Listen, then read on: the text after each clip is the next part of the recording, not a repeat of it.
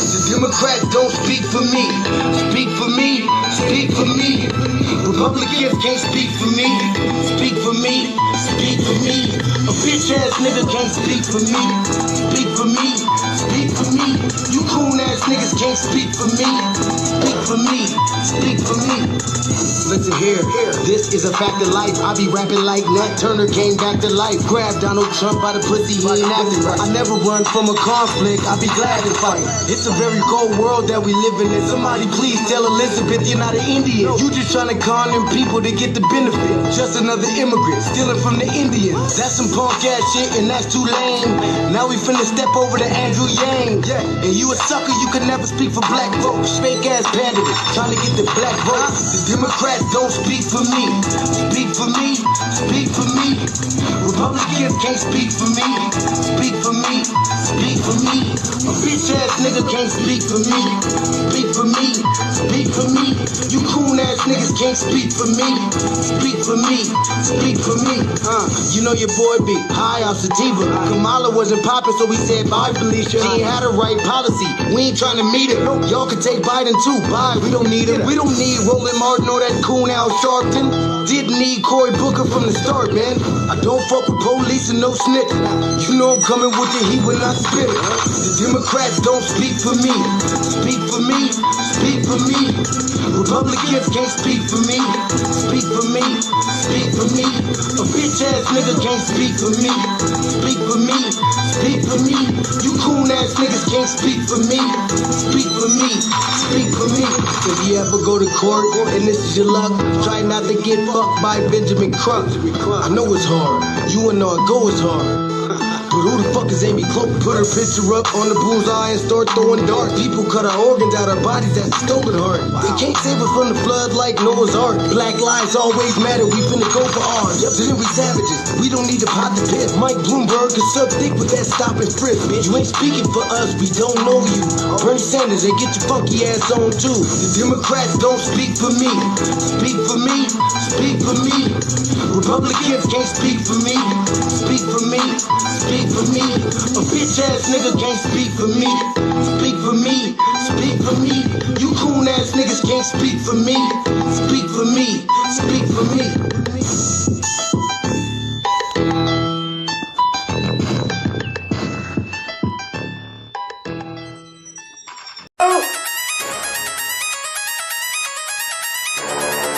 I'm talking about shout it going crazy. People going crazy in these motherfuckers. Run that shit back, man. But it's nothing.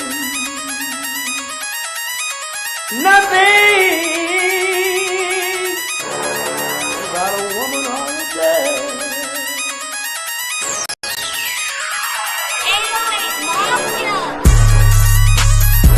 Man made the car.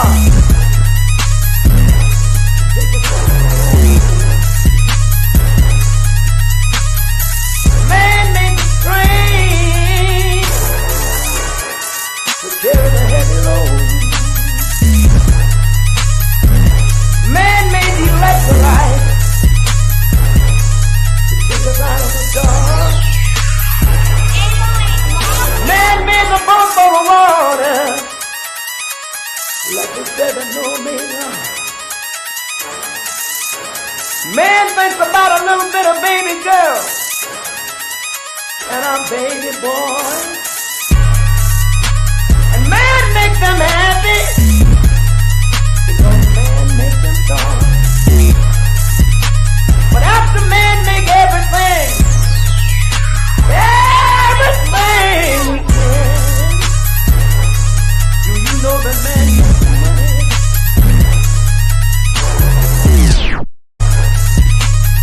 To buy from other men. This is a man's world.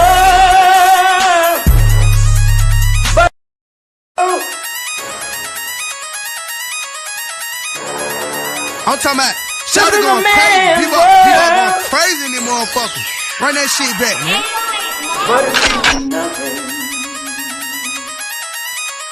Nothing. About a woman on the bed.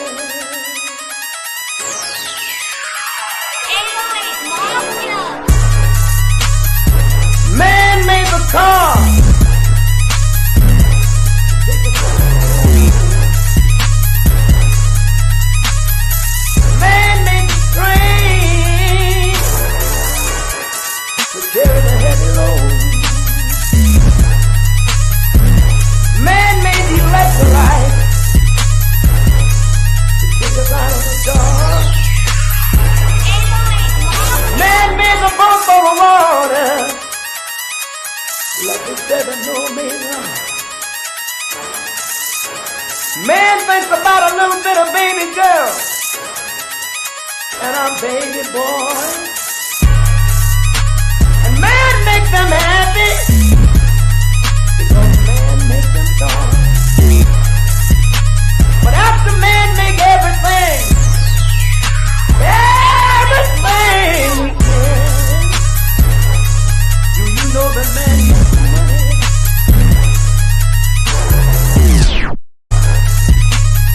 To buy from other men. This is a man's world. But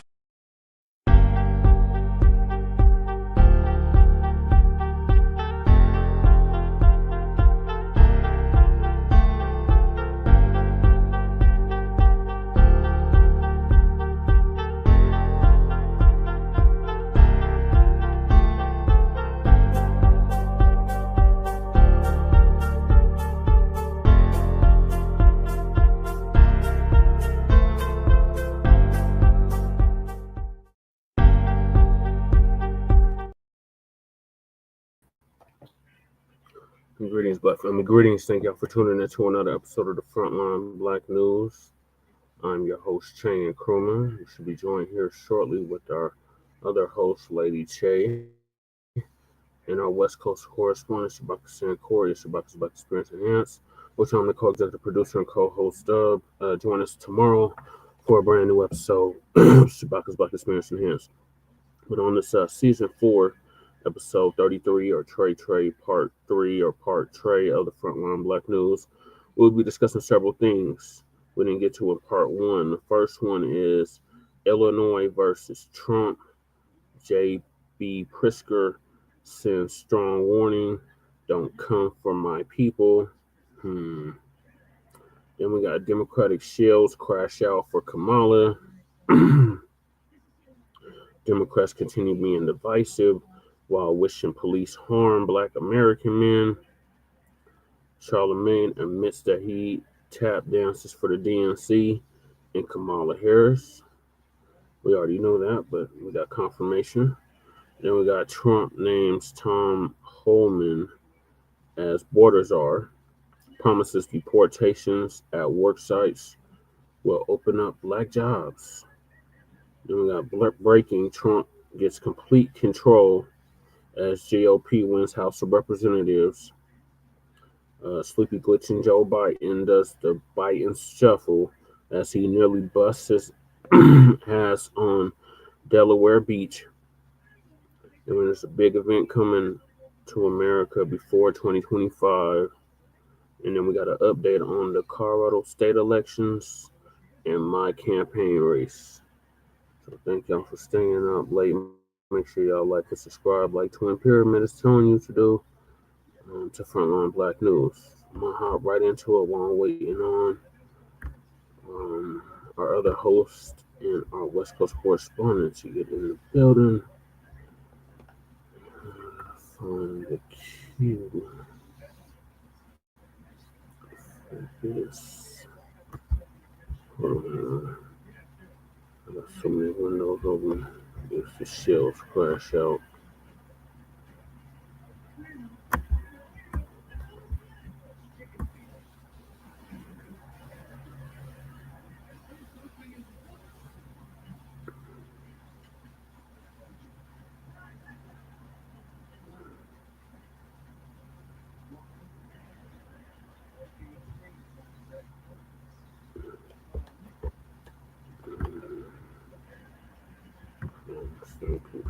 It's going super slow.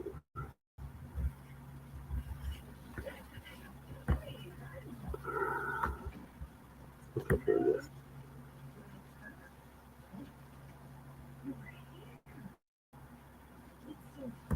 Okay, what's going on, everybody? We are here. We're live. I want to thank you all for joining me today. If you can see and hear me clearly, please drop a 1 in the live chat, and then we can get today's stream started. As I'm waiting for the ones to come in, if you haven't already, please make sure you hit the like button. because that's the most important thing you can do for me on this channel. What it does, that helps make sure that those who are subscribed to the channel will get the notifications, and it also helps to push this video through the YouTube algorithm as well. Secondly, if you're new to the channel, or maybe you've been ghost watching this channel for quite some time now, please do me a favor and yourself a favor by hitting the subscribe button, as well as the bell notification next to the subscribe button, so you Y'all do the same. can never release a new video. And lastly, sure you share this video out on your social media platforms to inform your family and friends on this news and information. And yes, that does give me a slight boost in the YouTube algorithm as well. And as always, I'm going to beg you, please follow me on Telegram at TD Media Group. The link to my Telegram is in the description box below, and it will be pinned in the comment section once this stream ends. And now that I see the ones are coming into the chat, let's get today's show started. We get into the state of Illinois and Governor J.B. Pritzker. I want to pull something up on the screen for you guys very quickly. This, what you're getting ready to see and listen to, is pure insanity. This is pure insanity. I'm going to blow this up bigger so that we can all see this together, right? New California Representative Katie Porter said this. I'm not going to read it all. She said this. California Representative Katie Porter said this. Night, I went to pick up my. Back just a little bit. So on election night, I went to pick up my daughter from water polo practice, and she's 12, and she got in the car and she was crying. And I said, did someone punch you? Like, water polo is a rough sport. I was like, did someone hit you? Did the coach yell at you? What happened? And she said, Mom, Trump won. Trump's going to win. And what if I get raped and I need to have an abortion? Lord have mercy. Why in the hell would her daughter say some shit like that? I had to bleep the word out, but you know what she said. That's what a 12-year-old told you. Let me start that over again. This is insanity. This is insanity. These people, I can't say what I really want to say. I cannot say what I really want to say. When it comes to people's families, children, spouses, you all know me. I don't speak on people's family members, loved ones, spouses. A lot of people on YouTube like to do that. I don't play those games.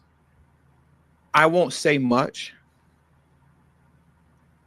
but there needs to be some sort of investigation that goes on into that household, because that is insanity. Right. That no 12-year-old is thinking about that, unless the parents and the adults in that 12-year-old's life is filling their head up with pure nonsense and garbage. I'm going to play that one more time, and then we're going to move on. This has nothing to do with the meat of the show, right, concerning Illinois and J.B. Pritzker, but I just had to share this with you guys because it's once again, I can't say what I really want to say. I can't say what I really want to say. So on election night, I went to pick up my daughter from water polo practice, and 12, and she got in the car and she was crying. And I said, did someone punch you? Like, water polo is a rough sport. I was like, did someone hit you? Yell at you? What happened? And she said, Mom, Trump won. Trump's going to win. And what if I get raped and I need to have an abortion? This is from a 12-year-old, my 12-year-old daughter.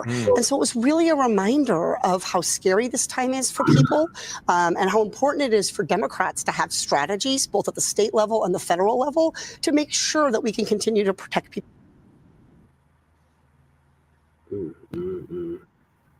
What?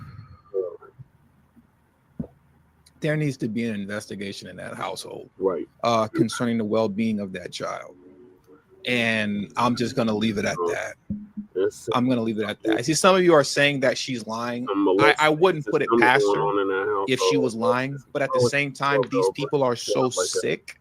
They are really that sick that I can see her filling her child's mind with garbage like that. No 12-year-old is thinking about that. None.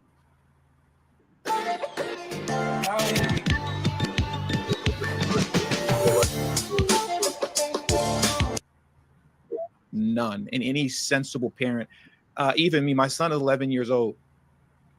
When he hears me talking about politics, sometimes he's sitting, I'm in the office. Sometimes he'll be over here. He's not here now, but I have like a little arcade machine, you know, that's right there. Sometimes he'll be sitting there playing the game while I'm going live, and he might listen in or whatever. I keep so much, I don't even talk crazy stuff on here. He'll be asking me certain things about what's going on with politics, Trump and Biden and Harris, and I'll just go, just play, you know, just when you get a little, just don't worry about all that right now. You know, you try to preserve your children's innocence for as long as you can. You don't want to keep them blind to the world, right? My son's not blind to what's going on out here, but at the same time, I make it a point to just tell him sometimes, you know, just go play right now. You know, don't even just go play right now. So the fact that allegedly her 12-year-old is coming home with thoughts like that in her mind. Anyways, let's move on. Let's move on because it's crazy. This is crazy. What I want to do now is let's shift over to Illinois Governor J.B. Pritzker, right? Because he has joined the collection of DNC governors that have come out preemptively against Donald Trump in an adversarial manner, essentially letting him know and the rest of the country know up front that they will not cooperate or collaborate with Trump in any meaningful way to get their states and or cities on track and in order, right? They're not looking to work with him on any level, and they are planning to fight him every step of the way, no matter what changes he attempts to implement. Doesn't matter how good these changes are, what they will mean for the betterment of those states and or cities that are controlled by Democrats. They don't care. They're going to fight him every step of the way. We've seen Governor Newsom here in California come out against him, saying he's ready to fight Trump. Governor Hochul in New York said that she's ready to fight Trump. We have Governor Healy, I believe her name is Healy, of Massachusetts, who came out and said she's not going to cooperate with Trump on any level as it pertains to local law enforcement, coming to deport illegal immigrants. And now we have J.B. Pritzker, who recently came out and stated this. Afternoon, Governor Pritzker promises Illinois will protect vulnerable communities as Trump returns to the White House. Vulnerable communities are illegal immigrants. He's talking about illegal immigrants. Political reporter Paris Schutt spoke with the governor today about this week's election. Paris? Well, Sylvia, the governor's making his first appearance since Trump's victory, and by his statements, he says Illinois will continue to be part of the resistance if Trump's agenda becomes extreme. Illinois will continue to be part of the resistance. That's very interesting rhetoric, because that very much so looks like what's happening. As I stated in the live stream prior, I believe it was on a Friday, what we're seeing here right now, this isn't the usual Democrat versus Republican cat and mouse game, right? The usual filibustering. This is something completely different. I think we can all feel that this is something different that's going on here. And as he used the language, has joined the resistance, right, against Donald Trump. That's exactly what this looks like. This looks like some sort of resistance, right? This, because the way they speak on Trump, Pritzker, Newsom, Healy, I believe her name is in Massachusetts, and Kathy Hochul, Attorney General Letitia James. I've said this so many times over. They're speaking about him as if they're talking about some sort of foreign threat that they're getting ready to go to war with. So language is very important. It's very important to pay attention to the people articulate themselves and the words that they're using. So I'm going to let it play from this duration forward. Let's hear what J.B. Pritzker had to say. The governor's making his first appearance since Trump's victory, and by his statements, he says Illinois will continue to be part of the resistance if Trump's agenda becomes extreme. And he says he will be a, quote, happy warrior leading that resistance. To anyone who intends to come take away the freedom and opportunity and dignity of Illinoisans, I would remind you that a happy warrior is still a warrior. You come for my people, you come through me. And a second You come from my people, you come through me. Once again, I have to continue to reiterate, he is not talking about the citizen population of Illinois. He is talking about the illegal immigrant population. If you come for my people, you come through me. A very strong message going out to Trump from J.B. Pritzker. This is a strong message essentially coming out from the resistance. And I think that's what we'll just call them now. We'll refer to these people as the resistance. Let's listen to a little bit more of this before we move forward. Trump term could mean a lot of uncertainty. Rewind it back just a little bit. When you look at flavored tobacco, not only do you have the product, but you also have the marketing. And so when you... Well, I'll let you hear it again. Leading that resistance. To anyone who intends to come take away the freedom and opportunity and dignity of Illinoisans, I would remind you that a happy warrior is still a warrior. You come for my people, you come through me. And a second Trump term could mean a lot of uncertainty for Illinois and Chicago. Will the president-elect order mass deportations of Illinois' undocumented population, given that Illinois is a sanctuary state, meaning that local law enforcement can't cooperate with federal immigration authorities? Pritzker says that Illinois will remain a sanctuary state, and if the president retaliates by withholding federal public safety grants, he will take the president to court. There's also more at stake. With the president's promise to eliminate the federal Department of Education, school districts like CPS could lose federal funding. The state relies on federal dollars for infrastructure. Pritzker says he's already making calls to make sure that federal spigot does not run dry. I want you to look at Pritzker's body language as he's getting ready to articulate this point that was just highlighted by the news reporter. If you look at his body language, he actually looks quite concerned. Pritzker actually looks quite concerned and nervous as it pertains to possibly funds being withheld from the state, right? And I just find that interesting, and it's something that's worth pointing out. So check out his body language as he's speaking on this topic here. Federal infrastructure dollars, again, are decided on an apolitical, non-political basis. That's how they're supposed to be decided. And indeed, we've, trust me, I've, contacted lots of people in the federal government that I know, elected officials or, appointed political officials, to make sure that they know what Illinois needs. And I can say, for certain that, the independence of those divisions of the agencies really are making the decisions. But Trump has vowed to dismantle many of those agencies. As for lessons the Democratic Party needs to learn from Tuesday's surprising result, Pritzker says it's too early to tell. But he says down-ballot Democrats won many of their races here in Illinois, even in areas where Trump bested Harris. Now, coming up at 5, what the governor... So that's enough of that. And let me know what you guys think. Once again, Pritzker's body language and the way he was articulating himself when it came to the withholding of funds, he just seemed a little nervous. He's definitely, once again, making his phone calls, making rounds to see like, hey, can this guy really withhold funds from the state if I don't cooperate? He doesn't seem too confident that he'll be able to fight against that. He says that he will be able to, just like in the state of California, they're setting a lot of money aside to prepare to wage, to prepare to put up a lot of legal battles against Donald Trump. But once again, he just did not seem too confident in what he was saying at the very end, right then and there. But what we have to understand that's going on here, and this is a very good article that I'm going to pull up very quickly, that kind of helps to highlight this point that I'm getting ready to make.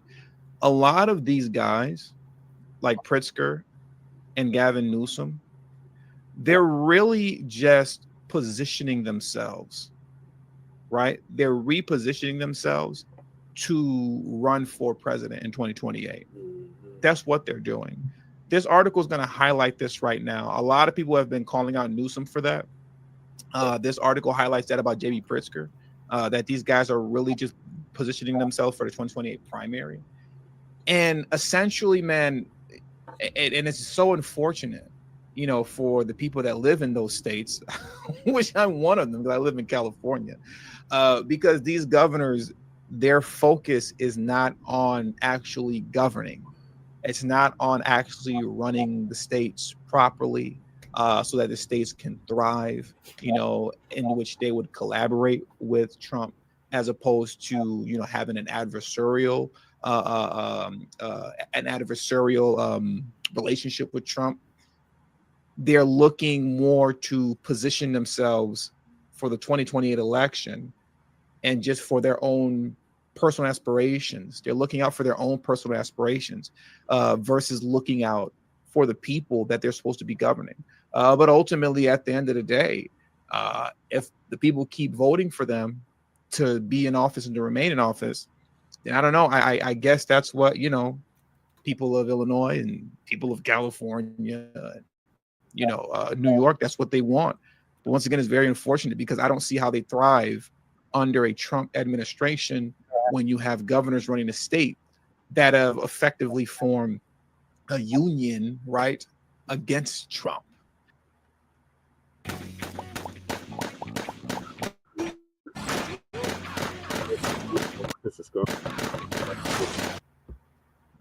This article reads, Illinois Governor J.B. Pritzker launched Think Big America, a nonprofit focused on expanding access to abortion in states across the country. It's part of his broader mission of combating far-right extremism, like what I'm doing here on YouTube, right? This is far-right extremism that I'm engaging in.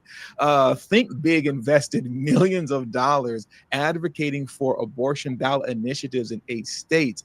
Of the 8 states, South Dakota, Nebraska, and Florida rejected the initiatives this cycle. People felt like their reproductive rights were under attack. And so there were a lot of people who showed up to vote around that issue. And I am proud to say the organization I founded, Think Big America, we won the vast majority of the referenda across the country that protected women's reproductive rights, Pritzker said. The article continues to read, millions were spent on Arizona's, Florida's, and Nevada's ballot initiatives. Thousands were spent on Montana's, Maryland's, South Dakota's, Nebraska, and Missouri's abortion initiatives. Illinois' Family Institute Executive Director David Smith said the pro-abortion movement is not an organic movement of ordinary women. And I think we all know that to be true. He would go on to say, and I quote, it's not organic. It doesn't come from the grassroots. It's all hyped up by fear. I'll be right back in about 10 minutes. Okay? It's all Just hyped kick me up out the by studio. I'll be right back. who claim they, state governments, are going to take this right away from women, when this is not true. Smith said, I want to read that one more time. Let me read that again. He said, it's not organic. It doesn't come from the grassroots. It's all hyped up by fearmongers who claim they, state governments, are going to take this right away from women, when that is not true, said Smith. Smith said the flurry of referendums started in 2023 when Ohio passed its abortion referendum. George Soros, through a slew of dark money nonprofits, poured at least $16 million into getting the Ohio referendum passed. For Tuesday's election, 11 statewide ballot measures related to abortion were certified in Arizona, Colorado, Florida, Maryland, Missouri, Montana, Nebraska, New York, Nevada, and South Dakota. Smith said the spike in ballot measures isn't due to women seeking to secure their civil rights, but instead, it's because a rich man by the name of J.B. Pritzker wants to shore up left-wing voters prior to the 2028 Democratic primary. This man is putting all this effort forward in order for him to bolster up his chances to becoming the Democrat nominee in 2028. That's what all this is about. The article continues to read, I think that by being involved in all of these states and giving liberally, he is shoring up his credentials in the eyes of the far left-wing activists who might be influential in the primaries of early 2028, said Smith. So these guys are already gearing up for the 2028 election. That's what's happening with J.B. Pritzker. This is also what many people are suspecting is happening with Gavin Newsom. I'm not so sure about Kathy Hochul and if they're planning on running, but for sure, J.B. Pritzker and Newsom are. And once again, like I stated earlier, it's a shame because as so many people are looking to, if I may take a quote from Kamala Harris, turn the page, right? As so many people are looking to turn the page, you have these DNC governors that aren't interested in turning any page. They're interested in keeping things exactly the way that they are, horrible, which they have been under the Harris-Biden administration. And if anything, they're actually looking to make things worse. And if you live in these respective states, you can expect things to get worse, not better, because at the end of the day, none of them are looking to collaborate on any meaningful level with Trump. They have all taken an adversarial stance. They have all formed a union, essentially, to go up against Trump. Okay. And with all that being said, that does it for today's stream. The key to doing a relatively short stream is by making sure you don't say ahead of time, this is going to be a short one. That's how you curse yourself. Okay. So we knocked this one out in 20 minutes. I want to thank you all for joining me today on a Sunday. Let me read off these super chats. All right, y'all. So yeah, the Democrats just cannot come to grips with this. And now they are gearing for 2028. Man, like Twin said, democratic activities. Ooh, wait. Yeah, so J.B. Pritzker, it looks like he's trying to gear up for 2028 presidential election. He's doing the same thing Gavin Newsom did in California in regards to the legal migrants. So it looks like he's following suit. I'm pretty sure our governor Polis is going to be right on track with it, and these other Democratic governors in these blue states, like you mentioned, Kathy Hochul, and some others, they're going to be all on board with this madness. Trying to stop the Orange Man. The Orange Man ain't even took office yet, and they already running scared. You see how scared J.B. Pritzker was? If you come from my people, you don't have to come through me. Like, who the hell are your people? Are you talking about the illegal immigrants? It must be, because he's not talking about actual citizens. And Trump already said he's going to do mass deportation, so these mugs is already running scared. Don't know what they're going to do. Run around like a bunch of chickens with their heads cut off. So, I wish they would do all this for black people. They're not. They're just not. Maybe Chase stepped away, so I can't get our thoughts on this. So I'm going to move along to the crash out. The Democrats are crashing out. For Kamala, it's beyond ridiculous. All them shills that was doing all that shilling for Kamala ain't black. Kamala Harris are crashing out still, y'all. It's been like, what, a week? It'll be a week in like 30 minutes since this election, and these mugs are still crashing out.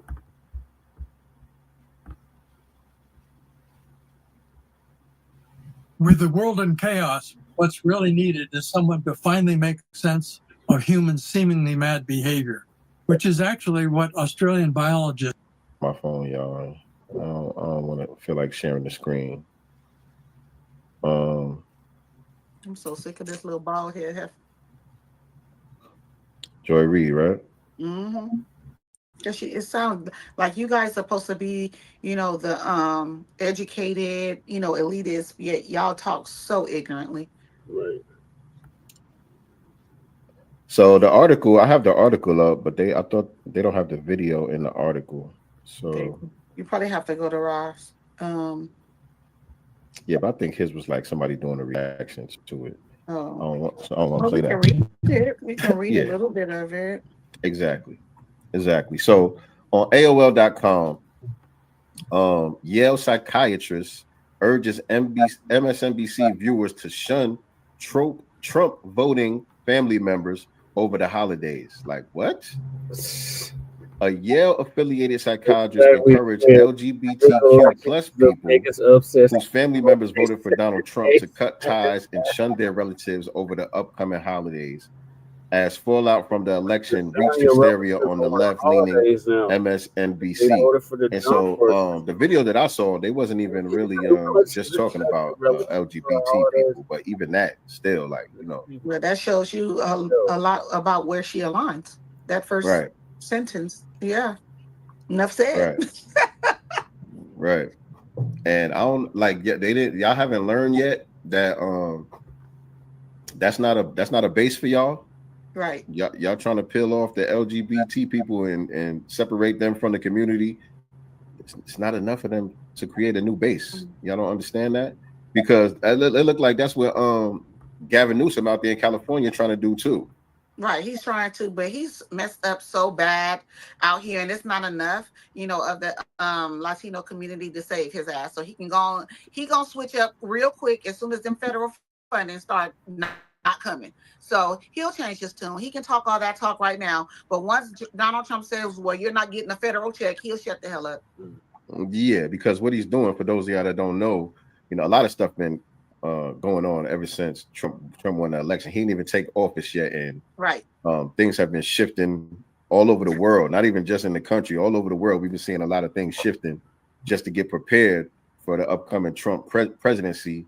And so Gavin Newsom has been scrambling to try to protect some of these LGBT illegal aliens too. Yeah. Some of the laws and statutes and things that they have been putting in place specifically for those groups. He's been scrambling to try to protect those things ahead of, you know, Trump's up and coming presidency, so his executive orders won't be able to affect it or whatever the case may be. I don't know what he's trying to do. I think it could, but I just think that honestly, most parents didn't want that stuff in the schools anyway. So I don't even know why, you know, Gavin Newsom is even trying to make that a thing. For the most part, there was a lot of protests here. Not, I wouldn't say in our communities, you know, but a lot of the wider communities, they did not want that shit in schools, and they were turning up out there, showing up, showing out, because they had a problem with it. So I don't see him having a leg to stand on with that. Like, that's not even our issue. Not a problem. And so this Yale psychiatrist that they had, that Joy Reid had on there, she said there's a societal push that if somebody is your family, they are entitled to your time. And I think the answer is absolutely not, Calhoun said in the clip shared online. So if you are going through a situation where you have family members or you have close friends who you know have voted in ways that are against you, that are against your livelihood, then it's completely fine not to be around those people and to tell them why, she continued. To say I have a problem with the way you voted because it went against my very livelihood and I'm not going to be around you this holiday, I need to take some space for me. Look. Ma'am, shut up. Look, shut up. People that voted blue are voting for things that are against our livelihood. Exactly. And against our way of life. Principles. Many of our family members. Our you know morals, what I'm saying? Our principles. Like, what are you talking about? Our religion, for those that have religions. Like, come on. Facts. Facts. But they still our family though. We still love them. Exactly. You know what I'm saying? I ain't finna cut off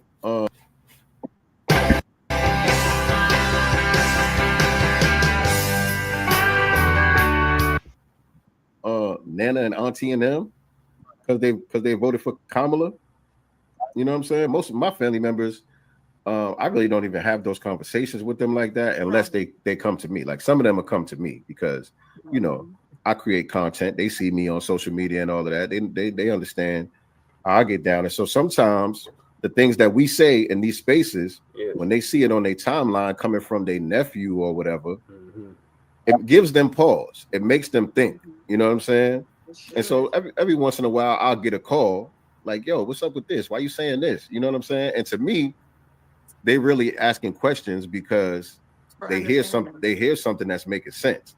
You know what I mean? It might not sit with their current belief system, but they like, all right, well, I heard what he said. That something. It right. triggers something. It triggered a thought, and you're having respectful dialogue, No, his even if you do disagree. Right. You know, with one another. And so, yeah, I would never ever shun my family based off of who they, you know, chose to vote for, because you're my family. You're gonna be here when Donald Trump not, Kamala Harris, or anybody else. We got it. We know that. Right. And look, we get people in our spaces. Because some of y'all be getting mad at your family members and shit. You know what I'm saying? Some of y'all be getting frustrated with your family members because, you know, they don't get it or whatever. You know what I'm saying? They still voting blue and all of that, and you upset that you can't change their mind. And sometimes, you know, people will be in our comment section, or they'll call up to the spaces when Tariq is on spaces or whatever, and they asking, you know, what should we do about these family members and all of that? And we always say, yo, that's your family, man. Let them be who they are. You know what I'm saying? Like, don't waste your time. You got to charge that to the game. But we don't be telling people cut them off and don't talk to them and all of that. And you got to ostracize people and all. We don't be saying no shit like that. Right. Let me say this. I'm not going to, or how dare someone tell me to cut off my family members over an election, but we're told in a lot of these family members to forgive the pedophile, forgive the child molester, you know what I'm saying? All that type of shit, because that goes on in a lot of family households and family dynamic too. You know what I'm saying? Just let that go. That was a long time ago. We're pushed to forgive them for that type of shit, but because what kind of shit started to vote a different way, all of a sudden we're supposed to shun them and not deal with them. So, what's this lady name? George. Go to hell. Reed. Both of them can go to hell. Both of them. Just talking to himself or what? Excellent point, though. No, that's an excellent point. What are we on for this? Gunned What is down by this? these race soldiers out here. I know These what this is, networks but what are the is same entities out here pushing black. We're listening to these Democratic shills crash out. Joyless Reed talking about. You missed it, lady. I didn't miss it. I heard it. But what they talking about? They're talking about Joyless Reed telling her viewers to shun their Trump-supporting family members. That's what they're talking about. That's just damage control. Like, that's just damage control. That's what People to forget. Right. That's the first thing they do when they talk to the family members. Well, do you forgive them? Right. They always trying to get black people to forgive these damn race soldiers for murdering their loved ones. Right. But now you encouraging people to stop talking to their family members over who they voted for. Relate to any of that. Shit is evil and diabolical, man. Not just encouraging people. Just speak for yourself. I can. My mom down there disowned me because I said I wasn't going to support Kamala. So yeah, I can relate to that. I can relate to telling me. That's what she said. She said, but she didn't mean to come up. Not to eat with their family and get together for the holidays, but you have Auntie Puke who's saying, you know, black men should be lynched for not voting for Kamala, and I think that's very diabolical. First of all, you're not even from here. Lynching is very, you know, something that our ancestors had to deal with. I don't know what went on over there in the Caribbean. I'm sure they had their own form of it.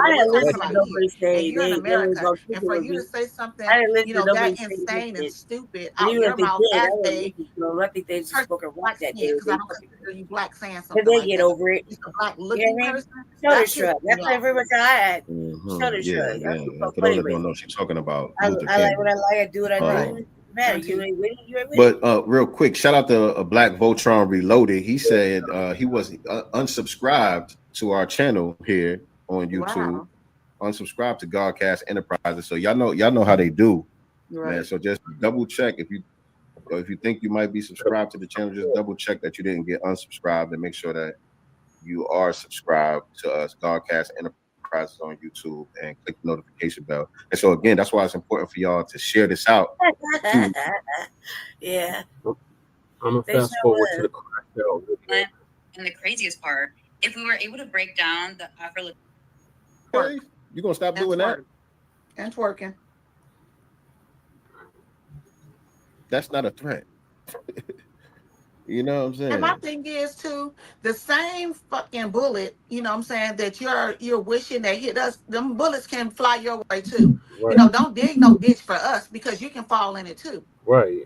You know what I'm saying? What was that to say? That was nothing to even say about a way for souls to you know, wishing death upon people in that way. Right. And look, the shit that they talking about, they about to get on. Yeah. No more Black and Brown coalition. And if people that voted for Trump or whatever get killed, you know, we're not gonna protest for them and all that. You know, we've been on that type of time anyway. First of all, we've been saying ain't no Black and Brown coalition. Is like And crazy. for the longest, we've been on the type of time where anytime somebody get killed by a race soldier, we sit back and wait to see what the family gonna say first. Fuck the period. That's my shit. We trying to make sure this ain't somebody that was on the coon train. It wasn't a tether that was out here talking greasy, calling us all type of akadas. We wait to see who goes there. That should be his next song. Before we start standing up for any of these people. So we've been on that type of time. So we don't mind further delineating from y'all.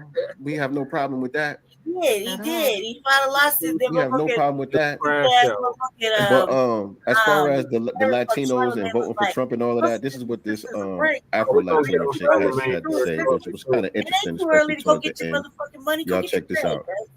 A lot of us seem confused and surprised about how 60% of Latino voters voted for Donald Trump after he's making this racist tendency to vote for March against not only Latinos but also immigrants from other countries. Latinos weren't surprised at all. Racism is alive and well in Latino culture with things like Mejorada sandwiches to better the race, which is like screw eugenics, calling your family members based on their skin tone like negro negrita as a loving term, but it's obviously derogatory because the anti-Blackness is so prevalent. And the craziest part, if we were able to break down the Afro-Latino votes from the white and mixed Latinos, we'd probably see that Afro-Latinos inflated the Harris support from Latinos. So it was that last part for me. Now, amongst themselves, they talking about delineating. Did you hear it? Yeah. All right. Did you? So if it was to break down which Latinos voted for who, we would see that overwhelmingly it was the Afro-Latinos that supported the Democrats. Right. Them black ones, the niggas. Right. Right. So now they saying what we've been saying. We never heard people within the Latinx, Latino, Hispanic community, whatever the hell label they want to go by. Yeah. We've never heard so many of them calling out that mejorada raza openly in English. Yeah. Finding a therapist doesn't have to feel overwhelming or impossible. BetterHelp is designed to help you take that first. Black you know what I'm saying? Black media have been doing that. We've been doing that. Right. We've been exposing that, and so now many of them are starting to feel more comfortable standing up for themselves. Nothing new. They never even had the testicular fortitude to stand up for themselves against the white Latinos in their community. Right. When everybody's a copycat because everybody wants to be a nigga to be a nigga. Right, and we've experienced this in our own city with these Latinos. Right. Bullshit, especially the motherfucking ones that are the same. They don't got a problem calling you Hispanic heritage, whatever the fuck. You know, it don't matter. This is a moot point right now. Like there's really serious shit going on that nobody's touching on. But just stay tuned for the RVA. I got you. Yeah, we understand when you go to any of these Latin American countries or any of these Spanish-speaking Caribbean countries, you see the black people are always huddled up in the barrios and the ghettos and all of that, in the favelas and all of that. Yeah. So is the dark-skinned ones, you know, living in poverty and living in squalor. You know, they never show them on, you know, in their media, Telemundo and, you know, their Spanish soap operas and all of that. You only see especially Brazil. Right. Yeah. Right, they try to hide them and act like they don't exist. They always want to hide. Asia too, by the way. Yeah. They do the same thing in Asia. Yeah, because there's a bunch of Negroes running around these Asian countries too with afros and shit that they They hide. look terrible. They don't want nobody to know about. You know what I'm saying? It looked horrible. But yeah, we the ones that been calling this out. So y'all welcome aboard. Oprah? Yeah. Yeah, You on a late break. You're on a late break, but you're welcome. We ain't Come gonna take on. up for the fact that she look old as fuck. For real, for And her real. reputation old as fuck. For real, for real. Look, that's And so she had the nicest footprints in the world, it seems like. yeah, let's talk about You know that's really that. Oprah's Since hair. we're talking about Oprah got delineation, itchy. you know, we may as well, That's really her hair. stay on topic here. Delineate. Some of it He anyway. said, do not call him no damn African American. I ain't gotta get He on ain't no code. damn African. We've already been on code. You need to catch up. He says, hold on. He said he doesn't identify as an African American. I've never been to Africa. I know it's the motherland, but it's not my mother. For a twin. Not No, my hey, mother. turn to the argument says it's gonna go down. Not her Those mother highlights and of not how her mother's they mother. not. That It's ain't not not what their you land. Meaning, I'm Don't from bully here. the hype. My people here. My I'm saving lineage it for goes the here. RBA. It's He's not probably traced it. I don't know. Maybe he's tapped in.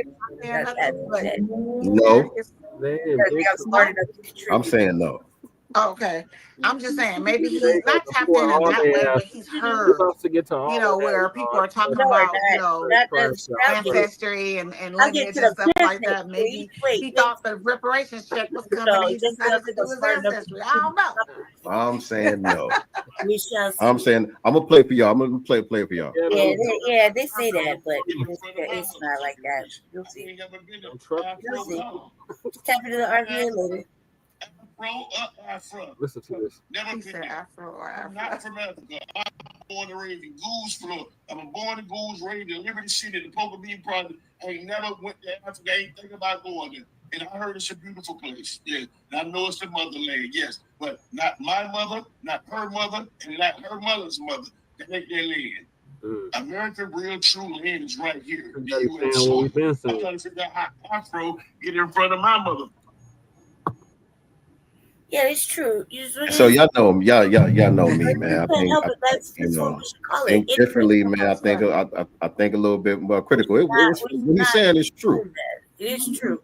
But I don't feel that's Trick Daddy spirit at all. I don't like it. Motherland. I don't like it one bit. To be honest, I think he's gonna be apologizing. Better than what we do. I think Trick is not. He's not coming from the same place that we're coming from. He's not coming from no type of shit or nothing like that. Trick is coming from. Never put up. Cool spirit behind what Trick is saying. My outside, man. He does the same thing. Yeah. On this particular topic, I don't remember hearing nothing from Charlamagne, but I don't listen to him like that. I have. He says the real question is African, you know, the ashiness, like, yeah, he goes in on Africa too. Like, you see them trying to wash the windshield? Was here. But look, here's the thing. That's not nothing new. You had Negroes saying stuff like that way before we started delineating, way before we started our ethnic aggregation. Shout out to Dr. Claude Anderson. I said that way before we started doing this. We've always had that, but like I said, it was before it was coming from a coon spirit, because Africa as a whole was lifted up by foundational Black Americans. It was foundational Black Americans that always gave props to Africa and held it up and gave and exalted Africanness. We've made that something fly globally. That's always been part of our culture, right? And those of us who were doing that were those of us who were pro-Black, those of us who were more viewed as more militant or whatever. And so people who talk like how Trick was talking were doing that to separate themselves from the pro-Blacks, to make themselves seem less militant. And so it brings to mind, like, y'all remember there was a scene in Roots like that. I've been really sick, so I know it's quiet though. I slept all day until like 3:30. It wasn't the Fidget card. I know Fidget, you know, he kept referring to Kunta as a man and an African man and all that. But I think it was a female. One of the female characters was saying something about not being African on one of them.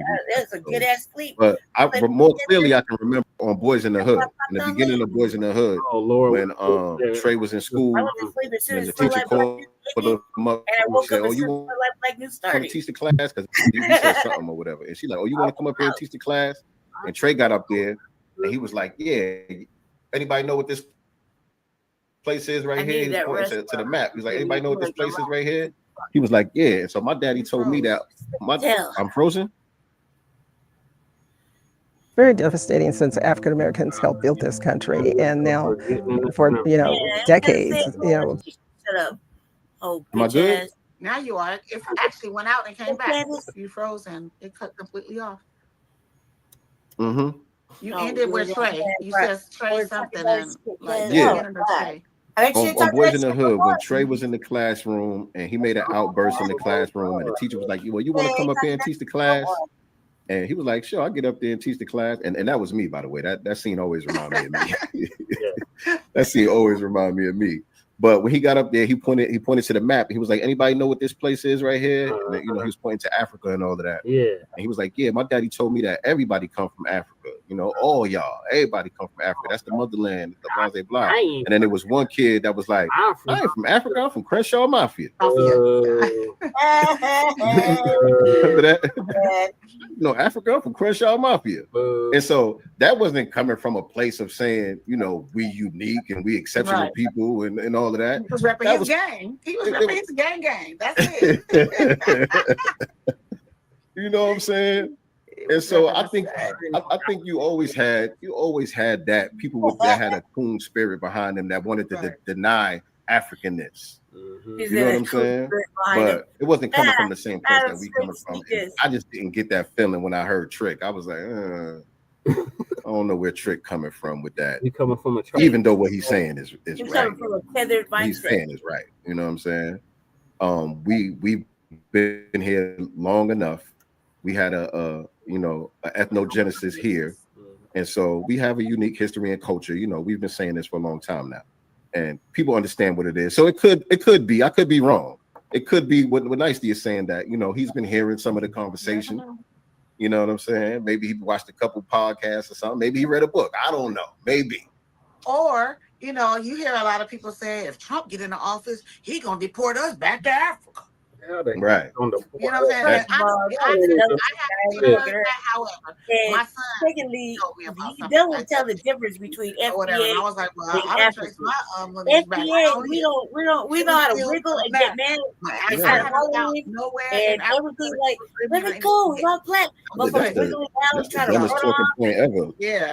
Turn around. We're the only non-immigrants here. We don't just go out these. For me, nowhere. Where? Yes, we go get this. Yes, we get down. No. We are like, why the fuck you stop me? No, you need to tell me the reason as they grab her. Why you stopping me? Why you trying to get your motherfucking hands up off me? You real life problem. So that's the only difference. Y'all too, Black folks. They talking about exactly between FBA versus they're gonna send me back to North Carolina. Right. For the diaspora. They'll be able to tell because FBA don't know how to shut talking. We don't know how to shut the fuck up. We can't behave ourselves. He said, nah, Trick and others been saying stuff like that. Might not be pro-Black.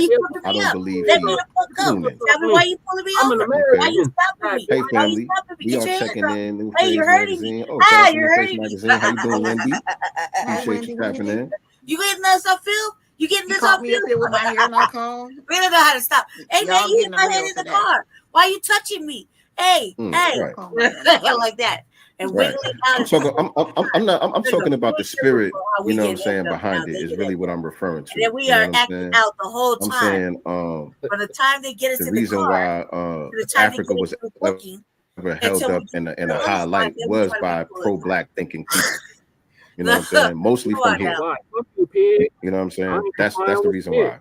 That's just on period. You know what I mean? We put that thing on the map. That's it. You gonna lose your motherfucking Black job. Americans is the You got ones your that made camera on? Oh, you got your camera That's what on. I'm saying. And the spirit behind that was about pro-Black liberation and all of that.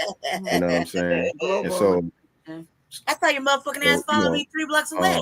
It's because I'm Black. Some of the scholarship, I ain't gonna say the scholarship was That's off. That's it. You but I don't would lose say your that motherfucking job. I promise you don't lose your job. We made the mistake of skipping over, 500 years of the actual history that we have here, plus some. You know what I'm saying? So that was the immatureness of just skipping past all of the glorious history that we laid down right here and just going straight to. I was like, so you gonna stand one of your little off-brand cool niggas? But I'm just talking about the spirit behind where I felt like he was I don't coming want from no when I white heard it. cop I didn't arresting feel me. like that I was said that nothing too. pro-black or empowering that he was saying. Yeah, they're not going back, twin. It's not happening. They can just keep No. on dreaming. But I could be wrong. Never know. Yeah. No. I could be sleeping on old trick. Man, So what do you they think should about go straight Kamala back to Harris the white husband. and this election costs Try to them make it work upwards out. of $20 million, and vendors may not even get paid. No. You said that wrong. This election cost over $1 billion. Over $1 billion. And now they are talking about they might be 20 million in debt, 20 million in the red. Wow. Yeah, I'm just Yeah. reading the headline. I did read that wrong. My bad. But yeah, that is crazy. And this is the person that we want in charge of our budget and shit. They spent over $1 billion on this lady's campaign. In 90 days? Was that what, 90 days? Yeah, something like that. What, August? I think August. I think August is when she got selected. They had all that money. Crazy. And they already making Yes. attention for motherfucking. Hold on, where's that Van Jones video at? Oh God, the Van Van a little Jones. too much for me too. I'm getting sick of his Oh my ass God, too. man, I'm sorry. Oh my God. Van Hold Jones on. is the worst motherfucking crybaby ass motherfucker I ever seen in my life. Here we go with the crash out. No matter what type of severe asthma you have, Tespire can help you have fewer attacks. That time when cartoons got asthma. Right. There needs to be discussion among Democrats. So, well, look, we spent $1 billion in elected Donald Trump. I don't blame him. That's called accountability. Shut up. And the people that talk the campaign, that talk the party, had a lot of people pissed off at him because there were people who had suggestions. There were people who were saying, "What?" It was like, "Hey, we've got it." So basically, the Shills are rebelling against the top brass in the Democratic Party because they felt like they had better ideas about how the campaign should go, and nobody was listening to them. And so they wasted over $1 billion, and Trump got elected anyway. That's Boy, a lie. You figure That's after me. How dare you figure after me? You don't know that's nothing, cap. boy. Right, How that's you cap. gonna I say mean, on me? they didn't have no ideas. They had the only idea they had was yes, ma'am. Yes, That's the only about idea. Yes, sir. whatever If you whatever say, you do, Democratic Party, I'm on it. I am your guy. I am your guy. I am going to go ahead and chill my motherfucking ass off like an old motherfucking prostitute. Yes, sir. Yes, ma'am. That's the only idea they had was to go ahead and get in line and, prostitute their ass off like that. Now, after the fact, they're talking about, you should have listened to me, dolls. They hooked it. They were like, oh, hook listen to me, dolls. Yeah, like you gotta get this. You have to.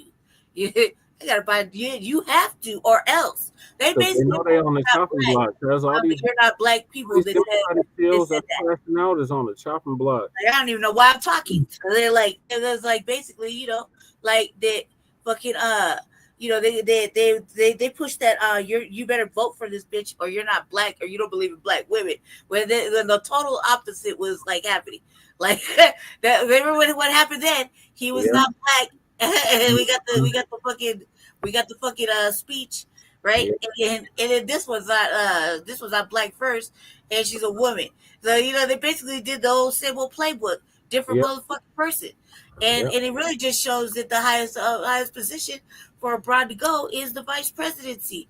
So you might as well just give it up and stop trying to hit for the big dollars as a president because you're not gonna make it. Not under the Democrats. Maybe under the Republicans. Not even. Definitely not as a Republican. Definitely not. It's definitely not going down.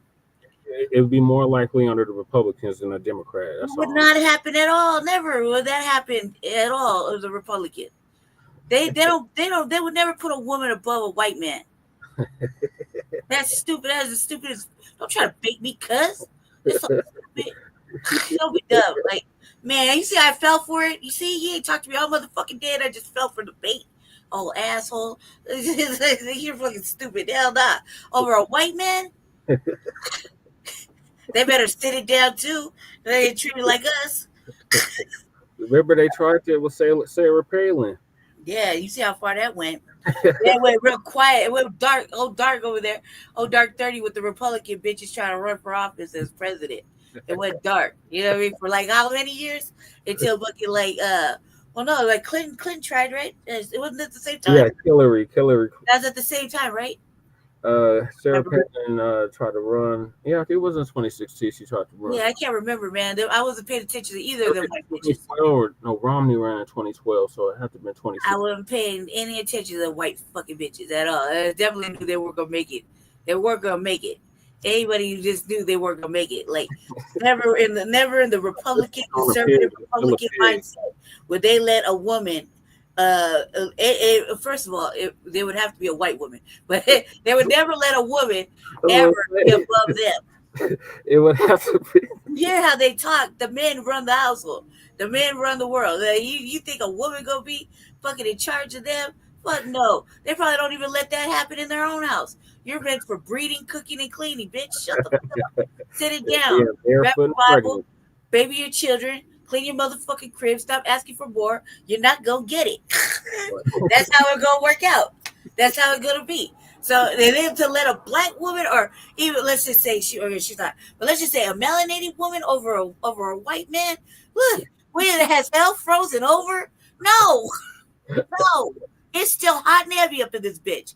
It is still hot like motherfucking fire. They'll never let a fucking bitch be over a fucking white Republican man. Never. The times haven't changed that fucking much.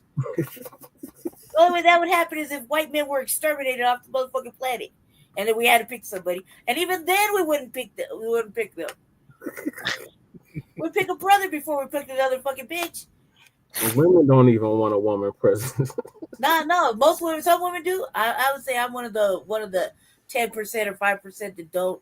Probably because I was raised by a man. You know what I mean? A man. I had a father. I didn't have a mother really too much that raised me. When I went in the system, I had a lot of motherly figures, look after me and such. But I was raised by a man, so no, and my mother wasn't present, so I would say that I always thought that men did things. Men were in charge. Men worked. Men provided for their family. I was raised under that mindset that a woman has a place. You know what I mean? Not to say that getting to that point, I didn't have to hold my own job or something like that. Yeah, that's true. But I would never want this. I don't want to be above a man. You know what I mean? Like that kind of attitude is very unattractive. Because we've grown up with the mindset of like, first of all, anybody in the 80 in the Generation X fucking factor don't want no bitch over them. Like a man does not want a bitch telling them what to do or how to do it. You know what I mean? They got their own. You would expect them to have their own brain, their own mind. They just don't talk. That's what we just don't understand. It's like, why don't you talk to us? They just don't know how to talk. They don't talk to us. They just stuff everything down. And we should be doing. We do the same things that we let it out here and there. You know what I mean? That's it. That's all. You know what I mean? So, like, no man I know for the Generation X era will vote for a woman like that because they didn't like it when they was growing up with their mother nagging them. They don't want it with the bitch nagging them, and they don't want it with the motherfucking president nagging them. So, simple as that. You know what I mean? It's just that fucking simple to understand. So it'll never happen. It'll never happen. If it on the off chance Thank you. it does happen, Thanks for staying so long in this testimony happen and the to make that conversation today on this. This is extremely important to be able to have a dialogue and try to get facts out there because there's been a tremendous amount of rhetoric. And I've even heard conversations today about misinformation or rhetoric or intellectual honesty and all these things that have come out in the dialogue today. And I want to be able to help bring some things together from hearing the testimony from the entire day on this. Ms. Heckler, just to clarify on this, are there any states where women face prosecution for having an abortion? No. Are there any states that criminalize miscarriage? No. Or that care for a miscarriage? No. Are there any states that criminalize? Fair use, by the way, YouTube. Fair use, by the way. Copyright disclaimer under Section 107 of the Copyright Act of 1976. Allowance is made for fair use for purposes of education, commentary, so on and so forth.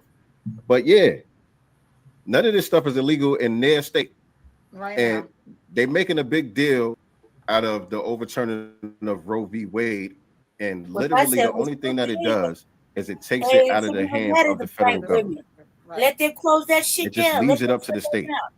All Should of be this trying to focus fear on bringing mongering and scare tactics that they healthy doing, they choices, make it seem like, benefits. oh, women are gonna die because they can't get an abortion, and you got You should be women worried about black dying women. because That's what you they're should be having worried about. miscarriages and they're afraid they're gonna be prosecuted and all that.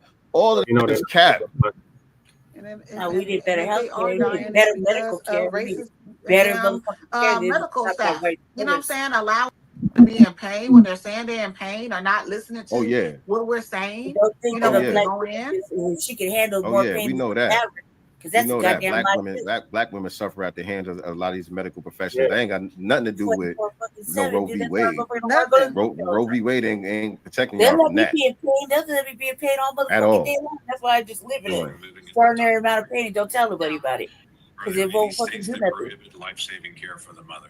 I tell Jesse, Jesse be like, damn, she ain't complained at all about this fucking pain she's with it. Until I start hearing her screaming across the room. No. Well, I can tolerate a lot of pain because we're built that way on purpose because these motherfuckers don't believe in our pain. They don't believe we're in pain. They just look for they put the worst shit on us, drugs, being arrested and fucking facing whatever. prosecution Yeah, for experiencing miscarriages. Blacc, do you know of a single instance where a woman has been Like women, like they arrested don't know how to for be having a delicate. That's a miscarriage fucking or lie getting health too. care for that? No, not a single incident. Miscarriage is allowed under the law, and there have been instances where I think that one example of that that's been pointed to is misleading because the woman, I think she was in Ohio, Yeah, blame white the charges ladies for against doing her all were that. not abortion related. White ladies were the ones prosecuting all that lie. So it's misleading to use that as an example. It's a lie. It's not misleading. It's a lie. But it's scares women away from getting access to health care. That's the only reason why they make And such a fuss about leads it. women to not. White lives matter. That's why you Right. gotta. So y'all saying this lives over and matter. over again on the It's nightly the white news. women that were making it And like, so oh my women God, who believe y'all, who are in and these they never let, situations, who really need help and who little really need girls attention, that got raped are or going to be were afraid violated to go through get medical incest, attention carried because they're babies. afraid Let that they them might talk get in to trouble That would have made a major difference. because y'all lying. Right. Them white ladies were lying. The white ladies were lying. Shout out You ever to had a PD that motherfucker remains in the chat. that- What's going on, King? Look, I try to get an abortion because of this, and Yeah, that. so And they said they were that was oppressed, capped the whole whatever. time. They never And, put you us know, people are up there buying for into that. listen to. So They people lie. are buying into that. Hold on. Put that back up Lies. there. Let me go back over I here. still gotta You do ain't the find word that video with those kids? Lie. Yeah, it's all good. Lives matter. Yeah, that's why It's all that's good. shout out to Jess Prince. Jess was in What's White this Life. right here? Yeah, that shit was funny as hell when you said it. Okay, yeah, I think I wanted to play this.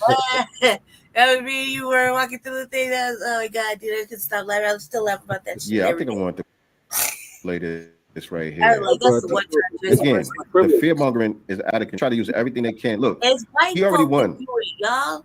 He already It's white won. folks that the coons do it. All He's gonna- swing states, by the way. All Yeah. swing states. She ain't win not near swing state, not near Not battleground nan. state, Not nan.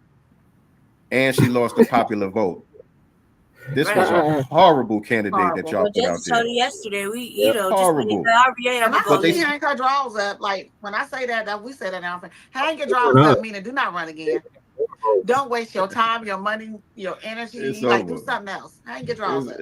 It's over. It's over. She can't run for dog catcher at this point. Stay your Hey, drawers exactly. That's what I said. She ain't never won nothing anyway.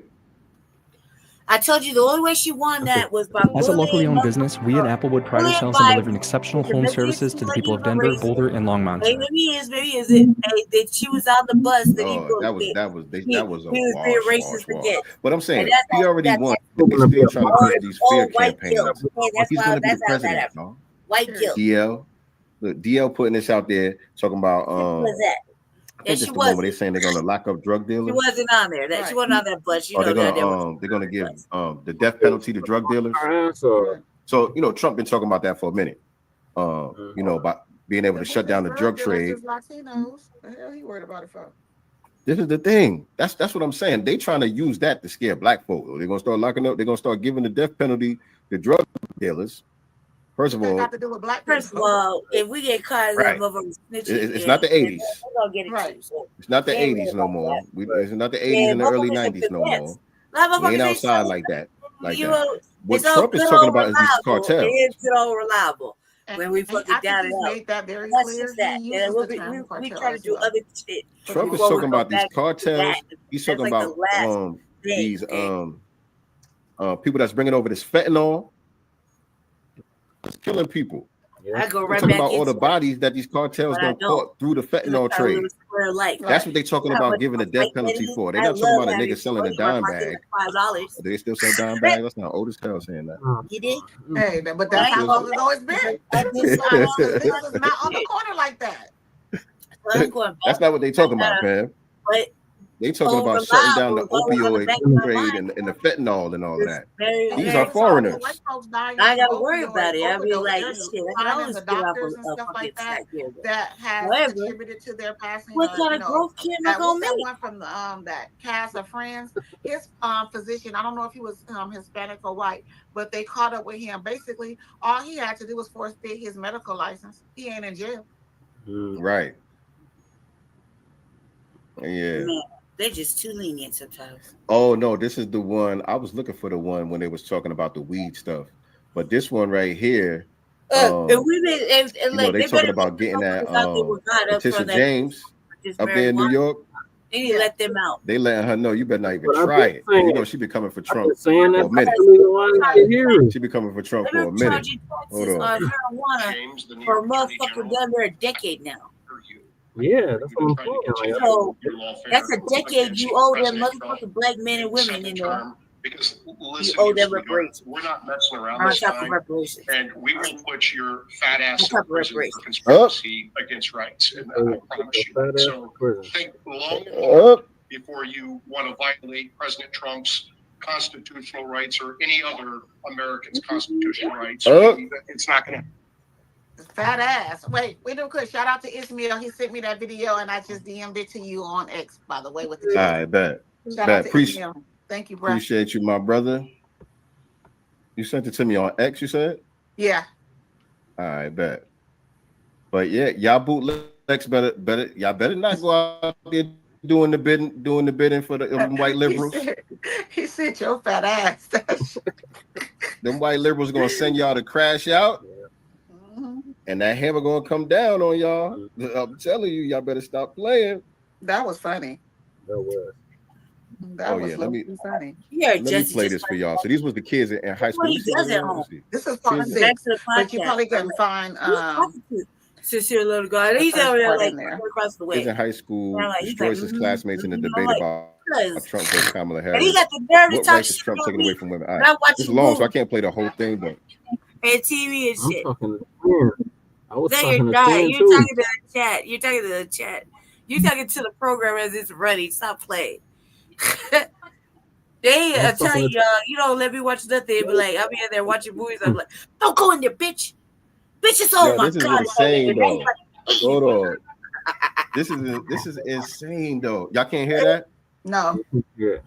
Oh, y'all couldn't hear it. like this motherfucker's cat Why all not? Y'all day. been hearing it? All day Y'all been line, hearing all everything I'm saying. day. Can you hear It me? sounded like it was far, far away. I can hear you fine, but it sounded like it was really far.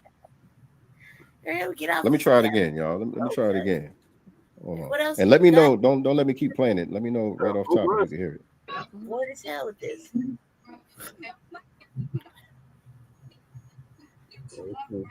Y'all can't hear it. No. Yeah, probably just because the audio overall is not good on there. But the kid, the young man, you know, he sound like he tapped in with New Black Media. To be honest, he sound like he probably be in the back seat. His mom or his pops is playing "Sincere Love to Godcast" while he in the back seat or something. That's what it sounds like. That's what it sounds like. And look, the young man is not emotional about the situation. He's asking logical questions. You know what I'm saying? They in there, but he don't like nobody. He don't like you. He don't like Latinos. He don't like nobody. He said, what rights is he taking away from women? But he don't like man, what rights is he taking away from women? He asked the same question like 4 or 5 times, and they just keep talking about Exactly. they just keep deflecting on, you know, he don't like this one, he don't like that one, type of person he is. And he like, look, y'all can't even answer a simple That question. should be shut down. Period. Y'all can't even answer a simple question. And so every day around the corner from it's one thing, you know, to have some kids having that discussion, but they sound just like the adults. You got adults out here sounding like that. Right. Real shit. You have grown people right down the street from your out house. here sounding exactly like these young girls. And I feel bad for the young girls because it just shows who's raising them. Yeah, You know what I'm saying? They're gonna be looking for a zaddy and see any value in the black man because they don't have any valuable black men around them, and their mom is shitting on black men, shitting on her daddy and everybody else around her. Well, She don't have no value in a black man, no trust, nothing, no honor. Right. We were literally talking about that very thing. Recent times that are I can't even remember last night.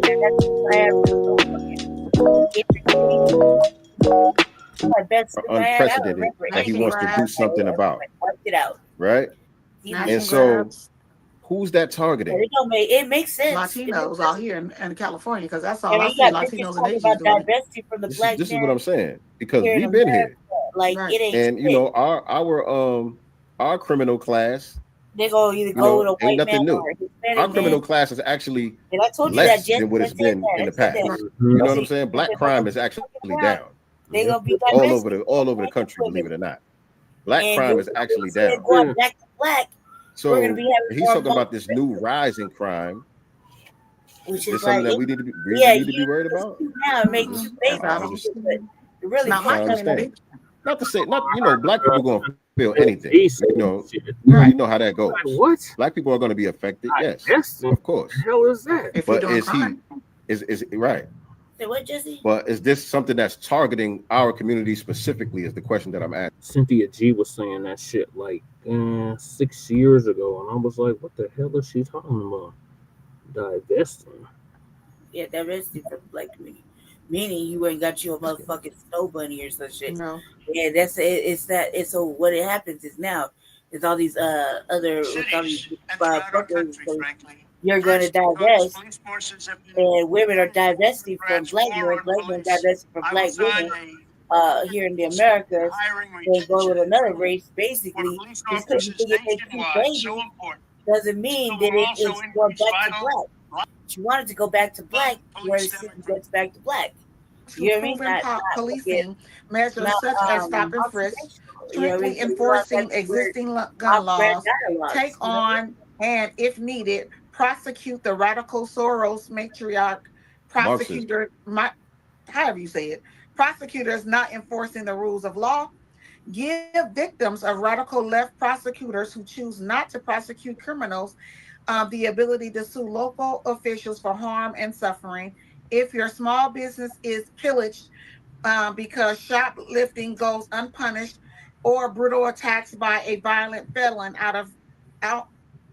out release without bail or bond, you will be entitled to massive damages.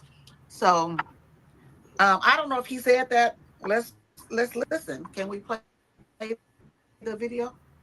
Yeah, hold on. There's a couple more bullet points. He said, instruct the DOJ to dismantle every gang, street crew, and drug network in America.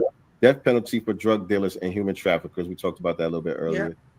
Deploy federal assets, including the National Guard, to restore law and order when local law enforcement refuses to act. Overhaul school discipline and juvenile justice. Education and justice departments to overhaul federal standards on disciplining minors. When troubled youths are out in the streets going wild, we will stop it. The consequences will be swift, certain, and strong. Sign can still carry reciprocity legislation. Second Amendment won't end at the state line. Secure the border dramatically. Increase interior enforcement and wage war on the cartels. Let's hear what he's saying. Well, the video is 5 minutes, so we can't play it all. But let's hear some of what he's saying. Joe Biden fund the police Democrats. For once great cities into cesspools of bloodshed and crime. It's never been anything like it. Here's my plan to restore law and order in our. Hold on. So I mean, he's talking about under Joe Biden, the increase in crime and things of that nature. We've never seen anything like it. So he's talking about things that we have been seeing in recent times that are unprecedented that he wants to do something about, right? And so who's that targeting? Latinos out here in California, because that's all I see, Latinos and Asians doing it. This is what I'm saying, because we've been here, right? And you know, our criminal class, you know, ain't nothing new. Our criminal class is actually less than what it's been in the past. Right. You know what I'm saying? Black crime is actually down all over the country, believe it or not. Black crime is actually down. Yeah. So, and he's talking about this new rise in crime. Is this something that we need to be worried about? I'm just the most understand. Not to say, not, you know, black people gonna feel anything. You know, we already know how that goes. Black people are going to be affected, yes, of course. But is right?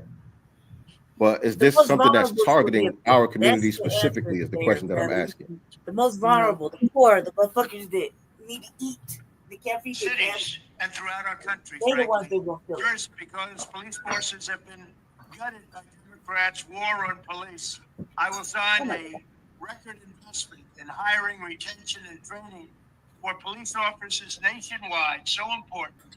This bill will also increase vital liability protections for officers because the Democrats want to take those protections away from our police because we want them to do their jobs and we want them to do their jobs right. You can't take their protections away if you're going to. So now this you know, they've been talking about this all throughout the whole campaign on both sides, and I've always been confused by this part of the conversation because what is it exactly that the Democrats have been doing to stop police from doing anything to us? Nothing. Right. I'm waiting for that question to be answered as well because they haven't done nothing.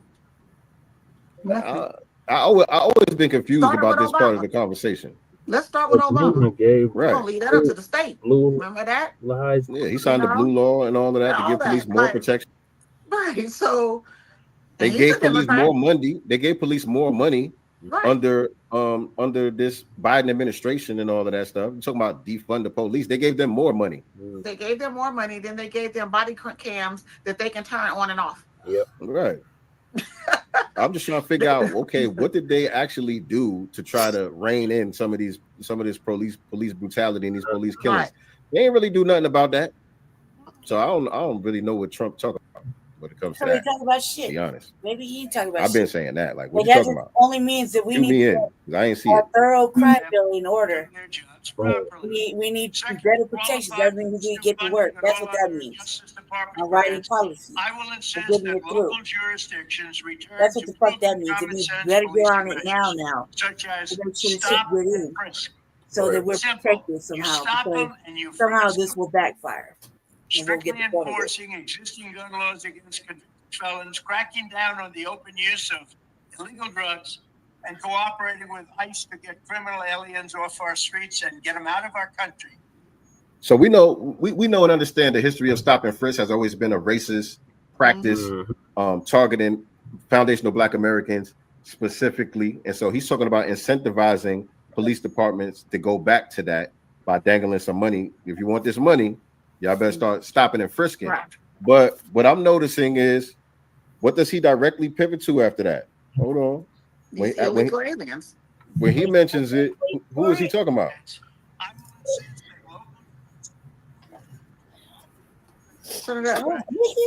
Don't say they stole.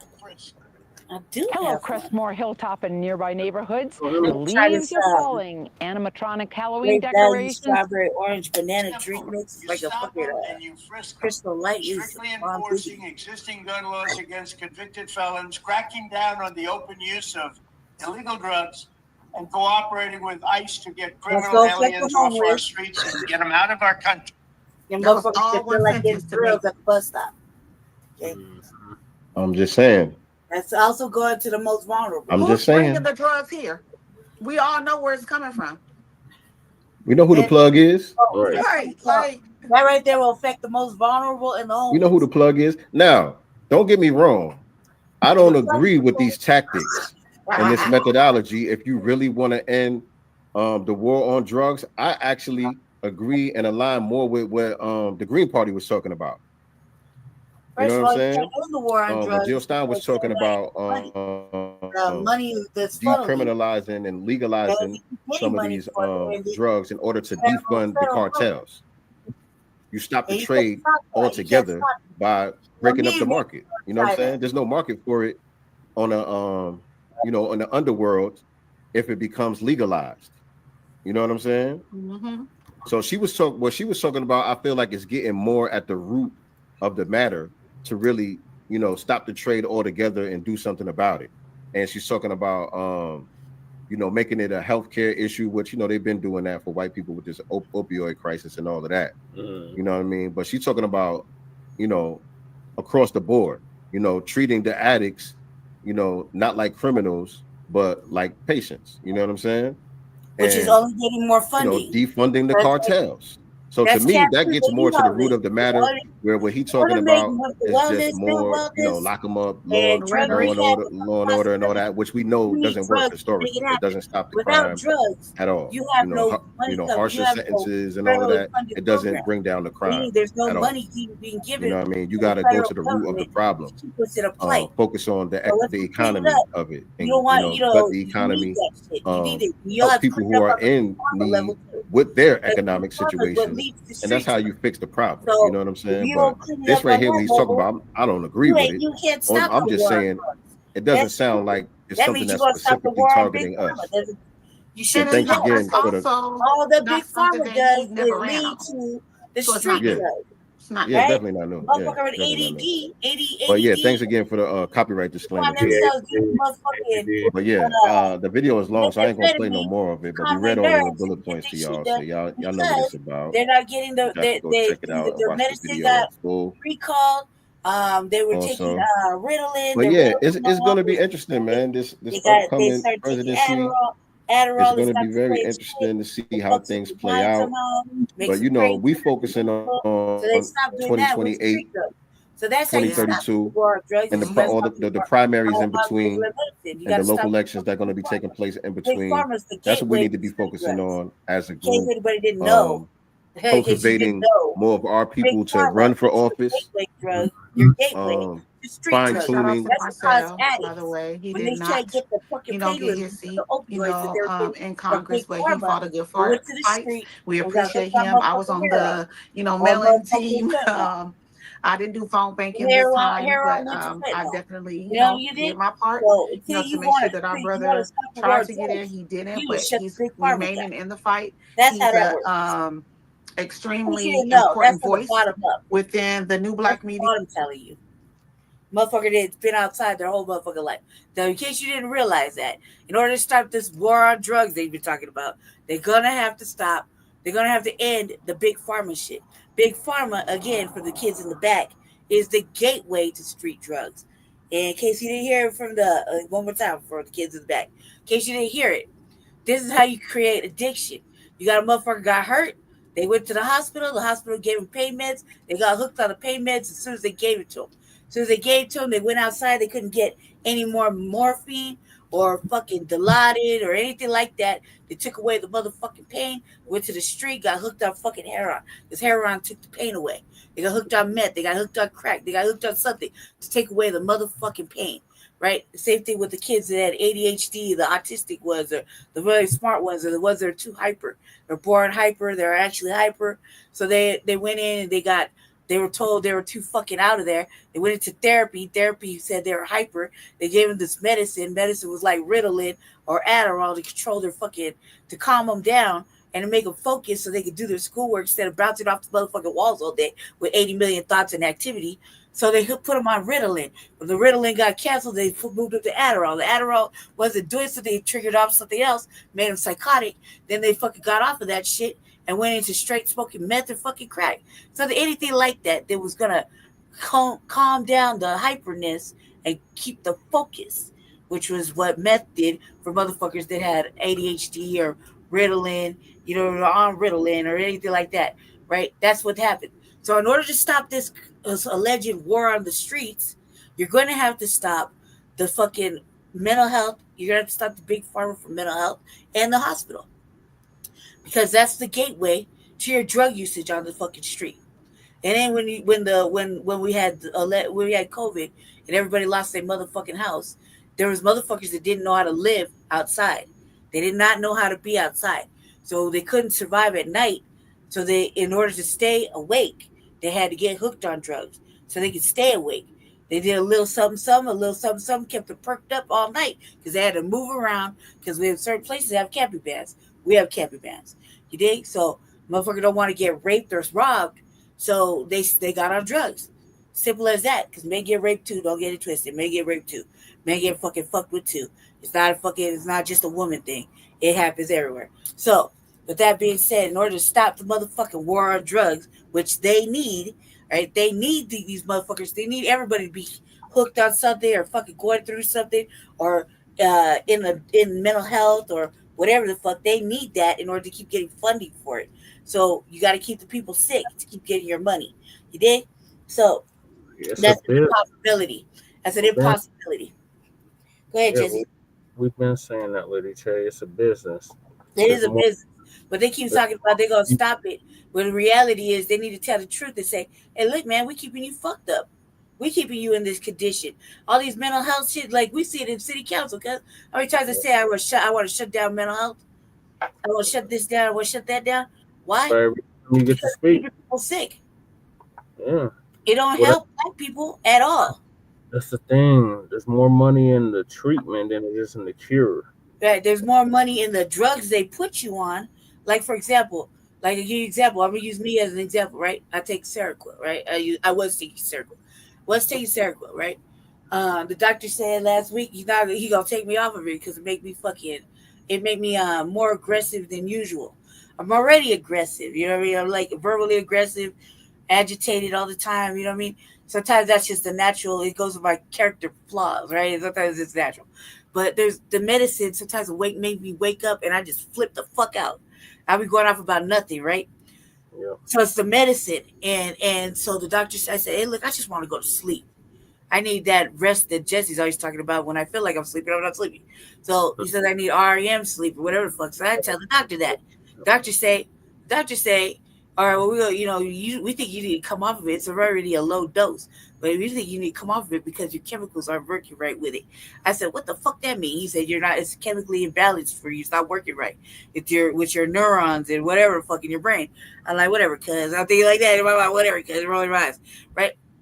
I said, but you can't just put me on anything, because I'm the type of person that you say it works like this, this, and this, and this, and this, and it'll be the opposite in my body. Just because I'm special like that, right? Yes, they are. But that medicine was making me crazy. You did? And they wanted me to stay on it for fucking 60 goddamn days. Yeah, yep. That's right. Yeah, and I was like, I smoke a lot of weed, dude, but I can't smoke the weed.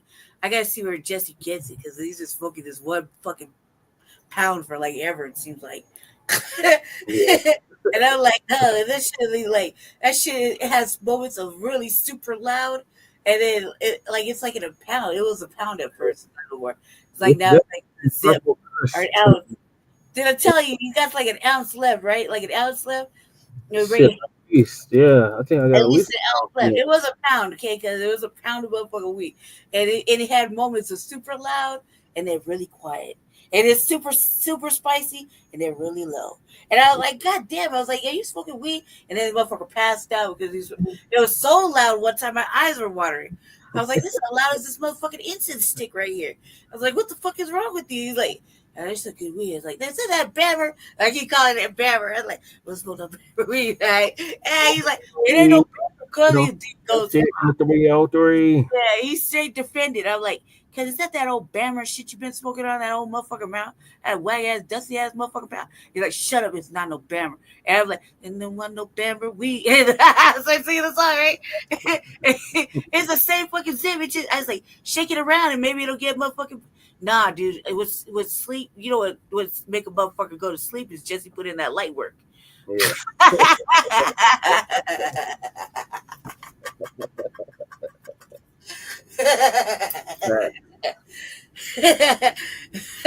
Jesse put in that light work.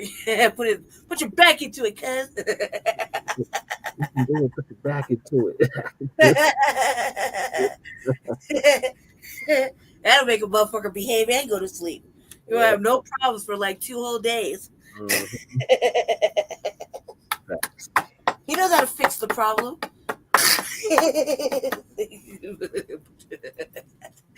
No, I don't go to sleep when I smoke weed. It actually just makes me stay up and get me hyper. One of those type of people. He'll be like, "This is a sleepy kind. I don't like body highs. I don't like body highs where your body feels really. I can feel all the pain through it. Like if I smoke what is that, Jesse? The one that what do you call it? Indica. Body high? Yeah. If I smoke an indica, I will feel every motherfucking pain I've been ignoring for the last 10 years. Every fucking pain. I'll feel it from my toes all the way up to my hands and fingers because I have fibromyalgia in my legs. So I'll feel it. And I'm like, oh, I can't do it because I can't tighten up my legs. And you know what I mean? Like certain places you could tighten up. You know what I mean? You tighten up. Don't say wow like that. I'm sure you put a bitch to sleep here and there a few times in your life. You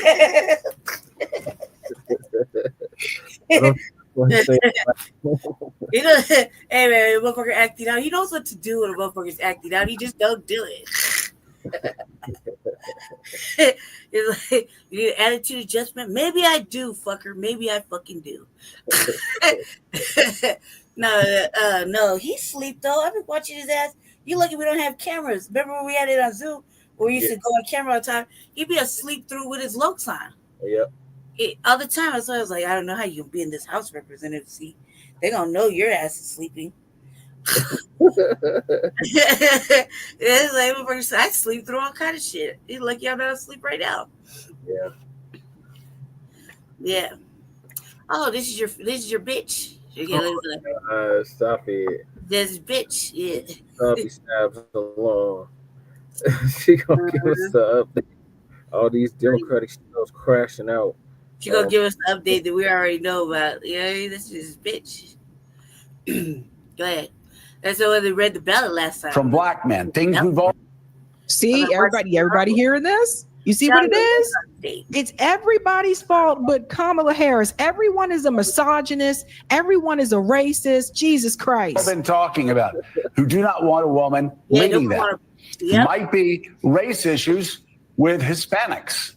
They don't want a black woman as president of the United States. You know, the Democratic Party, I've always found when you're sitting around talking, they love to just sort of balkanize everybody into these separate groups and say, oh, white people don't like women and black people. No, it is time for the Democrats to say, okay, and you and I have talked about this before, a lot of Hispanic voters have problems with black candidates.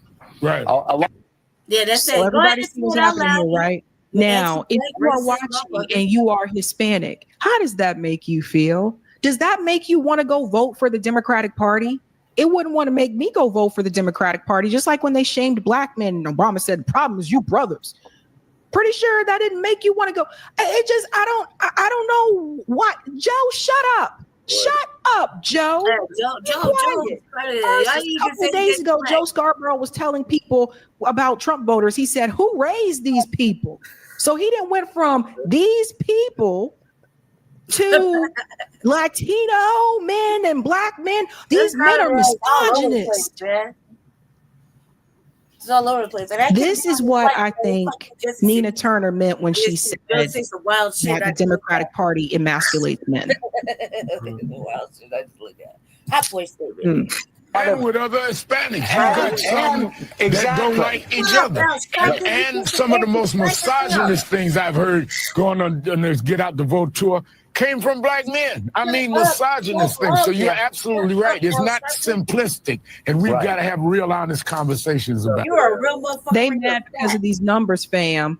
They mad because Donald Trump went from 32% of Latino voter support to 45% of Latino voter support. And you know what makes this really bad is that you got to have Al Sharpton. Let me get this. Okay, let me get there. Okay. Joe Scarborough is sitting up there and he's bashing Hispanic men. Then he also starts to bash black men, misogynists. Here we go with black men again. Right. I don't think this is helping you, Democrats. And what kills me is Al Sharpton sitting right there. Al Sharpton doesn't push back or anything like that. No, Al Sharpton actually joins into the discussion and says, yeah, these black men on the campaign trail, they used to say this and this. What the hell is wrong with you, Al? There's no loyalty. Al ain't got no loyalty to his race. Al loves that NBC check. He loves that MSNBC check. This is terrible. This is terrible. And you throwing them all under the bus. I'm right here, baby. Right here. He's they're so classist. It's years go by. So classist. And then it gets worse because I'm gonna tell you. It just everybody is melting down, but they don't want to point any fingers at Kamala Harris, right? It's none of her fault. Don't you dare point a finger at her. Don't you dare say she ran a bad campaign. Now you'll see on this panel here with Van Jones. All you can say is now they are going to use the excuse of not giving enough support to Israel. They didn't give her no education. Like, I can't even make these things up, man. Like, people just come up with the most ridiculous. Oh my God. And I think there was this very powerful ad, the Republican Jewish Coalition, that was all over the airwaves. A bunch of women sitting around, Jewish women, just saying, I can't stand him, but I felt like we were supporting Israel and we were stronger and we were tougher. And I think that resonates with people. And then to your point, the ad that came out that was beating Kamala up around fear about Israel not being protected. There was never a response from the campaign on that, which I thought was a big mistake. Amanda Berman from Zionist had to raise money running her own ads trying to fight back alone. That didn't work. So, but listen, you tied her to the economy, you tied her to Biden, you tied her to weird. It was not a good. I agree with everything you're saying. I just didn't want to engage in the autopsy before before we've called the race and before she dropped out. But one thing on that, the answer on. I can't think of anything offhand about where she would differ with Biden was disastrous, and there's no doubt about it. The question is what motivated it, and whether she just felt she did not want to. Loyalty. Yes, loyalty. And so she should have just said, "Look, I'm grateful to him. I'm proud of many of the things we did together, and I'm not going to critique him. I'm talking about the future." Would have been a better answer, but it's easy to be on the sidelines. The Chrome extension everyone will be using in 2025. I feel like I just found a Google cheat code. This Chrome extension lets around Jewish women just like. Shout out to Drop Site News for sharing this clip. But Van Jones right here, right? So now it's all of a sudden Kamala Harris lost because she didn't get enough support from Jewish voters. Like, they're literally going to sit here on this panel and pretend like Kamala Harris didn't lose the Muslim vote. Hey, look, she lost that shit. Kamala Harris lost the Muslim vote. She lost that shit. She lost it. So fucking what? And they're going to say, oh no, she lost the Muslim vote. This is why she lost Michigan. It's clear as day, but they don't want to say it. And Van Jones, he's just such a kiss ass. That's another Van Jones, wants to just be on every program and still be in the scene and in the right circles. Van Jones know what this is about. So it's, she, didn't have enough Jewish voters come out for her. No, she lost the Muslim vote. That is essentially why she lost Michigan, and that's part of the reason why she lost Pennsylvania. But she wasn't that far behind. People forget Michigan and Pennsylvania. Michigan, largest Arab American population. Pennsylvania, also, I think maybe second or third largest Arab American Muslim population. They know this is why. They know this was part of the reason why she lost certain states. And instead, they're going to say, the Jewish voters, I guess, just felt like, she didn't support them enough. Them Amish sure did get out and vote. Get out of here. But it's not just CNN, MSNBC. Then you got Majority Report and Emma Vigilant, honey, I got to say. Emma Vigilant was trolling people for months on Twitter, telling people that all the polls that said Trump was in the lead were false. That's what she said. Emma Vigilant was one of the people that said she's going to win Iowa. Yep. All those people that were like, she's going to win Iowa off of that one poll. Yep. I remember that. MD20 was talking about that. Emma Vigilant is also melting down in her meltdown corner. One thing I'll just get a little emotional about is it does, as a woman, feel pretty shitty. I feel like the humanity of women and their rights. Why humanity? No one cares. No one gives a damn for having an abortion. And even in the face of Trump and everything that he represented, that's a tough pill to swallow. One thing I'll just get a little emotional about is it does, as a woman, feel pretty shit. I feel like the humanity of women and their rights. No one cares. I have to have a Oh my God. Oh Lord. Look, let me make something very clear. I was not happy about the overturn of Roe v. Wade. I understand, I've known people who have had to have abortions. They're laughing at me. I was not happy about the overturn of it. That being said, I also realized it's not a number one issue for most voters. And I think people like Emma Vigilant, what they don't seem to understand, because Emma Vigilant comes from a wealthy family. Take this L and love it. And I think when you grow up a certain way, it's like you're in like this ivory tower, white elite bubble. And so in your mind, because of the world that you grew up in, you're thinking, because it's the number one issue for you, that it's the number one issue for all women, and that is not the case. They haven't heard These about are the types of things that I really have to send this message to a lot of like upper class liberals, in particular white women who are upper class liberals. You have to start to understand that sometimes what's a number one issue to you, to a lot of other women, especially those of lower class to you, is not their number one issue. Their number one issue is the economy. Their number one issue is keeping the lights on, paying the bills, like those types of things. So when Emma says, I feel like they don't care about women, I didn't feel that way. I just felt it wasn't a number one issue for most voters. Right. That's how I felt. And I still feel that way. And I tried to say this over and over again. Running on Roe v. Wade is not a number one issue for most people. It also may alienate some people, some men. You guys, for the men in the chat, how do you feel about this? Because I feel like if I was a dude, unless I want a baby, and there's this candidate, and now they started talking about the economy at first, then they switched to this whole freedom Roe v. Wade thing. And if I were a guy, I don't know if that's really my place. Too, because how would that affect me? How does that concern? You see what I'm saying? Live in one of those states. So it doesn't mean just because people voted for Donald Trump doesn't mean they don't care about women. Just because someone voted for Donald Trump doesn't mean they're racist. I don't know how many times we gotta say this. This guy been running since 2016. Why do we have to keep repeating this? Do people like Emma not realize some people who voted for Donald Trump in 2016 voted for Obama? Right. I know, Notori. Notori said you tried to tell them, but they told you to shut the F up. Yeah, I tried to, and it's just, now we got all these tears.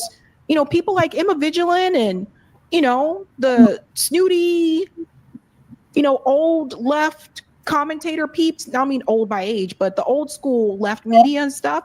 Like a lot of these people look down their nose at me when I tried to tell them these very same things 2-3 years ago. Who are you? Laughing. I mean, like, who are you? The one laughing. The meltdowns for me just did. And then there's Simone Sanders, because it gets cuckoo and cuckooer. Simone Sanders is not just upset that Kamala lost.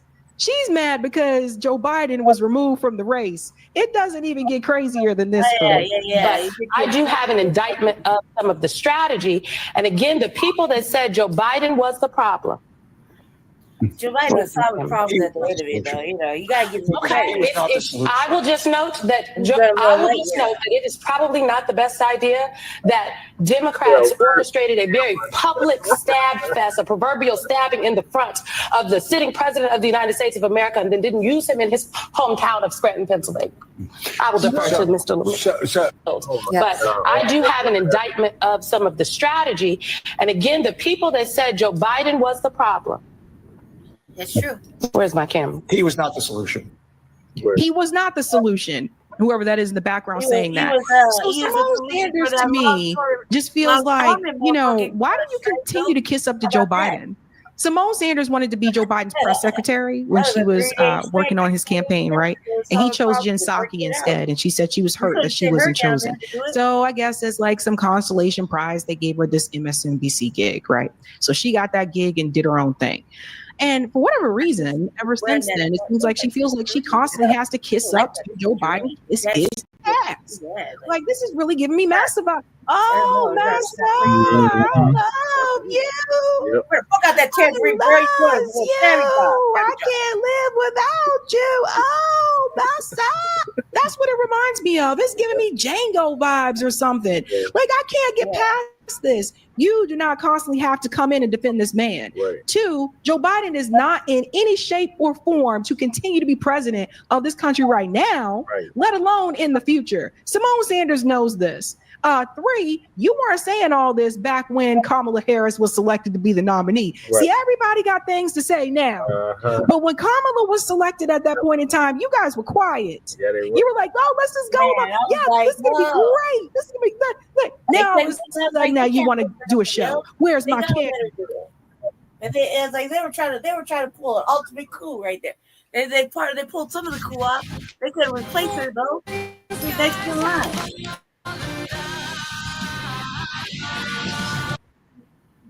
I don't think it would have been any different than what's going to happen right now. They didn't have a primary to replace her. They didn't have a primary at all. They was just your bitch in this spot. You run this, do this. Yeah. So I think they did her a major disservice. You know, like I was always saying, there's always somebody to help you with your media progress. Somebody go out there. This is what you say. This is how you say it. Here's an example. Right? Nobody did that with her. Nobody went out and did damage control when she fucked shit up. Like, you know, like you said, you got to do some damage control sometimes. So nobody did that. You know, I mean, she was just, and why it's her fault. This is why it's her fault. Is because even if you didn't want to listen to whatever the fuck they were telling you to do, you had a free mind and a free mouth to fucking say what the fuck was really on your mind and heart and fucking run with that and tell the truth. And that would have probably got you more points to say, hey, look, man, their agenda is this, but I want to break free since I'm right here and say this. You know, I'm not with this. I'm not with that. I don't know how to behave right now because I've been acting in a motherfucker role. And what do you fucking need? And let's make it happen. You did?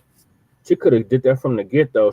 When it came to her, she should say, "No, I'm loyal to Joe Biden." She could have said that too. That's my place. She could have said that too. She could have did a lot of things because she had the one thing you can control is when you're sitting in front of the media and you're by yourself and it's going live, or you know, motherfuckers are like 1, 2, 3, we're going live in 3, 2, 1, bam, now you're on. You could have then said, you know, hey, look, can I look at this camera right here? Look, America. This is what it is. This is what I have to be loyal to it because he got me here. I definitely don't. I feel like this and this. And whether you agree with it or not, go ahead and get in, slide at me, and let me know what you need versus what I think you need or what I've been told over the last 60 motherfucking years you need. Because I'm tired of neglecting you motherfuckers. So how can I make it work? You know, how can I make it work? How can I be a real one for you? You know, whatever. I mean, even then, that would have got you a little bit more. You would have got a little respect because then a motherfucker would have said, hey, man, at least she's trying. At least she said, hey, look, I was doing it because I'm in this platform. I've been running as this. I've been working as a vice president and in this capacity because this is how I was told how to behave for the last 3 motherfucking years. I have to leave you. Tell me what you need. Tell me what you need. You know what I mean? That way I can make it happen. Because if not, look, I'm going to go off of the old playbook. The old playbook says deny niggas this and give white people that and say this and do that. You know what I mean? Yep. And that's what that is. You know, so I think that she could have. I mean, that would at least gain her a little respect. The motherfuckers might want to listen to her, and then she could start trying to build a platform. They try to give her an already made platform, put her in a role that she obviously couldn't play right. This is like, you know, an actor that doesn't know how to act. You know what I mean? Yeah. Like, your character is going to be this. Bitch, you ain't no Robert Downey Jr. You know what I mean? You can't just play any role. You have to stay in the role you know how to play, which is a fucking C-level actor. You know what I mean?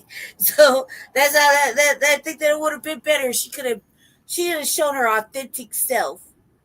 She would have just said something like to that effect. Give us a wink, man. Let us know it's not real. Something. You see what I'm saying? I think they did her a disservice, and I think she rolled with it. And you can't just all put it on loyalty. You took the reins. When you got in front of the camera, you had your opportunity many times to switch the game and be like, okay, look, the Democrats is playing this awful game of whatever, and I ain't no puppet. I've been a puppet, though. I can't lie, because I was forced to. But, yeah, check this out. I want to lead. This is what I want to do. Yeah, you did? But she didn't do none of that. She didn't even try, and she didn't. And for the last couple months that she was sitting in there, she had opportunity to show and prove. Even if her messaging was shit, she had opportunity to be with the president to say, hey, look, I think the people want to see us fucking finally pass this George Floyd bill. You know what I mean?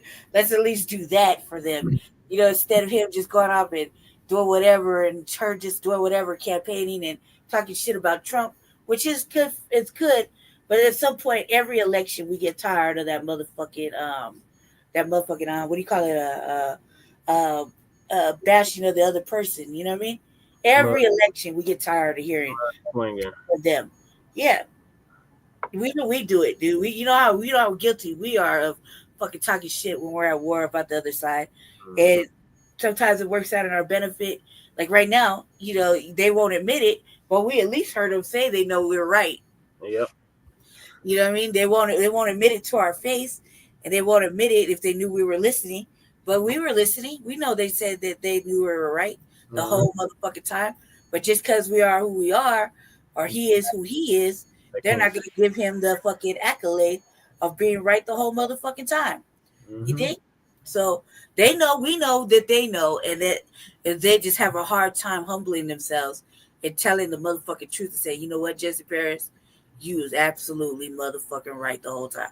They won't do it. Something about taking that motherfucking stick out their ass to fucking tell the truth is something they can't do. You know? All right, back to the corporate media meltdowns. Election results after predicting she wouldn't win. So listen to this. It just I can't. Oh my God. Woo. That's why my prediction system with a 40+ year track record predicts that Kamala Harris will be a new path-breaking president, the first woman president, and the first president of mixed African and Asian descent. But on election night, during a live stream of results, Lichtman's tune changed, casting doubt on his own prediction. Trump is winning 51% of the Hispanic vote in Pennsylvania. What? That's what CNN is showing right now. It's not possible. Oh, look, scratch his head like he don't know what's happening. The world is turned upside down. That's all I can say. Is that better? Up to the eve of the election, there was one pollster creating all the buzz. Ann Seltzer, who boldly predicted deep red Iowa would go to Kamala Harris, saying Harris would beat Trump by 3 points. On election night, Trump carried the state with about a 13% margin. That poll the former president mocked on the campaign trail. The polls are just as corrupt as some of the writers back there. They can make those polls sing. They can make them sing. They brag about it. I got a poll, I'm 10 points up in Iowa. One of my enemies just puts out a poll, I'm 3 down. A fake poll. Hey, think of it. Right before the election, that I'm 3 points out. I'm not down in Iowa. Seltzer told the Des Moines Register late Tuesday night the poll findings we produced for the Des Moines Register and Mediacom did not match what the Iowa electorate ultimately decided in the voting booth today. I'll be reviewing data from multiple sources with hopes of learning why that happened. And Alan Lippman, we see the woman who came up with that one poll that liberals just jumped on and said this is the one that says that she wins, right? But Alan Lippman, who was cracking me up, remember he is the Nostradamus of presidential elections, and he predicted that Kamala will win, and I just didn't agree with it. I said it's possible she could, but I didn't think that this was going to, I thought Trump had a better chance, and I thought she was the underdog in this race. And it's not just him. I mean, it's Cenk Uygur. Maybe like a month where Democratic leaders are simpletons. They're servants of the donor class. So they go in there, like, oh, donor, give me money, please. And I made an ad. I'm Kamala Harris. I'm full of joy. Okay, well, what did that get you? And they say, oh, Jake, you're too angry. Too angry? What? You think, does Donald Trump look like he's kind? Does he look like he's in a good mood? I mean, no, people want some sort of reaction from their politicians. They want them to represent them, to fight for them. But that has never occurred to a Democrat outside of Bernie Sanders, and probably we never will. So I have no interest in listening to a single Democratic politician ever again. Word. Yeah, you will. Don't get me wrong. We've seen these meltdowns from Cenk Uygur before. He'll listen to them again. In fact, next election cycle, he'll be telling you to vote for the Democrat. So I don't understand why he was so angry, because he endorsed Kamala Harris as many times as he went on to Piers Morgan's show, arguing with people about Zionism and supporting Palestinian struggle. And I totally agree with that and totally support that. In the end, he went on to Twitter and told everybody, I'm going to support and vote for Kamala Harris. And people were eating him up in the comments. Yeah. So it just, Oh, Jake, you didn't do this that. was a bad campaign. They can go kiss my ass. They can do whatever they want. And we never listen to them anyway. And they hate us because we're right and they're wrong. They're always wrong. And they hate us for being right. Okay? Come on, so, but they're not going to learn. You have to beat them in a primary. That's your only hope. There's lots of respect. And so if you say it's super hard to beat them in a primary because of the lying sons of bitches on mainstream media who will smear you to no end, who will fight harder against progressives and populists than Republicans or Donald Trump or anyone else, well, brothers and sisters, nobody said life was fair. So we got to go fight that mainstream media. We got to destroy that mainstream media that is filled with lies on top of lies about how the politicians are so honest and the donors have no control over policy. They have 100% control over policy. Everyone in mainstream media is a liar. I hope you guys have some fun on this show. Everyone in mainstream media is a liar.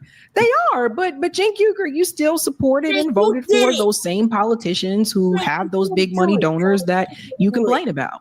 So you're just very much a part of that system. Who goes, oh, well, here's a bill. Well, I'm not going to talk about the donors at all. I think they're having an ideological debate. Oh, look at that. The donor class won the ideological debate again, but I won't call them the donor class. I won't tell you that it's corporate Republicans and corporate Democrats that are playing good cop and bad cop against you the entire time. So these Democratic leaders are the most useless people on earth. If they're not all fired, the Democratic Party is out of its mind. So as the voters, you have to understand, those guys have a vested interest in protecting their own ass and protecting their money and their privilege and their status. You need to fire them. They're not going to fire themselves. You think Chuck Schumer, Hakeem Jeffries, Kamala Harris, and all these people go, oh yeah, I got Jamie Harrison at DNC. Oh yeah, I guess we were the problem. You think the Democratic consultant class that have been robbing you blind this entire time is going to go, oh, I guess we were the problem. No, you have to fire them. So the next time that some son of a bitch on MSNBC or the Democratic Party tells you, oh no, be a good boy and girl, be civil, and vote for Democratic leaders, they know what they're doing. Those are the same goddamn liars that told you that Joe Biden was totally fine, that he was young and he was dynamic behind the scenes, and it wasn't a problem at all. At that point, he was down 8 points nationally. He was getting slaughtered. He was down by 18 in Iowa, and I could go on and on. They've been lying to you the whole time. If you're on the left, you're a Democratic voter. Wakey, wakey. I need to wake you up out of the hypnosis that you're in, that Morning Joe and The View and all of mainstream media has put you in. They're lying to you. Why do you think they keep losing? You put people in that predicament too, Jink, because you tell them to vote for the same people. You tell them to vote for the same people. You know, that had a real left agenda, and that was Jill Stein. And you didn't tell your viewers to get behind Jill Stein because she had those solid policies that you're talking about. You told them, oh, we got to go Jill Stein because otherwise we're going to get Donald Trump. So you'll be doing the same thing too, bud. You do the same thing. You think they keep telling you how smart they are and how they're going to deliver you victories, and all they ever do is deliver loss after loss after loss. So Democratic voters, snap out of it. These guys are obvious liars. Fire them all. Fire them all. And if you don't, okay, then keep losing to buffoons, to obvious con men like Donald Trump. Keep losing and losing and losing and never figuring it out. Here, I solved it for you. I figured it out. It's a goddamn corruption. All the stupid donor money, all it's ever done is lead to more losses. So if you don't fire them, you have no one to blame but yourself. Fire them all. So epic meltdown there for our Cenk Uygur again. But like I said, he was voting for Kamala Harris. So there's that as well. And then there's also this obsession over how white women voted. And Margaret Kimberly really nailed this. She said, "Dear liberals, please stop the obsession with how white women vote. The last Democrat to get a majority of the white vote was Lyndon Johnson in 1964. Most white people have been voting Republican for the last 60 years. Get over yourselves and figure out how to win elections." Bam. That's what I'm talking about. Because Margaret Kimberly lays it out. And I've seen it left and right. There's another one. Everybody's like, the white women didn't come out for Kamala. White women, why didn't you do this? Why are we even worried about according to the data, what Margaret Kimberly just laid out there, it's very telling there that obviously since 1964. So why are people expecting... Everybody is looking for someone to blame except for Kamala Harris. Yep. And then there were two videos that were sent my way about people just epically melting down on TikTok. Good grief. I'm sorry. No.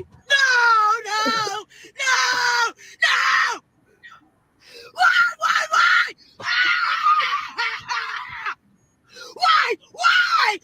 Do you really hate me that bad? I'm sorry. No.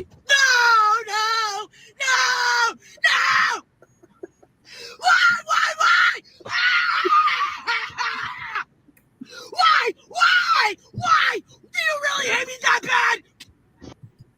I like, part of me feels like I shouldn't laugh, but it's just, I feel like people are just so out of touch, man. This guy too. Now he has on a t-shirt that says "White Dudes for Harris," and this was another cringe thing that her campaign did. I never agreed with this. I never agreed with people separating in all different groups. It was like white women for Harris. Okay, white women, it's time for us to use our white woman privilege and help Kamala get elected. I was like, is this for real? I think that Harris. Like, what is this? What kind of crazy shit is this? I never agreed with people separating into all those different groups, saying white dudes for Harris, white, women for Harris, black men for Harris. I'm like, what are you guys doing? Like, it just, what the fuck is happening?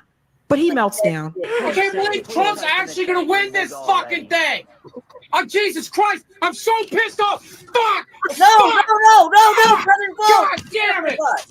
Oh my God, no, man. I can't believe Trump's actually gonna win this fucking thing. No. Oh, Jesus Christ, I'm so pissed off. Fuck. Oh my God. God damn it. Oh my God. Like, do not be walking around your chocolates now, man. Oh no! I don't know what to say other than look, dude. No, that's not right at all. I think if people would have gotten out of their bubbles, I don't think that they would have been surprised about the turnout. Because it'd be I think if people would leave their echo chambers and they talk to people who are on the other side politically, I think they wouldn't have been surprised about the way the election turned out. Hey guys, this was a Sabby clip. If you like what you thank you, Sabby Sav. All right, what do you guys? All these Democrats. Don't laugh. It's not funny, Jesse. I don't think it's funny at all. I'm not amused even a little bit. Oh, That motherfucker over there at the tearing off his t-shirt as cake things out and everything. Those are clearly 44 D's right there, just out and about with brown ass, pink ass, white ass motherfucker. Man, cause like that's like oh my god, I felt like I was looking at myself for a minute. It was Spider's pancake titties. I was like, God damn it, dude, put your shirt back on. Like full play, let's put your shirt back on. Jesus fucking Christ. Oh my god. No, it was just like he's just like hey, you fucking Hulk Hogan just t-shirt. Yeah, he did. All the strength to do that. Like, are you serious, man? Then why each letter was like fucking a whole handprint of space away? Like, no, don't do that no more. Yeah, just keep your shirt on. Just be mad, but keep your shirt on, dude. Like, white dudes for Trump. Nobody want to see that big ass pasty. Not for Trump, for Kamala. For Kamala, whatever. Dude, that motherfucking old pasty turkey basted motherfucking shit, man. Put your shirt back on, cuz. Like, God. Yeah. All right, so moving along. We got the Democrats continue being divisive while wishing black people harm from the police. Mm.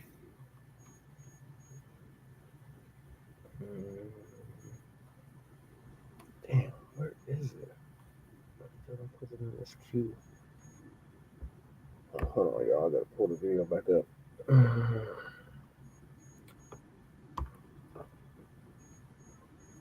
Twisted tea. All right, while I'm doing that, what are your thoughts on the Democratic Shills melting down? None. I'm disappointed in Jake. Oh, traitor ass. Man, no, I can't, man. Jake, you're a traitor. You made me have to see Jesse was right. Yeah. I can't humble myself enough to do it. I tried to. Motherfucking young Visit the church. motherland to relax and rejuvenate. Do Are you better. ready to explore all that Africa has to Think better, offer? Check out the brand new Diversified Game Academy. You don't have to sell out. Yeah, I stopped listening to them before Trump left office. Okay, let's see. Women can do, and y'all get on there, raise money for this lady, and give this lady the money, and she squandered the money. Y'all gotta be some of the most silliest people I've seen in my life. Right. Silly. All right, Uncle Phil, you tell him. Y'all raise money for a political candidate who lost big time. Not even like it was like a to the wire. No. She lost bad. And instead of blaming yourselves, you blaming everybody else. You understand? How do you squander $1 billion? Right. How? But we'll get into some more of that conversation I later. still don't have no policy. Later. But let me go on and see what we're gonna start the week off with. You know, we gotta start the week off right. Let's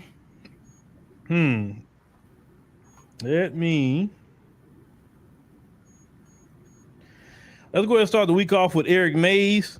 Yes, RIP to Eric Mays. And then we'll go from version. there and get into the stuff with the Democrats. I'm just telling you. I'm gonna let you talk. Who you talking to? You gonna let the voters let me? I got voted in. Who you talking to? You gonna let me? I got seconds left. Let me. I'm counting your time, Miss Galloway. I'm gonna rule you out order. You keep talking so much. Do I? Yes, you do. Thank you very much. What a fool. We have got to help the city of Flint. We have got to move the city forward. We have got to vote yes on this. Thank you. Ms. Herkenroder, you the reason that I'm gonna vote the way I'm gonna vote, because you tried to put words in my mouth like I said you was a racist. You got to stop doing that. You got to stop doing that. Ms. Fields, please be very careful. Please. All I said there was mediation and there were told people in details rooms. of That's who not in what confidential. room and how many. But and I am what. going to finish saying this. Well, go ahead.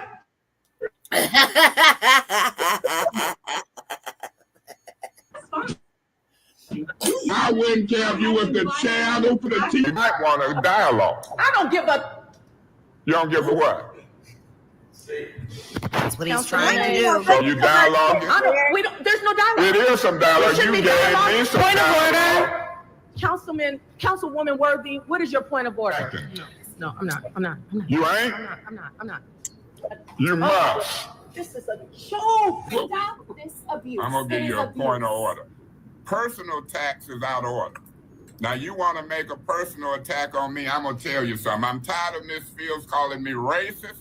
I'm tired of you calling me personal names as it relates to women.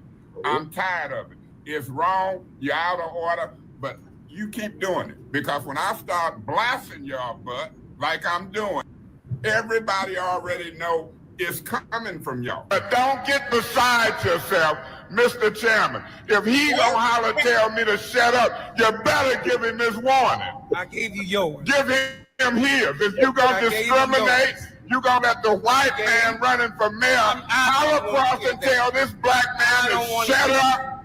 I don't want his. So when he get loud, I'm gonna get louder. When they go low, I go lower. I saw one person say that the Democrats need someone like Eric Mays. They cannot have someone of that party right now because you have too much of the sassy and the buck broken running around there, and the sassy and buck broken cannot stand in the presence of men like that. Just bottom line, they just can't. So just to go ahead and answer that question, right? So let's go ahead and get started. Class is started. Make sure you get your pens, papers, and bring your mind. You know, people in the back, I'm talking to you. And shout out to all the people that's coming in here. All right. So why do we is going to talk about this tonight? I got a couple of clips I want to run, and we want to use those clips as some examples of what the Democrats are trying to do. And the Democrats are also, even the Shills, are saying they hope things happen to black men because of this. But we're going to get all to that. So let's go ahead on and queue up what we got to queue up. Wishing bad like a motherfucker. All right. So this first clip is going to be from MSNBC Morning Joe.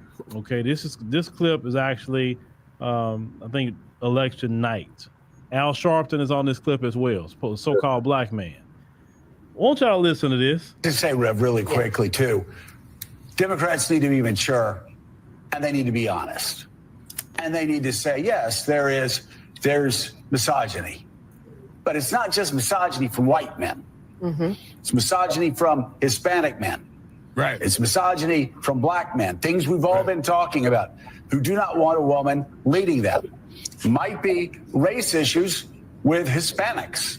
They don't want a black woman as president of the United States. You know, the Democratic Party, I've always found when you're sitting around talking, they love to just sort of balkanize everybody into these separate groups and say, oh, white people don't like women and black people. No, it is time for the Democrats to say, okay, and you and I have talked about this before, a lot of Hispanic voters have problems with black candidates.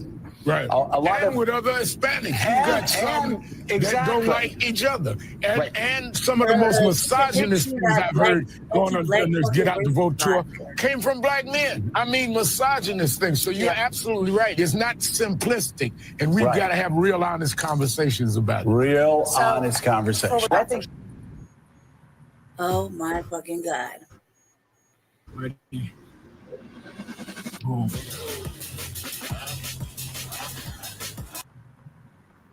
All right, so that's clip number one.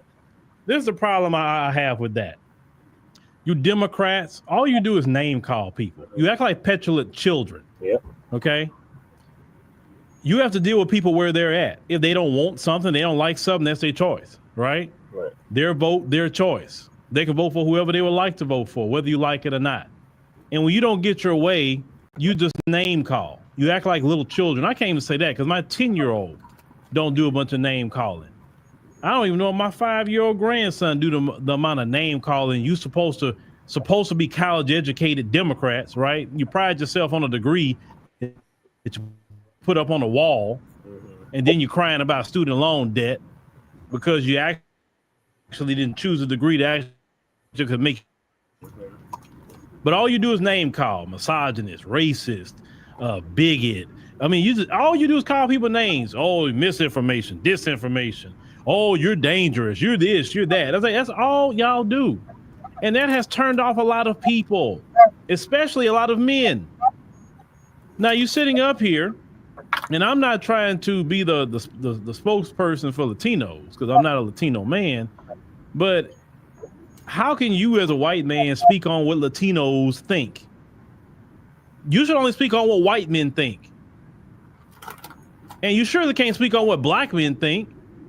And then Al Sharpton, you boot-licking, shoe-shining Sambo, you.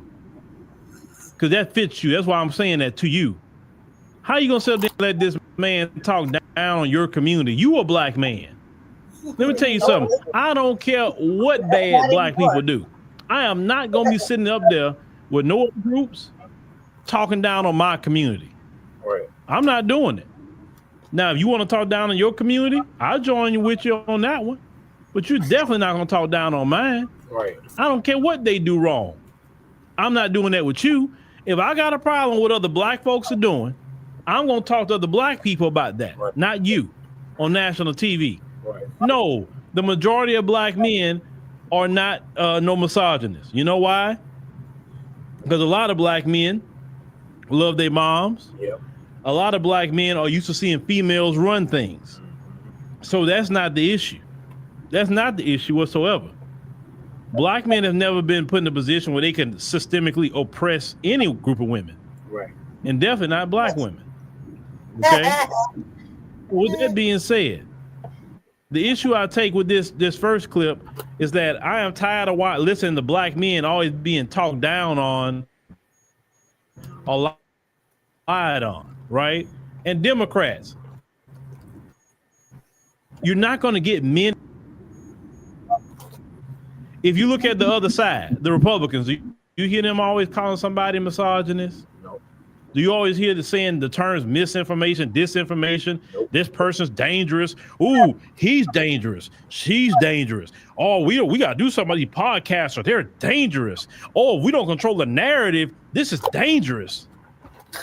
Y'all, anybody that's against you, try to shut them down or do something to them instead of actually getting into an arena and go ahead on debate your narratives. But see, right. This election also has shown that the mainstream media has no sway. The only thing the mainstream media have over us on these microphones is to the ability to carpet bomb information in ways that I can't. Now, I can carpet bomb very well, but I don't have the money and resources to carpet bomb information the way they do it. Right. You understand? Because we're limited here. Right? If we had the millions of dollars to operate where we could carpet bomb content like them, I wouldn't even need millions of dollars. Hell, give me 10,000 members on my app that's going to support every month, and I can easily carpet bomb content because then we got the ability to do so. But we got to work what we got to work with right now.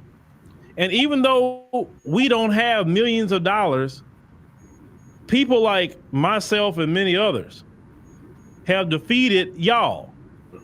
Y'all have all the fancy studios, y'all have all the nice microphones and the high-end cameras and the TV time and all the advertising. Y'all got it all. And yet we, in this election, defeated you. Yep. We're David, you were Goliath, and you were defeated. David beat you. And that's what you're more so salty about. Shows like this one defeated you. More people will listen to what I have to say than what Joe Scarborough has to say, because nobody respects him. Right. Because he's nothing but he's part of the elite. Mm-hmm. Mika Brzezinski, part of the elite. Yeah. They don't know how it is to go in the grocery store and make a decision to say, man, all I got is $10 today. So what I'm gonna buy? They can't relate to that. Right. But they want to get on here and talk to you and try to act like they're relatable. You're not relatable. Right. Al Sharpton's not relatable. Nope. That's what it is. And it's not a problem having money. It's a fact is keeping yourself grounded and keeping yourself down to earth and not surrounding yourself with a bunch of elitist pricks that y'all like to surround yourself with. And then one thing the Democrats like to do, especially the white liberal, they all try to tell black people what to do, how to think, what we should do, where we should go, and all that. Man, people tired of that, bro. Especially black men. Right. Now I'll say other groups of men are tired of y'all too, obviously, but black men are sick of y'all. Right. We are so sick and tired of y'all. All the bullying and all that. We're sick of it. America has been going to hell in the leadership of the Democrats. Yep. And men of every community has come out and said this: we have to status correct the United States of America. This stuff is going too far. It is men's responsibility to status correct this country for the sake of the women and the sake of the children and the sake of the nation as a whole and the future as a whole. Right. We cannot allow this group of petulant children who are elitist and don't know what the hell they're doing to destroy this nation. It's just that simple. Right. Excuse me. Gotta give me a little water break. Give me a. Get some water. I'll feel.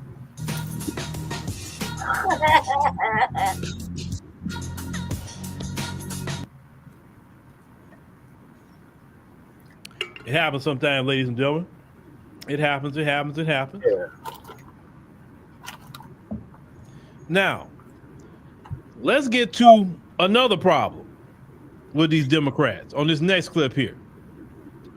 You keep up the name calling, you keep up trying to talk, and then you sit up there talking about, once again, I'm not the person that speaks for Hispanics. But y'all don't even know how to talk about Hispanics. Y'all really don't. See, y'all have this worldview that just because they speak Spanish, y'all throw them all in one category. And what this election showed y'all silly behind is that you don't understand delineation. Right. Hispanics been delineated. Yeah. Asians delineate. Y'all like, because y'all worldview, just because they got a certain color or whatever or a certain feature, y'all throw them in one group. That don't work because every group delineates. Yeah. And black Americans have finally caught up with everybody else in the world and delineated finally. And when you delineate, doesn't mean that you have a hatred for nobody. No. But you must delineate because you have to look out for the affairs of your group. Right. So when you talk about, oh, he said this about Hispanics, well, what y'all don't understand, you got Mexicans here, Venezuelans, Cubans, Puerto Ricans, Guatemalans, black people from El Salvador. None of these people look at themselves as the same. Nicaraguans, they're not the same. They come from different countries, different heritage, whatever. But y'all just say Hispanics, but you don't understand why the Cubans don't care with the Puerto Rican comment with the Trump rally. They don't care about that. Right. They say, I'm Cuban. It ain't got nothing to do with me. Or the Mexicans say, ain't got nothing to do with me. I don't care. I'm Mexican. Y'all don't get that. Because in America, unfortunately, y'all not used to people delineating. Yeah. That's what it is. And that's why y'all so dumbfounded, because that's called what it is. A lot of you are educated fools. Yep. Delineation is not that hard to understand. Now let's go to this next clip here real quick. For CNN, this is another issue. Democrats, if you want people to even think about voting for you, you have these responses right here. You have to get rid of. Let's cue this up. There are a lot of families out there who don't believe boys should play girls' sports. They're not boys. I'm not going to listen to transphobia at this table. I am not going to listen to you call a trans girl a boy. That is me to finish my explanation. When you use words as a slur, I'm going to interrupt. That's not how it is. They're not boys. They're not boys. They're not playing girls softball. I'm not going to sit there and listen for a second because, look, this is a really heated issue, right? And Charlamagne, I know you. I know that you understand that people have different views on this. I think out of respect for Jay, like, let's try to talk about this in a way that is respectful. Okay, so let me rephrase this since I'm being targeted here. I don't. You're not. Just to be clear, you are not being. But targeted. I am. But it's okay. I'm specifically saying that I know that you are not intending to be transphobic. He should know that I'm not. But he wants to sit here I'm not and calling you bloviate. transphobic. I I'm want saying you you're to. using a I phrase want to that give you an opportunity. So the way regular that's people not- interpret it, That's not which is why regular those people. ads were That's not regular people. There's no consensus that these are actually boys. This whole thing about trans girls is a canard. If we're talking about a tiny, tiny sliver of the population, That may be the and we're case, using but that my point in to terms take of away its healthcare from effectiveness. thousands.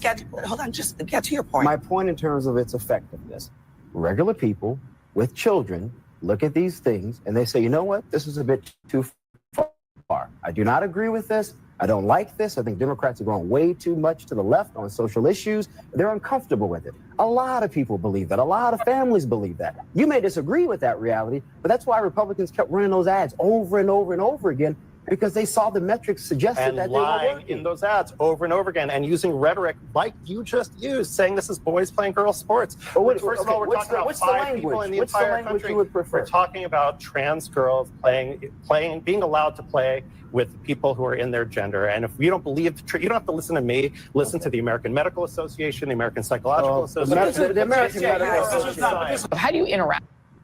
Okay, all right. Yeah, we get to Joy here in a minute. All right, Democrats. What the other brother was saying, I think his name is Charlamagne, I think it's his name. He was really being real on how the majority of a lot of families feel in this country. And when this man's trying to have a conversation with you, once again, you're blowing up and name calling. You're calling the man transphobic. That's what they do. When you cannot have a simple conversation with someone, you got to call them a name. That's what Democrats do. They're known for that. You're this, you're that. That's all they do. Like I say, petulant children. Yep. Petulant children. And it is annoying. Who wants to talk to someone that when you're talking to them about something, they're immediately just calling you a name? Because they don't know how, they don't have the intellectual fortitude to have a conversation with you.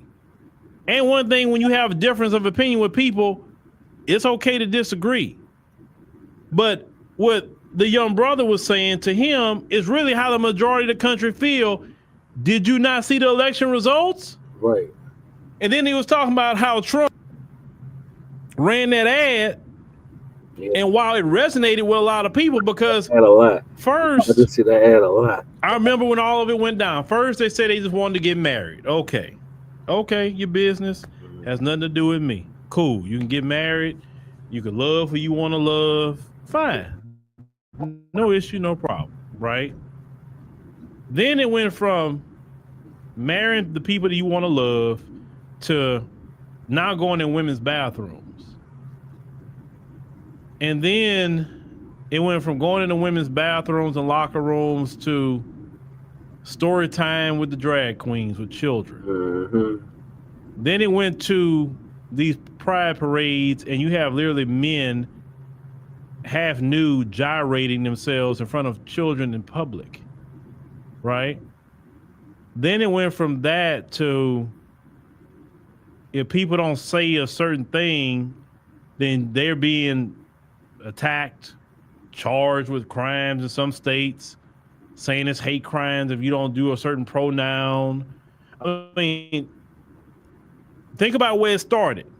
Where it started, if it'll stay right where that was at, nobody wouldn't say a word about it. This wouldn't be a conversation. But it went from that to, like I heard this one lady the other day, she said she was part of the L, G, and the B.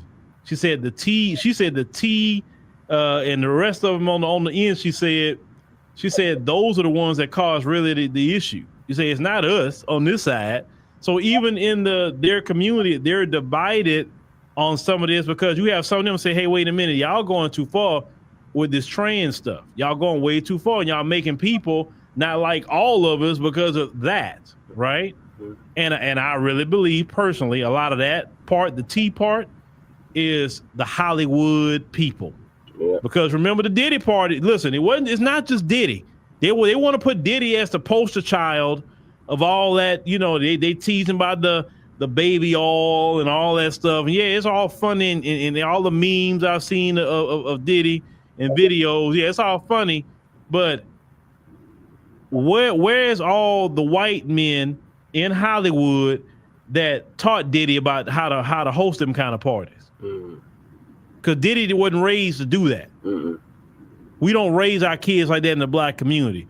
Diddy got around them folks in Hollywood and watch how they got down. Of course, Diddy say, I can do it a lot better than y'all. But them folks are still having quote unquote Diddy parties. And everybody talk about him and teasing him about men and all that. But how many of them in Hollywood is doing the exact same thing? Right. Then the one with the CEO of Abercrombie and Fitch, he was just recently arrested, and that's not being paraded. That he would have model shoots and all this, but it was mostly a front.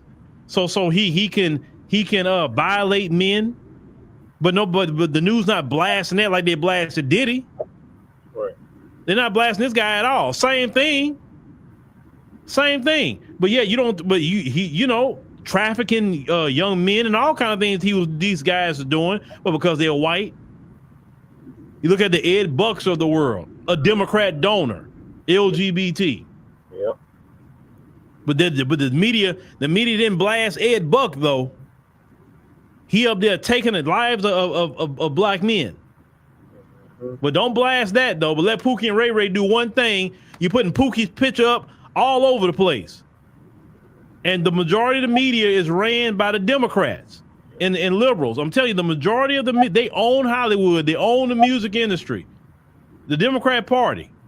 This is why Kamala Harris could bring out so many Hollywood people. It's because they own them. They all know the agents. They all know the studios, the music. They know everybody. Everybody's a Democrat. Hence to look at it in California, Democrat Central, right? The majority of America want normalcy. The majority of America, when you hear the words, the American dream. What consists of an American dream? When people say the American dream, what does that consist of, ladies and gentlemen? Those of you in class, please tell me what the American dream is consisted of. Can y'all tell me? I know y'all haven't forgot what the American dream is. It's literally becoming more of a dream than anything else. But what is the American dream? I want to see what y'all say in the chat about that. What is the American dream?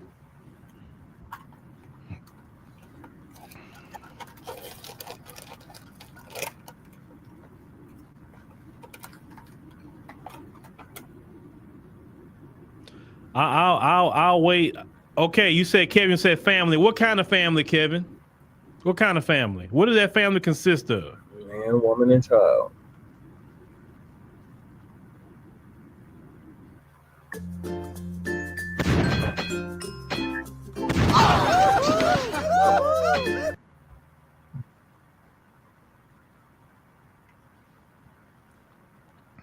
When y'all say family, what does that family consist of?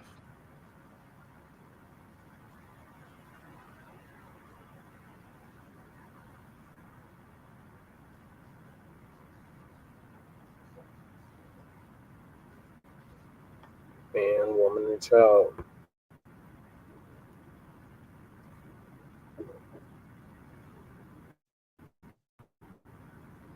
There we go. There we go, Damon. Thank you, Damon. A family, a man, a woman, and some children, and usually a home, and probably a dog. That's what they usually would describe as the American dream. The American dream was not anything else outside of that. And so you have a lot of people that want to get back to the American dream archetype. And the Democrat Party is not a party that's promoting the American dream or the traditional family. And a lot of people may not say that on the streets. They may not tell you that, but the Democrats went so far to the left. Remember, you can't even say how people feel without being called transphobic or you're a hater, you're a bigot or whatever, because these people always trying to browbeat you with name calling, yelling. Who wants to talk to anybody like that? I wouldn't. I don't have the patience all the time. Right. Okay? I feel it. Now let's get to your girl real quick, Joy Reid. I know y'all love Joy. Let me back this up a little bit. Let me see. Hold on. Let's see about your girl. And using rhetoric like you just used, saying this is Give me boys a playing second. girls Let sports. that go a little First bit. of all, we're talking about 5 people in the entire country. We're talking about trans girls being allowed to play with people who are in their gender. And if you don't believe, you don't have to listen to me. Listen to the American Medical Association, the American Psychological Association. The American Medical Association. How do you interact with people who you know voted for this?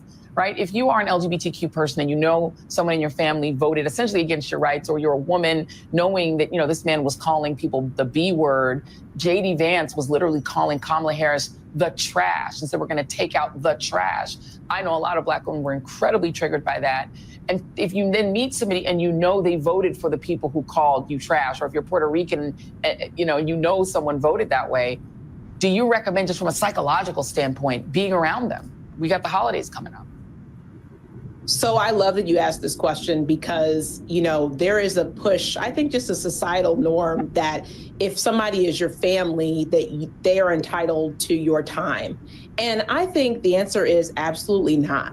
So if you are going into a situation where you have family members, where you have close friends who have voted in ways that are against you, like what you said, against your livelihood, and it's completely fine to not be around those people and to tell them why, to say, I have a problem with the way that you voted because it went against my very livelihood and I'm not going to be around you this holiday. I need to take some space for me.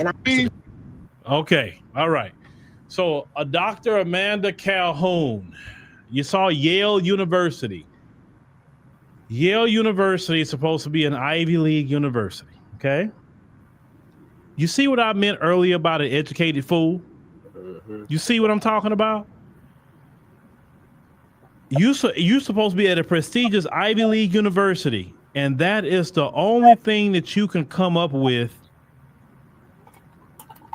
in your assessment of how people chose to vote in this election. Countless other people who actually got common sense is telling you it was the economy, which related to inflation, high prices, etc., and immigration was the two top things that people was voting for: immigration and the economy. But yet you're not mentioning that. Listen, you're mad that people are saying I prioritize providing for my family over things that you can prevent, because you're mad because you can't go get in certain places abortion on demand, just because you decided to go out this weekend, lay down with some random dude raw.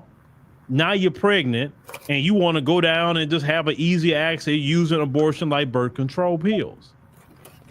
You understand what I'm saying? That's what you're mad about. So are supposed to prioritize you with your sin and unrighteous behavior over the provision of my family? Other people in this nation supposed to be making sure you have access to do this. That's more important than putting food on the table, keeping the lights on, keeping a roof over our heads as Americans. Are y'all crazy? What happened to y'all talking about y'all was gonna leave the country? There's so many of y'all say y'all was gonna leave. Why y'all here? Right. Like, the planes work. Why don't y'all just go on and leave, or go to some utopia? Y'all say Canada or wherever y'all going, or go to, y'all say that y'all want to be in the blue states. Okay, well, go to California, go over there, go to Washington State, wherever the blue states at, go over there. But see, this is the funny part. When you look at the map in all those so-called blue states, it was a sea of red in that too. So you got to go to certain counties to be blue, actually, even in certain so-called states. Yep. But so now we got Thanksgiving coming, and one of my daughters was just telling me about, they was having a conversation about the election, and my daughter was, they asked her, did she vote? And said no, she chose the couch. So I didn't, and they were telling her, well, you were disgusting because you didn't vote. Say, huh? How am I disgusting? I just didn't do it. I chose the couch, basically. I didn't do it. I sat it out. And she said the whole thing that they were mad about is they feel Trump was going to do a national abortion ban. Now, Trump do it. If he do it, he didn't say he was, but if he will do it, right? Now you say Yale fell off a fifth rank school talking about teaching a class about Beyonce, like seriously, yeah. And if you notice, most of all the ones that if you say it's quote unquote college educated, a lot of them are liberals, because that is a liberal teaching ground. Those colleges, yeah, they teach them, they breed that in them. And so when they come out, that's all they think is like that. Yeah. And everybody else is beneath them. Everybody else is dumb. Everybody else is bigots. Yeah. You know, how dare you think, you know, outside of what they taught them at these universities. So you have the holidays coming up. And because it's going to come up. The election's going to come up at the dinner table. You better believe the election's going to come up at the dinner table. And you may have some family members that voted for Kamala. And you may have some family members that voted for Trump, and have some family members that didn't vote at all. I don't like that we at a place where people lie because they don't want to tell the truth, because they don't want to get bullied or dismissed because they voted one way or another. I don't like that. So if a person, you know, you got family members, you know, so let's talk about the Black community. You got a lot of family members that voted for Kamala, but you won. Let's say you voted for Trump. Let's say you voted for him. And then they start a big argument about, but he going to take away our rights, and he going to do this, and he going to do that. And then you could discuss it with them and say, well, show me when he did it the first time, right? Even if you have a discussion and tell them, look, show me when he did this, show me when he did that. The Democrats train them not to think. Yep. They train them just to react, and react with a lot of emotion, no common sense. So it's kind of like the scriptures teach, don't cast your pearls before swine. Yep. Don't do that. You trying to tell them, say, show me this, show me that, whatever. All they can parrot is what they've been told. Project 2025, Trump's a racist. Like, okay. Let's say all that's true. Then what? You think the Democrats aren't racist? Gavin, if that's the case, you know who's a real racist? Gavin Newsom in California. That's the real racist. You know why I say he's a real racist? Because he knew about that reparations commission. Yep. He signed the bill to put that together. They sure did. They did all their work. Then they come back and say, hey, we need to create the agency to find out who's eligible and all the stuff like that. And I think forgot the other part of it. Let's go ahead and get this created. No, I'm not going to do it. I ain't creating no state agency.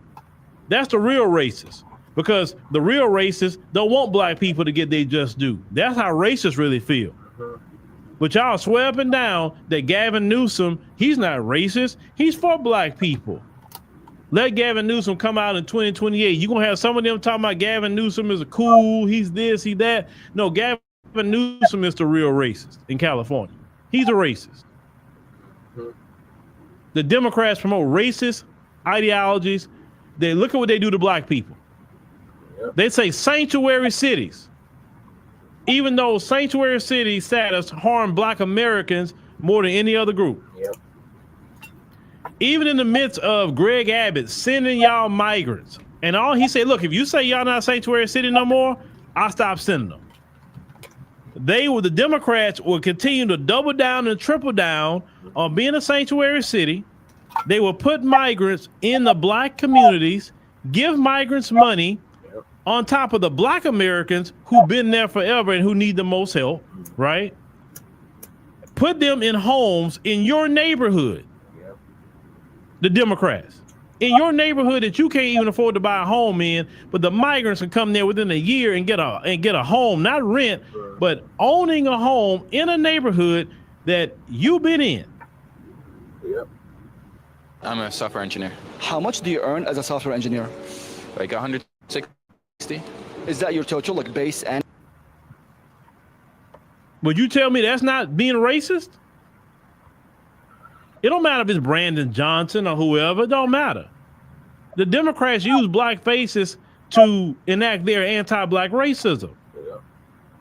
The Democrats are racist. They always talk about Republicans. They racist. And the Republicans are this and the Republicans are that. Man, ain't nobody showed more racism toward Black Americans than the Democrat Party, the Democrat leaders, the Congressional Black Caucus. All of you have not shown any loyalty to Black Americans. All of you have been nothing but anti-Black bigots. Yep. And you have shown it. You've shown it, but not doing nothing for Black people. You can do for every other group, but not Black people. Well, hey, what that tells me is that's racism and discrimination. Mm-hmm. You can do for all these other people, but not Black people. Black people talk about reparations. And, whoa. We can't do that. That's too much. But you can give billions to these migrants that come in. Yeah. And then you wonder why Black people say, yeah, where Trump at? Yeah, let's get this mass deportation going. You wonder why a lot of Black people are on this mass deportation. Mm-hmm. A lot of Black people, because with this mass deportation that Trump want to do, guess what's going to happen out of that? That's going to open up more Black jobs that was being hijacked by people that didn't even supposed to be here in the first place. Yeah.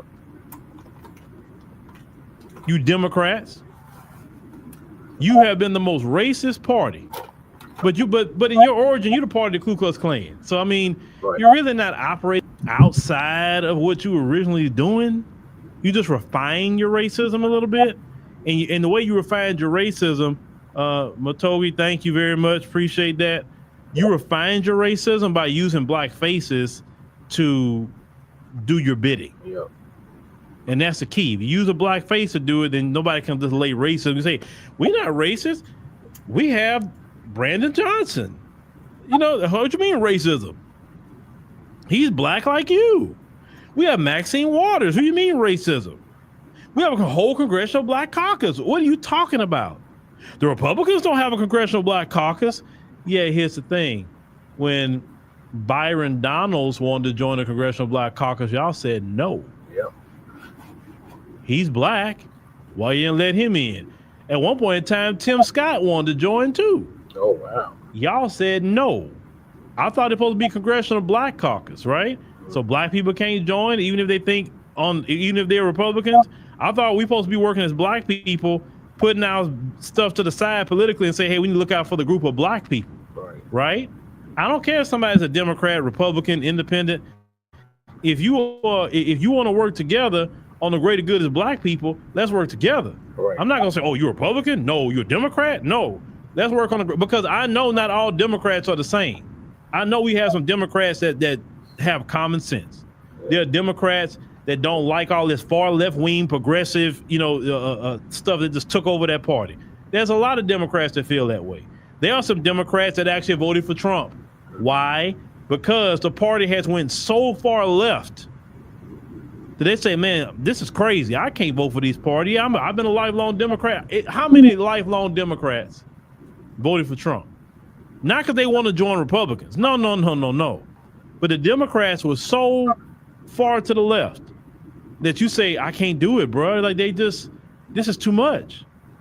Y'all Democrats had messed up your own base by just being too far left. And y'all still doing it. Yeah.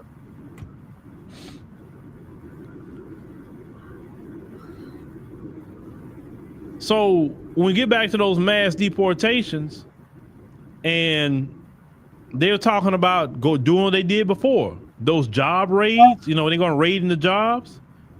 They talking about doing that again. And guess what, Black men?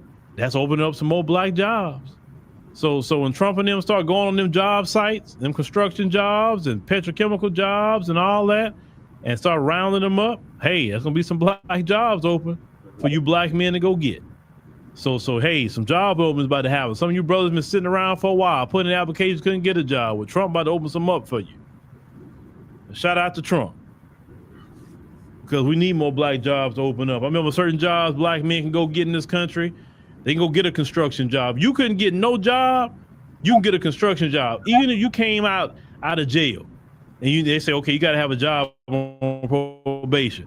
You can go get a construction job, work 12-hour days or whatever, work a shutdown, whatever, right? and they didn't care if you was on probation. They didn't care what your record was. You could always go work some construction.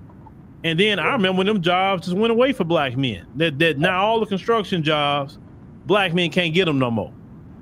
It'll be black men and white men that's getting these jobs. And now the black men don't have those jobs anymore, and the white men don't have those jobs anymore. All the migrant men got those jobs. So yeah, Trump was gonna go on those job sites and start to say, hey, come on, then hey, go get your job back. Warehouse jobs, yeah. Go get it. Oh, they're gonna be, I gotta tell y'all, CNN, MSNBC, they're gonna be trying to pull on the waterworks. Look how horrible this is. Oh my God. All of that, right? And I'm like, hey, that's opening up some more black jobs. That's how you gotta look at that. Because let me tell you something. If Trump was coming to round up FBAs and deport them, do you think that those other groups would be sad and crying if Trump was rounding up FBAs and deporting us somewhere? They can't. No. These people would be happy. These people say, hey, them FBAs over there, go get them, Trump. And then they will go in the next day and go get them jobs that because we got rounded up. Don't you think? Don't you start that? I feel bad. Oh my God, no, this isn't right, man. Them other groups would care less if Trump was coming after us. Right. And y'all know it. Them other groups do not care if something was happening to us. Well, let's finish the last bit of this up. These 12% of black men who voted for this psycho. I sat home. I'm looking forward to them get that lynched by the police officers. I'm not going to protest under no circumstance at all. So I'm sitting my back with my popcorn and against my very these 12% of black men who voted for this psycho. I sat home.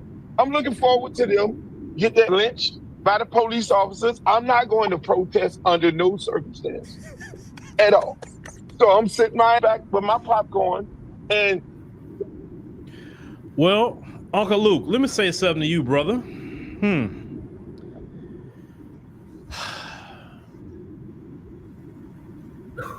Stop asking research questions to ChatGPT. Its answers are not reliable, and they are difficult. Uncle Luke needs to shut his motherfucking ass up, laughing like that all the Luther time. Campbell, You you are a black man hands. too. Like, you know, I'm just What is? all Just what sassy is? like a fucking Them bitch. same Like, police come on, officers. cuz.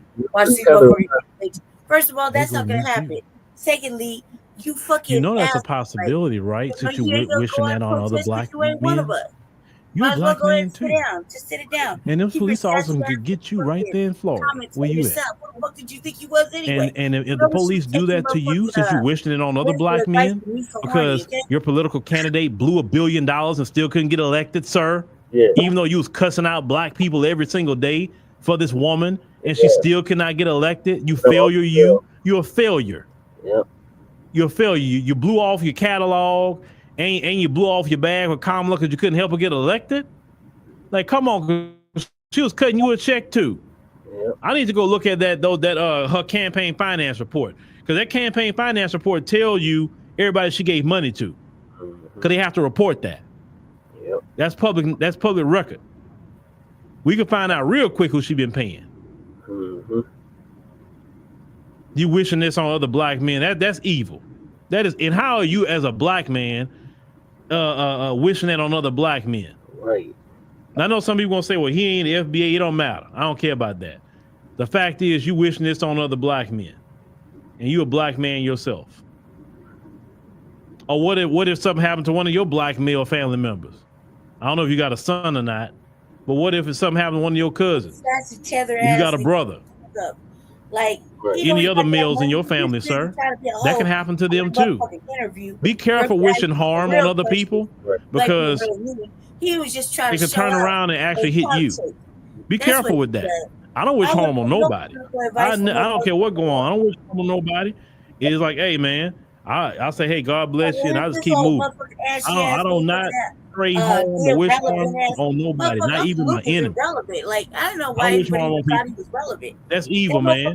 And I've seen other videos like that with some of these Democrat shields out here talking about, oh yeah, when they police get y'all, and I'm not gonna come out and do this. Nobody asked you to. Talking to Kamala. Nobody asked you to. Stay home. You know what I mean? Nobody needs you. Who are you? You act like you gonna come out there and whatever you do gonna make the big difference. You by yourself. Man, who you think you are? That's why he asked. Nobody paying attention to you. Whole ass motherfucker. Actually, we had more things with the police underneath Obama. But something happened to him. I know, because I covered those stories. Yeah, we didn't have all those issues with the police like that under Trump. Not as much as Obama. Just take this motherfucking L. Stop saying they was taking the lives of brothers and sisters every time I looked up. I covered all that. Do better. But this is how these Democrat shields are, y'all. They don't win, so they wish harm on you. They was already being disrespectful. Now they want us to be harmed. They want the police to unlawfully take our lives because we didn't go vote for the Indian lady. Right. Who tried to cosplay being black. Yeah. Get her off the field. We should have the risk of losing our life as black men because we didn't go vote for the Indian lady. Bruh, go over there to her house, eat your bathtub collard greens with her, and be at peace. Leave us alone. Stop speaking on us, man. Go make some more degenerate music. Go find another Sexy Red. I don't know. That's all you good with. That's all you have added to the culture is degeneracy, sir. Right. When people look at your history, you added nothing but filth and degeneracy to hip hop. And that's why I said you not looked at like Tupac. Yeah. Tupac didn't add a bunch of filth and degeneracy to hip hop.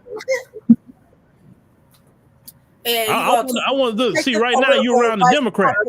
Luke, it's a matter of time before them lawsuits start popping up on you. Oh, they coming, Luke. They coming. Because all the filth y'all were doing.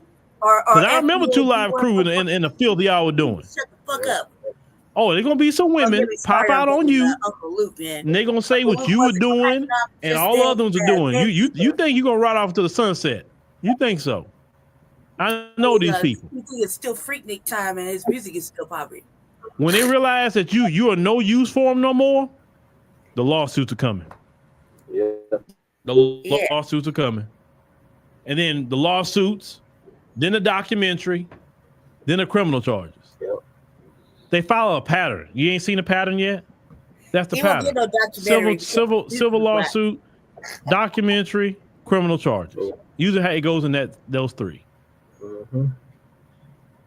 And then I don't want to hear you say nothing about no racism. Right.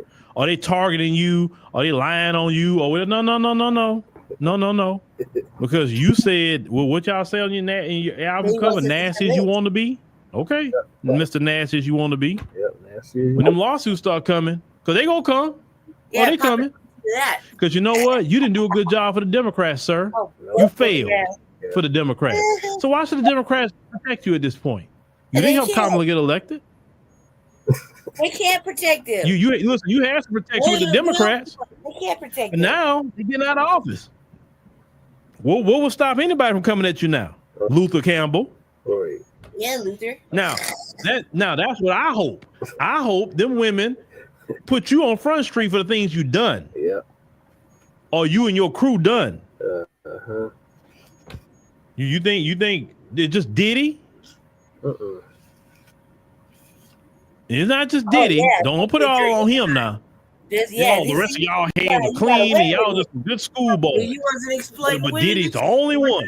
He's a bad Come boy. on now. You look like a motherfucking rapist. Ugly ass motherfucker. Like, you know you wasn't getting no credit just given to you. Oh, ugly ass fucking Uncle Luke. Searching for a trusted U.S. Yeah, right. MT5 broker? No, yeah, right. You took it. He's an ugly ass motherfucker. He was ugly then. He ugly now. You know what I mean? He didn't get cuter. The money didn't make him handsomer because he ain't got none. So it's just that way. It's just that way. I'm not lying. Shit. I'm not lying. That's an ugly ass motherfucking brother. That's an ugly ass brother. He way uglier than his daddy. Whoever that guy is. Oh God. He is. All right, like, what are your thoughts on these Democratic shills crashing out Again, is that the only topic? and wishing harm on black men?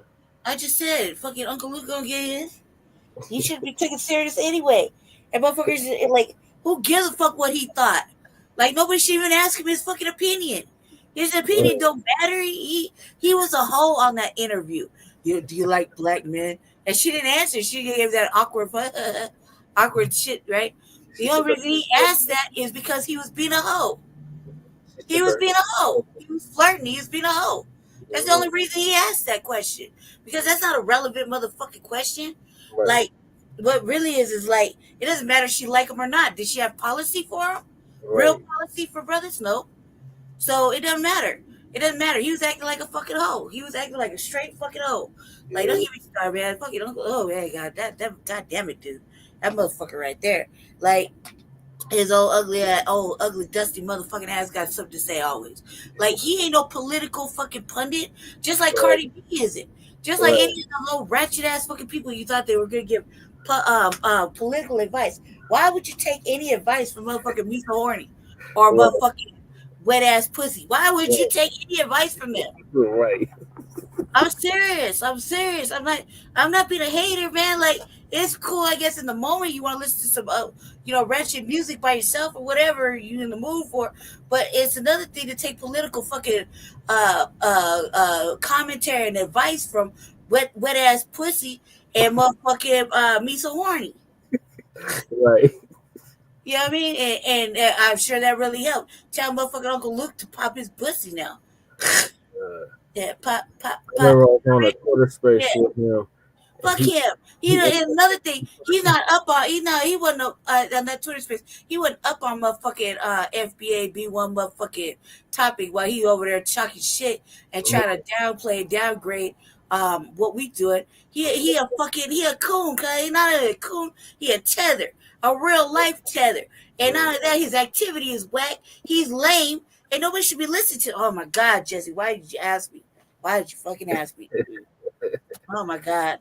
I gotta stop. Man, my heart hurt. That motherfucking old whack ass, lame ass, ashy ass, motherfucking weird ass, motherfucking rapist. Like you know, he's coming for him too. He act like he was clean and cool. Like, look, ain't no fucking bitch throwing it at him all on the cool because that motherfucker's ugly then. He's ugly now, so he was on some violation shit because all them sisters really just here, take it. Yeah, right. Yeah, right. Right. Yeah, that motherfucker pulling ditties too.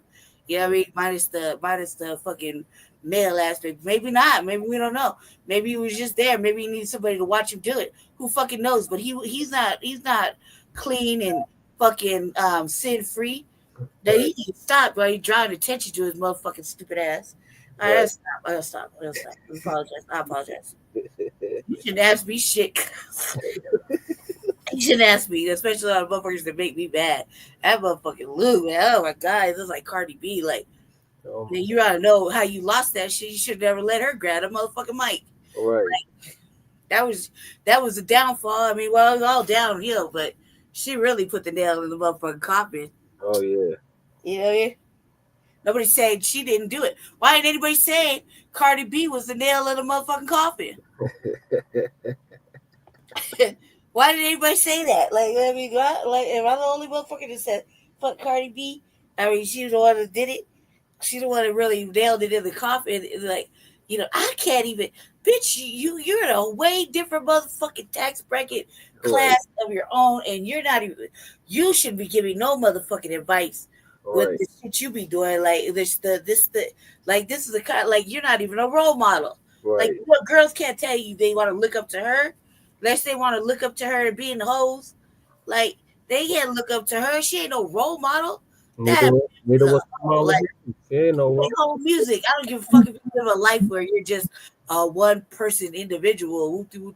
Your music is fucking trash. It's like yeah. It's just for like. Not even empowering. It's It's just wretched for women who want to hear wretched music sometimes. Like, it's not empowering. It don't make you feel anything. It make you feel like you shouldn't say how you feel if you listen to that shit privately. You know what I mean? But it's not for the everyday. Like, I want to grow up and be just like Cardi. No, man. No little girl is saying that. In fact, I don't even think we have any real role models currently right now for little girls to look up to, because everybody's doing some fuck shit. The industry, that's for damn sure. Everybody's doing some fuck shit. And then the ones that aren't on some other good ass music, they don't get enough play. You know, so that's so they're not getting the message. So no little girls like, I want to grow up and be like this. And then some, calm woman will pop up in their mind and they'll be like, yeah, she made it to this part. No, ain't nobody talking like that. That's crazy. And that's a fucking tragedy. There's no heroes, there's no role models, and we didn't focus on that part. These were for kids that like, there's no hope. Right. So I agree wholeheartedly with what Lady Trey just said. You damn Democrats, you keep doing it to yourselves. And how dare you wish harm on us? Lynching of all things, like, motherfucker, you for real? Like, that's what you said? Like, that's what you said, and you think you gonna get any hand claps and motherfucking daps on that? Lynching? Are you serious? Shame on that raccoon that laughed. Oh my God. About any of that shit. You laughing in the back? I thought you was laughing. It was somebody else, huh? Yeah, that shit was not funny at all. Like, what's funny was his sassy ass hand movements. Yeah, that was funny. Whoever was laughing in the background, that was not funny. No, just the sassy ass hand movements. I was laughing about how sassy he was holding his hands in. Like, yeah, okay. All right, Luke, whatever you say. Let's hope it's not you, though. Or they get us confused, you know what I mean? You black too, so let's hope you don't like none of these things happen to you, because you can expect the whole motherfucking city to want to come burn it down. Motherfuckers gonna play. We can't. Hey, wait. Pause on this protest. Let me run this track back. Right. And motherfucker be like, oh no, we gonna stay home, because he said he gonna stay home. We gonna stay home. Don't you just function. You like, don't think if anything bad happens, that anybody gonna show up for you. Because, motherfucker, there'll be not one asshole like me that let me run this beautiful bean footage back. Like, when you get diddied, don't come calling us. Yeah. Okay, I was saying that because, you know what you did. You know what you did. All right. Moving along, Lady Shay and listening audience, we have Charlamagne the Coon. Oh, my God. He admits that he tap dances for the DNC and for Kamala Harris. Well, we know that all along, but he just came out with it. So Chris is going to give us an update, TV Media Group.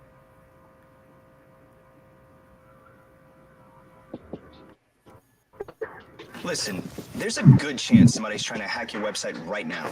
You got to make sure you guys got to listen to this man, because for the most part, in a nutshell, we're going to listen to Charlamagne, the lesser charged God, admit that he's a DNC shill. He's just a DNC tap dancing coon.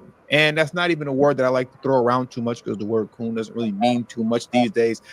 Everybody says that about everybody when they don't like him, but it's just, he's just admitting it. He's going to admit it to you right now. Like, I supported Kamala Harris because I tap dance for the DNC. That's what I get paid to do.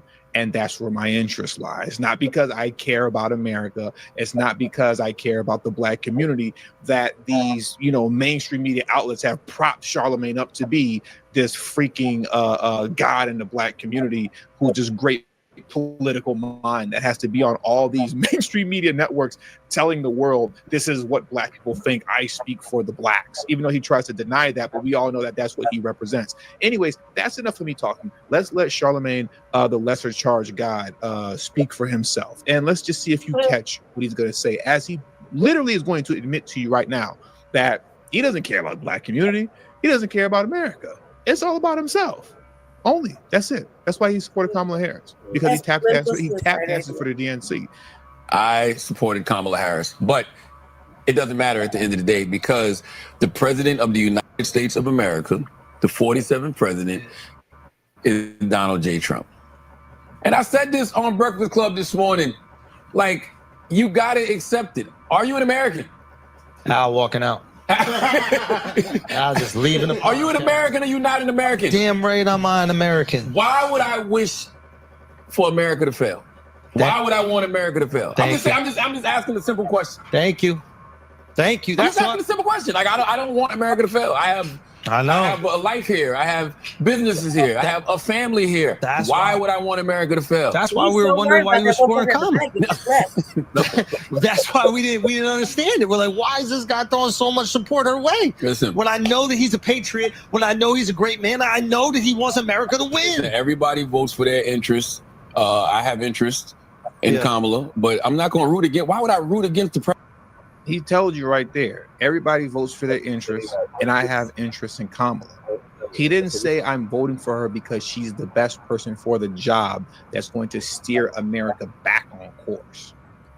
I voted for her because we all vote for our interests, and I have my interest in Kamala. What are your interests in Kamala? Well, it's the position that he's been elevated to within the mainstream of society as the mouthpiece, the political mouthpiece, apparently for Black America.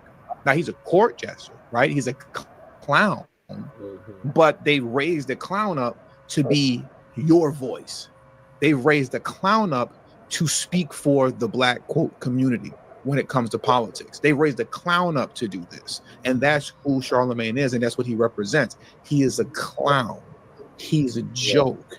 This is the same man that sniffed the seat of Jennifer Lopez after she got up and walked away.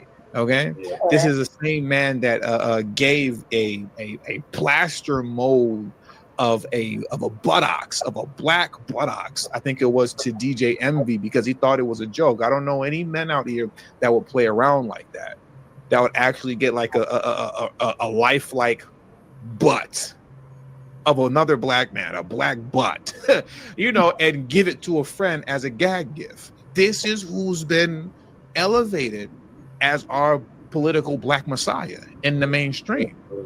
And he loves that position. It pays him well.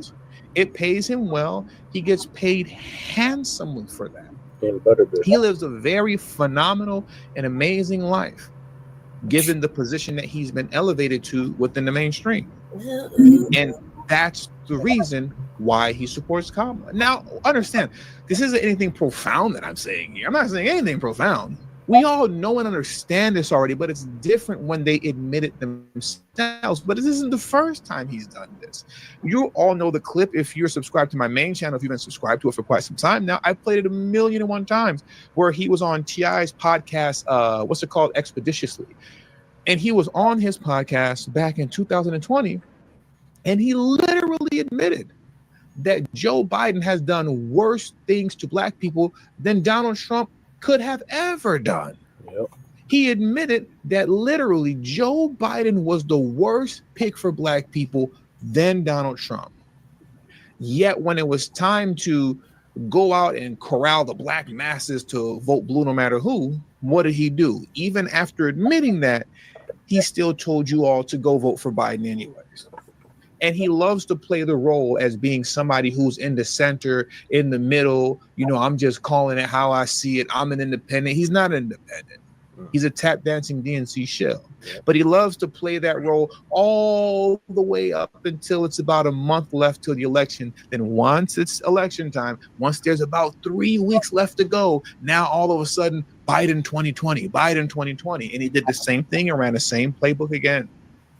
Played the middle, pretended to be independent all the way up until, the last, 3-4 weeks, now it's Harris 2024, Harris 2024, Harris 2024. He's literally marching the Black community off a cliff.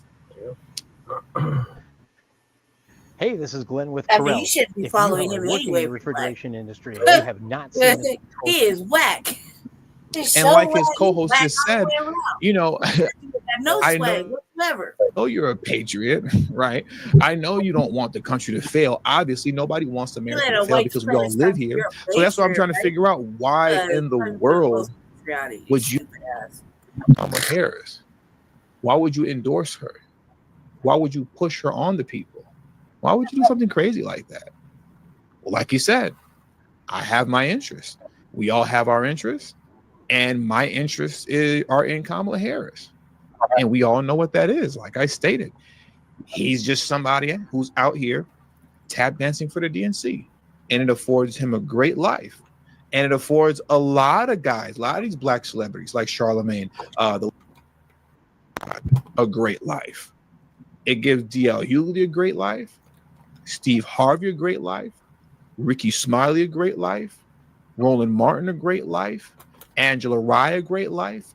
All of these DNC black political pundits and whatever you want to call them, you know, whatever you'd like to call them, they're all afforded a great life by convincing and tricking black folks to vote themselves into oblivion.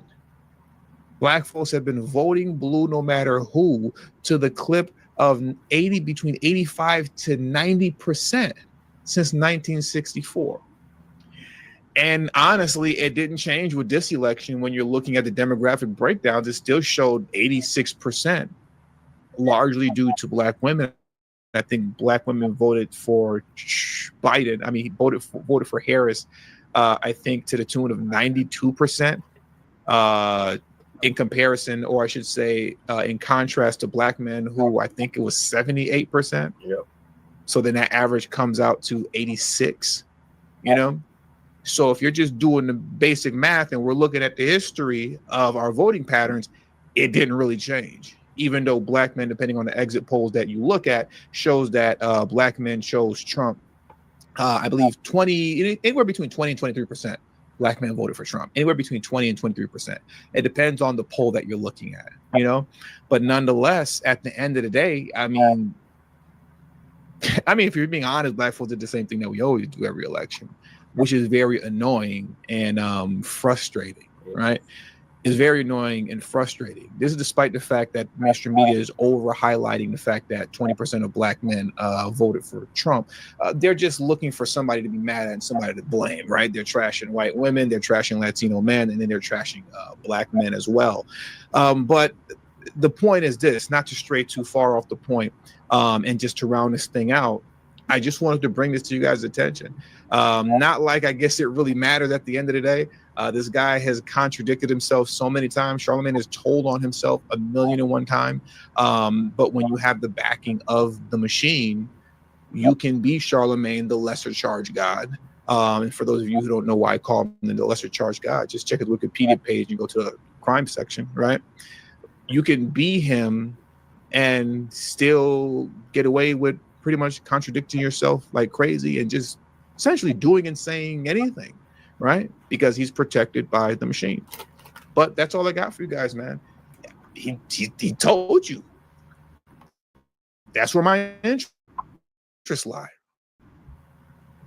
It's not about who's best to do the job to run and steer the ship of America. It's about my own personal pockets. So with all that being said, man, you guys have a good one. Hit the like button on your way out. Subscribe to the channel if you're new to the channel. And I'll catch you guys later. Peace. All right. So there we go. We just confirmed everything we've been saying about that charlatan. Das Lady Che. That's it. I don't know why anybody gives him any play at all. So, I mean, that motherfucker's just been a duck ever since. I mean, like, he has no swag, he's not really charismatic. I mean, he's not interesting at all. Like, you know, it's just like watching paint dry and him talking. I mean, what did it for me recently was when Plies was gonna suing fucking Cardi B, Glorilla, and Megan Thee Stallion, and they were like, you should let, you know, he was telling fucking Charlamagne was like, is it too soon to sue black women? And right after the lawsuit, and I was like, this motherfucker right here. It's never too soon to sue fucking anybody for your motherfucking money. Then they were like, you asked the bride, and she was like, you know, let him live. You know, basically, you should just let it ride that the sisters have because he's been passing out virtual hugs. I was like, that motherfucker ain't cool. He's stupid. Like, no, because he hugged you one day doesn't mean he ain't about his money the next day. Oh, stupid ass. This is dumb. Like, but it was Charlamagne that instigated that whole motherfucking conversation by saying, is it too soon to sue black women because he's handing out black women hugs. He's handing out hugs to black women. Like, are you serious? He's hugged everybody. This is dumb. It's never too soon to go get your motherfucking money. Fuck who you talking about? Fuck you, pay me. That's how it works. You know what I mean? If you're owed something, you're owed something. And personally, I'm not seeing what they're talking about, but whatever he says is whatever. But I'm like, gosh, fucking Charlamagne is a motherfucking weirdo. He's been a weirdo. He'll always be a weirdo. His show is weird. You're attached to that show. You like that show. You're weird. It's all weird. You know what I mean? So he's just a weird. Clubs. They're weird. They're fucking stupid. None of them have any fucking swag. None of them are fucking tight at all. None of them. Nothing they talk about has any motherfucking swag. Is it cool? Is it hip? Is it right there? No. It's just what the white media thinks is cool. They're not cool. They're not cool at all. They're not setting no trends. They're not making no waves. They haven't made no waves. They haven't made no set no trends. Nobody's wearing what the fuck Charlamagne got on. I want to wear that. Nobody's acting like that. He is not that great. So the sooner everybody gets to an understanding of that, let's stop giving him fucking playing. His fucking ratings will drop. Simple. All right. Okay, thank you for that, ladies. I'm telling you, why do you ask me anything today, Jesse? I'm like, ugh. The amount of animosity I got for stupidity, man. That's dumb. And not only that, but look what he just did. He because he's cooning over there with the white dude, he just bit the hand that fed him. You know what I mean? So Eddie's basically saying I'm a sellout. That's in all so many words. Yeah. Nobody likes a sellout, and nobody thinks a sellout is a rip. So, whoever said, "Oh, it's cool to be a sellout," just say it. They lied to you, bruh. They lied to you. Right. You know what I mean? No coming back from being a sellout. You can't redeem yourself. Once you do it, you got to do it again. Mm-hmm. So moving along, we got Trump, the dump, as in human shit. And we want to make that perfectly clear. Has already started naming his cabinet members. So now he's going to appoint Tom Homan as the border czar. And he promised deportations at Worksites. This will open up black jobs. So Uncle Phil's going to give us an update on this. Oh my God. This is cannabis and mushrooms in a can. You ever tried anything like Shoot, let me try that. It's nice, right? Yeah. So that's Italian lemons. Oh, I like lemons. What's now in the podcast, ladies and gentlemen, we know during the Trump campaign, he was promising mass deportations. A lot of people were saying, yeah, they're down with that because the Biden-Harris administration has flooded America with a lot of migrants. And a lot of these migrants are going to cities where black people were located. A lot of them was being placed in New York, Chicago, in particular, and put in black communities. And these people were having secret job fairs, etc. So Trump has named former acting ICE director Tom Homan to that position. And this guy here, like I say, he is no nonsense with that. I want you to check out these two clips. One, he's going back and forth with AOC a couple of years ago, and that means Alexandria Ocasio-Cortez, and then a current report about him and what he's going to do, because this is going to really start to affect employment out here. Let's go check that out. Mr. Homan, your name is on this. Is this correct? Yes, I signed that memo. So you are the author of the family separation policy. I am not the author of this memo. You're not the author, but you signed the memo. Yes, a zero tolerance memo. So you provided the official recommendation to Secretary Nielsen on for the United States to pursue family separation.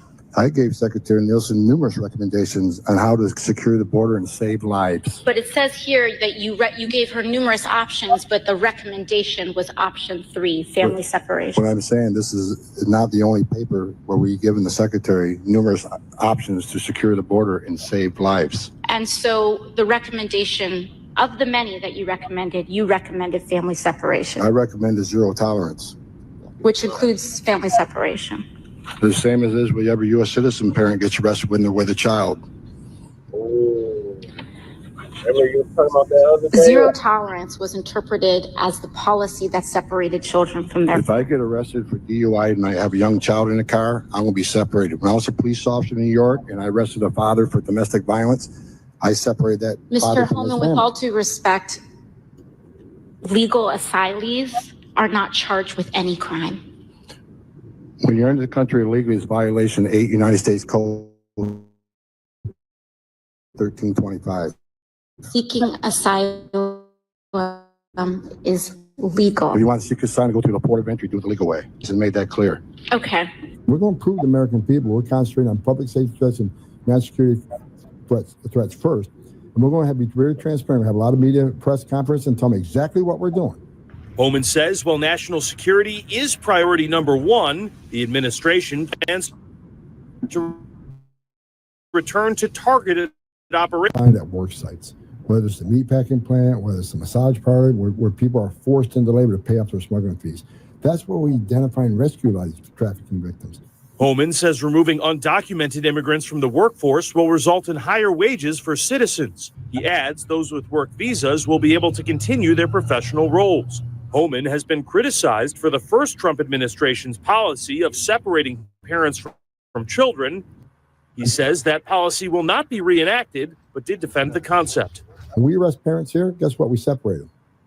Illegal aliens should be no different. If the adult's charged with a crime, the child can't go to jail with them. There was a 60 Minutes interview that Tom Homan had conducted, but I can't really play the 60 Minutes interview here. They usually ding your page for that. But he was asked about that child separation. And they asked him, say, hey, will you be separating children this time around? He said, no, I will not be separating no children away from their parents because we would deport them together. And I say, wow. I'll say, but you know what? This is what America needs. They need a guy like that. Now, he said they're going to be targeting work sites. He said massage parlors, all those places like that. Now, we know FBAs is not trying to go work at none of these people, massage parlors, but we're talking about these work sites. Now, how many times have we seen during the Trump administration they will go do that, and then black men can go get those jobs the next day? You understand?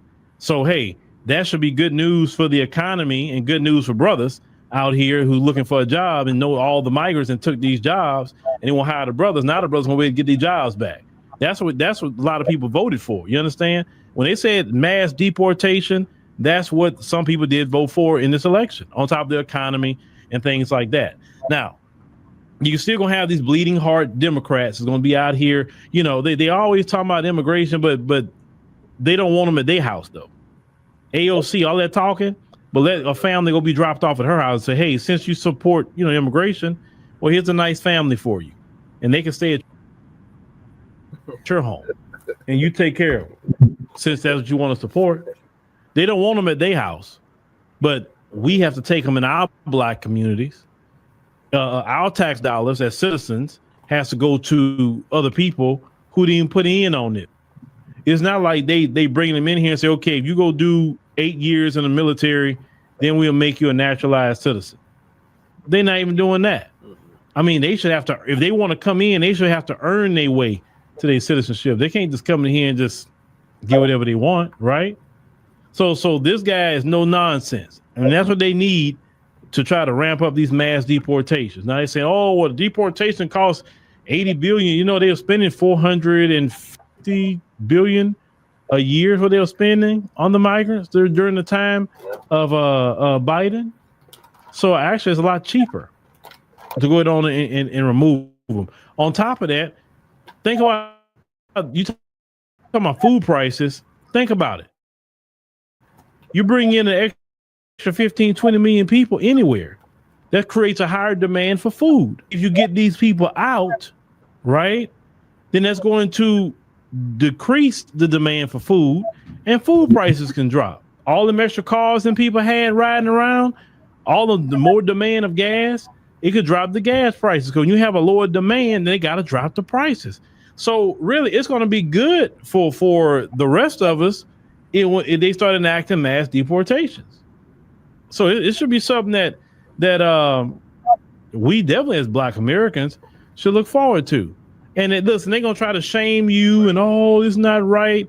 Colored brothers say some of the migrants that came up to them talking about, I give you $15,000, $20,000 if you marry my sister, if you marry this, you marry that. Don't do that. Say, no, I'm not defrauding the U.S. government. I'm not doing that. Don't y'all be thirsty and all of that. Please don't do that, because they're gonna get y'all caught up in defrauding, and then you're gonna go to federal prison. Because when they get them behind asking them questions about, hey, well, what's this and what's that, and they catch you lying, you're gonna go to jail. So don't do that. Don't participate in that. Listen, you can make $15,000, $20,000 on your own. Don't get caught up in that, bro. I'm telling you, because they the first thing gonna be trying to dime you out and say it was his idea, and good well it wasn't even your idea. And because you U.S. citizen, they really gonna make an example out of you, especially the Trump administration, for pulling some crap like that. So don't marry none of them women just so they can stay. Don't do it. I'm telling you, don't do it.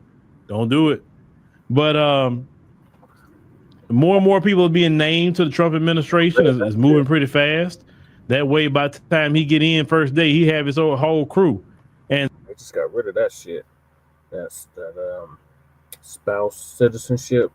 They just ruled that shit unconstitutional. A judge just did. So they're about to end the anchor babies and the spousal citizenship. And so far, it looks like the Republicans got the Senate, but there's a few more seats left for the House. And so we'll be able to see if the Republicans are going to take control of the House. They control the House. His people is going to really be able to do all the laws. And I know the Senate will be able to run all the people that he wants through pretty quick to confirm them. It doesn't take long to do that whatsoever. So, yeah, let's see how the mass deportations will work. I like how Tom Homan talking. Yeah, they got to go. They got to go because well, we definitely need some of them black jobs to come back to the black community. Because remember, if more black men are working, that brings more money to the community, more money to our families, more money to our children. So yeah, some jobs about to open. Nope, you ain't lying, Uncle Phil. Definitely about to be some jobs that's opening up. Lady Che, what are your thoughts on Trump appointing this Tom Homan as the border czar? Well, at least we know that a nice, good, healthy attempt will be made, at the border, versus it not being made all this time. I think there should still be a legal way to, come in.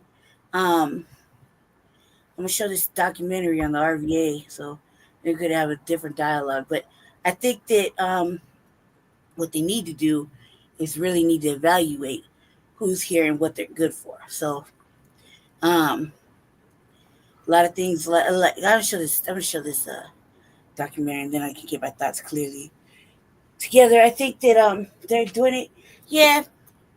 But here's the thing: if these jobs open up and black people can go back and get them, then they need to be paid a fair wage that matches the living wage and AMI, so they can afford to live. Right. Can't be doing the black people like they do here at the airport. Right. Okay, so can't be doing that.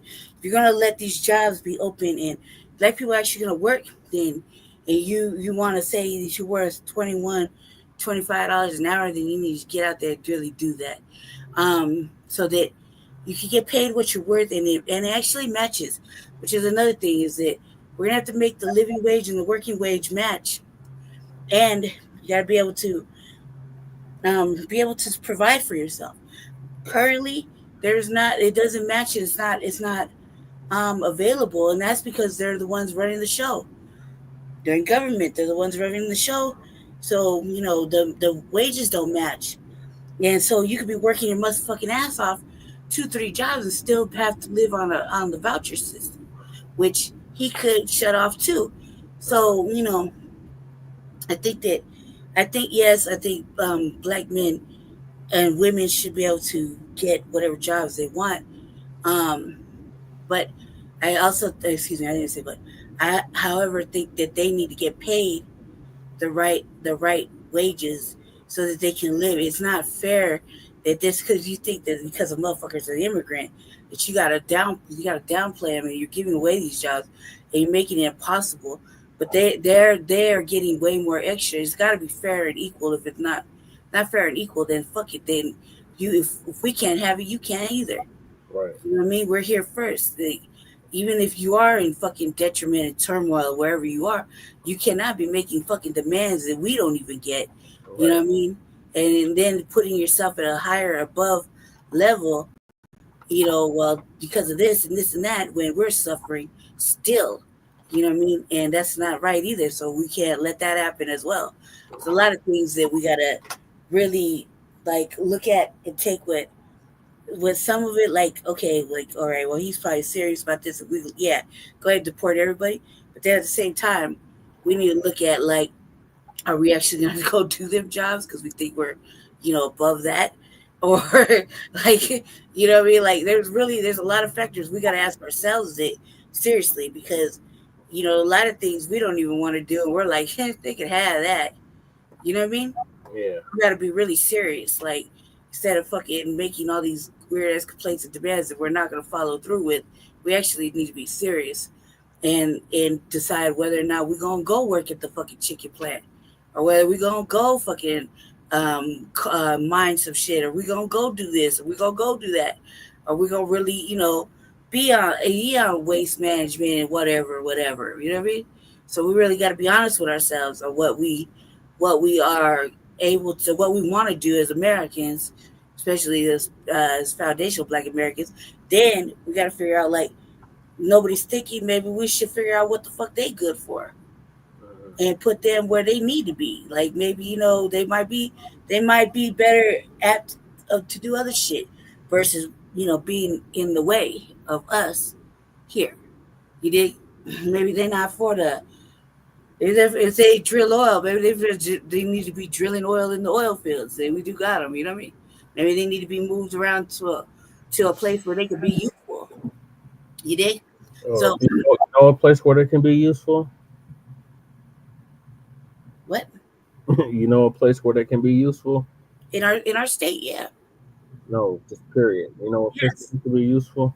Well, out the way of us, yes. Yeah. Well, I mean, are you saying this to be funny or are you saying this to be serious? Because I'm being serious. I'm being both. Where they can be useful? Out there in their own home country? Their goddamn homelands. Well, then that would be I don't show this. I don't even want to get to the argument over here. I little disagree. I mean, I would say, yeah, you're right. And I would say that every country has suffered their detriment through the hands of the motherfucking west of the U.S. So, some of these people, some of these countries are fucked off because of the U.S. and their decisions to do other shit. So, I mean, I will show this documentary I was watching on the RVA later. Just tap in later. So, but yeah, you're right. You're right. They gotta do that, but you gotta be able to do it. You know what I mean? So I agree too. It's a mixed feeling when you know what you know and then how to, move about it. Because I'm annoyed by them too. You know what I mean? Right. None of these, that would make more sense if they had been vetted or something. And we got to know exactly what but they even now that he's in office, this is something that they can, I'm brainstorming an idea. Well, we don't really know. I'm just brainstorming an idea out loud right now. So let's just leave it at that. Right now, currently, it's an annoyance and it's going to go down. But keep in mind, not every city is a sanctuary city. Right. So in the sanctuary city part, the president can say all kinds of shit. But at the local and federal level, is whatever. The shit has got to change. They got to change that sanctuary city status for it to go into effect. Get funding. Right, all that funding to all these sanctuary cities and sanctuary. It's got to change because you can't ask the police to do anything to help ICE in the city of Denver when they got a sanctuary city law. So they can just look whatever. In Aurora, definitely different avenue because, it's races over here. They don't mind fucking whoop, swooping your motherfucking ass up. And even then, they can only do so much You know, we're in a area where they could do that. In Aurora, Denver, not so much. Denver, they don't have to necessarily drop status. Yeah. They don't have to. And what we're gonna see, though, what we should prepare to see, is motherfuckers coming to city council like tomorrow and protesting. Oh, they gonna be protesting all around. You expect protests up until the inauguration. Yeah, and you're expected us to be at the bottom and not be able to talk because they're gonna be taking over the chambers, talking about their rights and all this other shit like they've been doing. And some motherfuckers that have serious black grievances like us ain't gonna be able to talk. So that's what we should expect to see tomorrow at City Council. Mm-hmm. So yeah. Right. So moving along, we got Trump. He has complete control of the GOP, he has complete control of both the House and the Senate, as the GOP wins the House of Representatives. So he has a full mandate, y'all. Full mandate.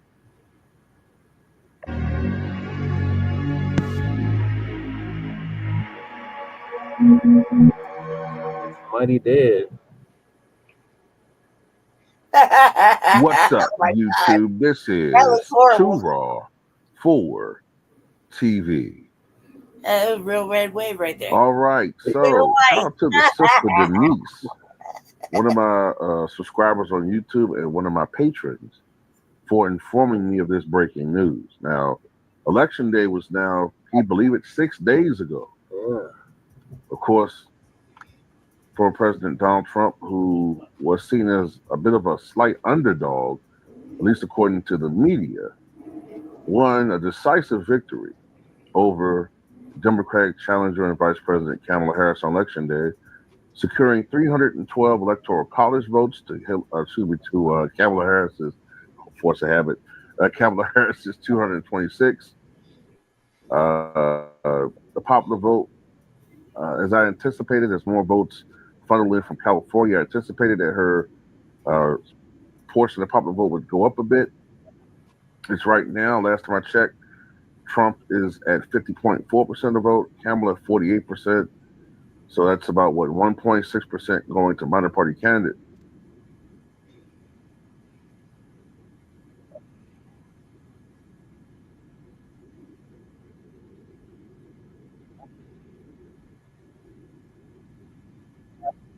Is this your page? Huh? Mm. Is that you showing the map?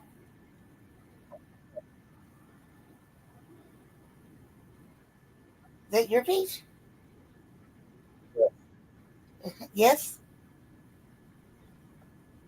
Yes. I thought so. I can recognize the black figure in the corner.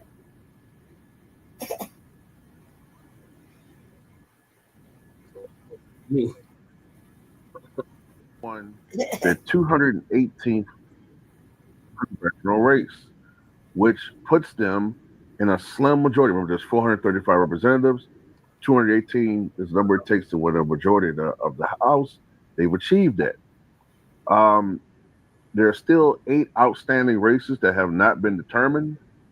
But whatever it's 7 now.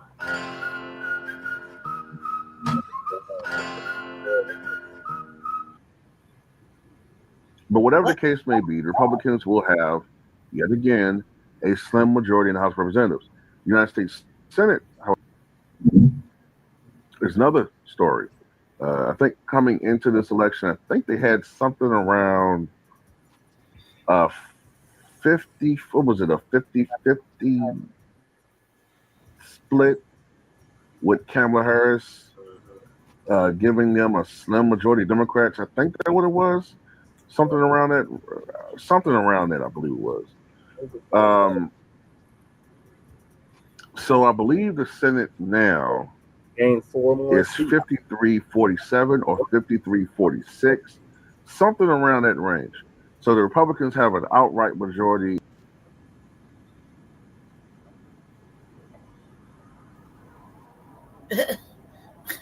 You stop flashing back and forth.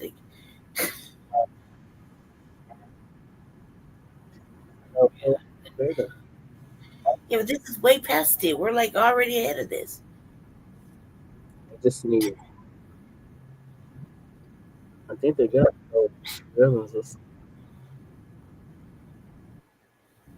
That's how his map looks. His map looks bad. Damn, that was interesting.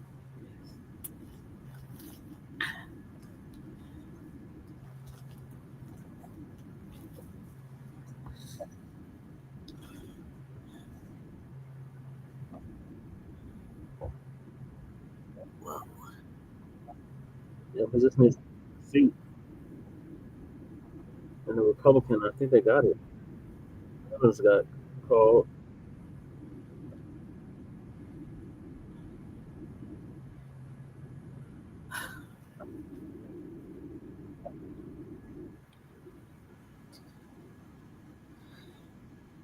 Yeah. Mm-hmm. I agree. You agree with what? Like we can't hear no sound. I just look. I'm just getting tired of this. And if it sounds like I'm like a Republican or something, it's not that. It's just I'm tired of the bullshit fear mongering tactics from the media. I remember when I was growing up. I was agreeing with him about Project 2025. He was saying it's a bunch of fear mongering. This is Palmetto Star too. This is Too Raw for TV. He was saying that the Project 2025 was a bunch of fear mongering. I'm like, yep, I agree with you. It is a bunch of fear mongering. It is. And Ronald Reagan was supposed to be the devil incarnate. People compared him with Adolf Schicklgruber. When I was growing up, Richard Nixon was still alive, even though he was out of power. I remember reading how he was supposed to be the American version of Adolf Schicklgruber. Then George H.W. Bush was supposed to be Adolf Schicklgruber. His son was Adolf Schicklgruber. I'm not saying his real name. I'm saying what his family surname was before they changed it. So I don't want to say his name on YouTube. Then they said that, Trump was going to be Adolf Schicklgruber in his first term. That didn't happen. Was his agenda very conservative? Sure. You know what I'm saying? Was a lot of things that he was for, that his party represent, that I can't stand? Absolutely. Right? But at the end of the day, it doesn't matter in my life, honestly, who is president. Right. Matter of fact, to be honest with you, you want me to really, really be serious? This is how inconsequential it really is as for who's president and how I'm doing in my personal life. I dictate that, right? At the end of the day, I don't depend on anything with the government. I don't. But it's just interesting to me personally, right? I tended to do better when it was Republican in the White House. Now I'm not saying that that's the rule, but if you're going by how I like, if the argument is people vote their self-interest, which they do, generally speaking, I did better when there was Republicans in the White House. Now I'm not saying that there's a direct correlation there.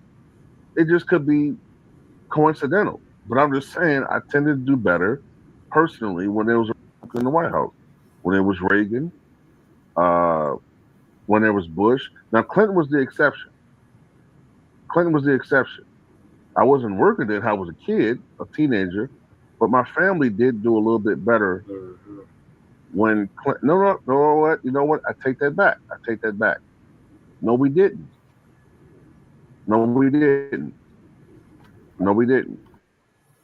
We actually did a little bit worse. All I heard growing up from my mom and other adults at that time and other family members was Clinton was the best thing that happened to us at that time. And we should be happy Clinton and Democrats, and we need to support the Democrats. They gave us jobs. You can lose a job one day and get another job the next day. Those are good times. That's how I kept on. Mm-hmm. We did a little bit worse. I personally did okay when Bush was president. I did horrible when Barack Obama was president. Then I did better when Trump was president. Like I said, it's just probably coincidental. Most people probably say that's the opposite for them. But I just say all that just to basically reiterate my point. It doesn't matter. You know what I'm saying? It doesn't matter. I just despise the Democratic Party because I despise them because of the fact that they profess to be the better option. Would you rather work remote or in office? Your friend works in office. He wakes up at 6 a.m., gets dressed, grabs 2 cups. When in reality, they're the same as the GOP. And then they try to act like they are the holier than thou party, but in reality, they're just as fucked up as the Republicans. So,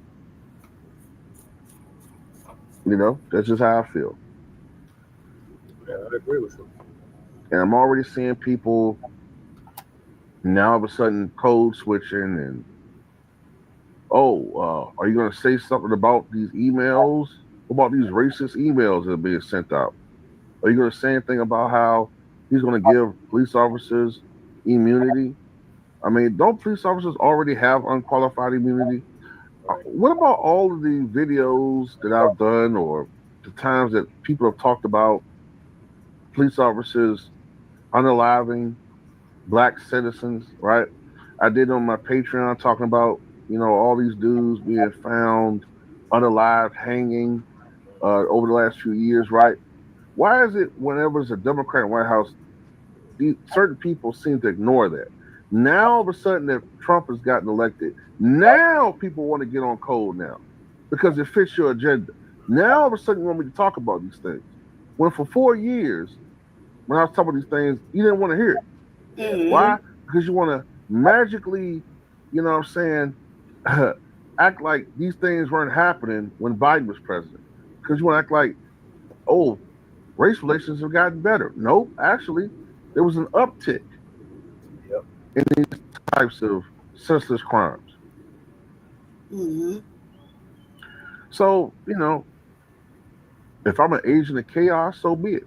Meaning that I'm going to bang on whoever's in the White House. That's right.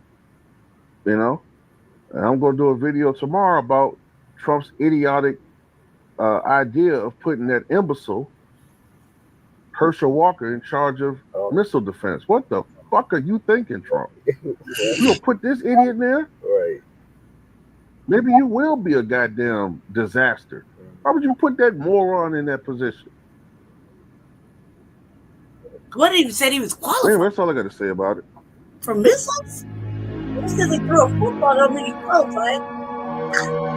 Yeah, that's what he said. He was going to put him as head of missile defense or some shit.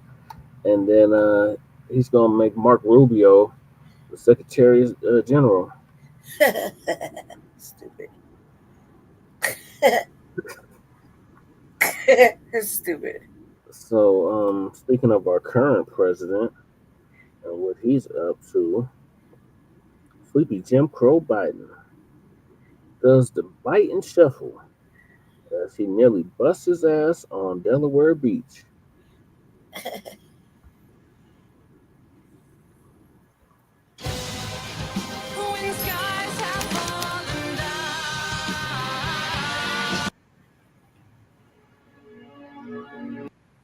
Biden had extreme difficulty staying upright while walking over the sand.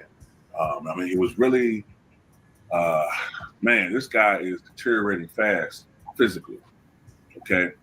I don't know exactly what's going on with Joe Biden, but I've noticed this weird shuffle, almost sort of like stereotypical penguin from Batman comics walk that he's been displaying for quite some time. I would say at least since 2019 or so. I mean, it could be bad knees. Maybe it is, you know. But he just, I don't even know what the point of this is. I don't know the point of them doing this, knowing he struggles physically. But, you know, Biden is very stubborn. You know, could have been like, look, here's the deal. I want to show the American people that I'm still very, you know, but look, I gotta, look, this the thing. I gotta show the people that the party is still strong, and it's the deal. On the beach, and I don't know, man. It just, whatever the case may be, this looks bad.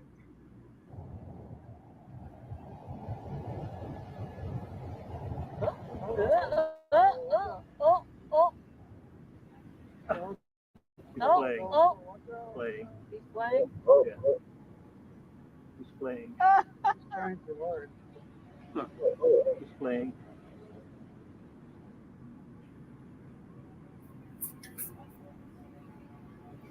And, you know, I know a lot of people saying, oh, man, it's the sand. We are talking about the sand is real steep. Well, Jill Biden is what, in her mid-70s? Yeah. I know she's in her 70s, well into her 70s, and she didn't have a problem walking on the beach. So I can't just chop it up to him being 82 years old, well, about to be 82 years old. I guarantee you that Bernie Sanders, who's 84, could probably walk on that beach with no problem. He'll walk slowly, but I guarantee you he'll probably have no problems walking on that beach. I got to be honest with you, man. The Democratic Party need their ass whooped. They need their ass whooped because they put Joe in this position. They put him in this position because back in 2020, well, 2018 and 19, whatever, they probably came to the conclusion that Hillary got beat. Okay. Joe Biden, he's probably the only shot we got at beating Trump. Remember, Joe Biden could have contested Hillary for the nomination in 2016, but he chose not to. And plus, I think his heart wouldn't have been into it because he lost, Bo. His son Bo had died of cancer. So his heart wasn't really into it. And at the end of the day, Hillary ran, she lost. And I think they looked at Joe as the only hope that we got. But they could see then that Joe was deteriorating. Remember, we was making jokes about it then. And then when you look at videos in 2018, 2019, 2020, man, he looks, it's night and day between that Biden and this Biden. So he beat Trump, and he did beat him. You know, a lot of people said it was rigged on with that shit. He beat him. And at the end of the day, they felt like, okay, we're going to use Biden to get into the door, and let's groom somebody else. Problem is, they really didn't have anybody else. They didn't really have anybody else. I mean, they had Gavin Newsom, but he didn't really have any interest in running at that time. I guess he felt like it wasn't the right time. He has presidential aspirations. He just knew instinctively this ain't the right time for him. They didn't have anybody.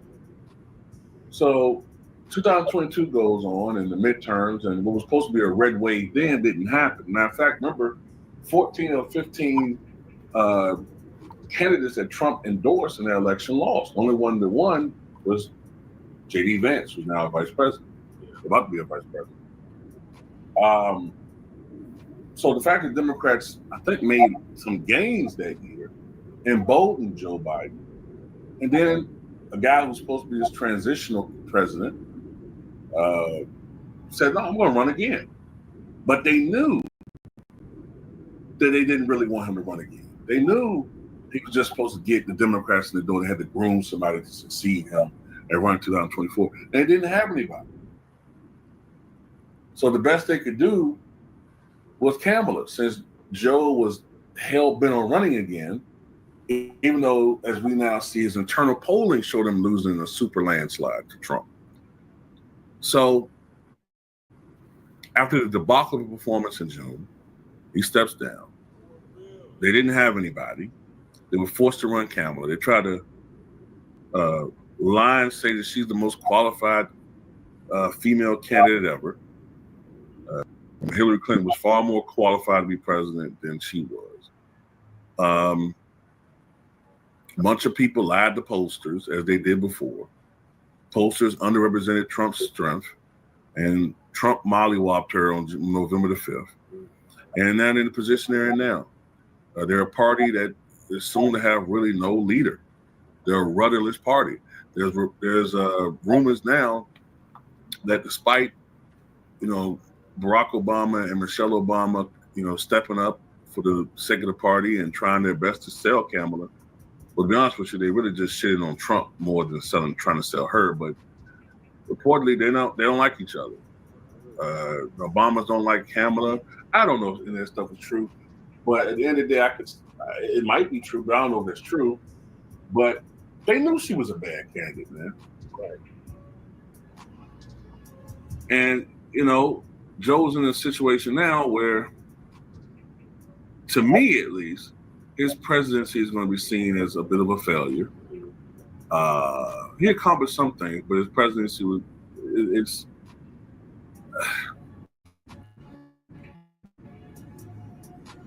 it's just, I don't know, man.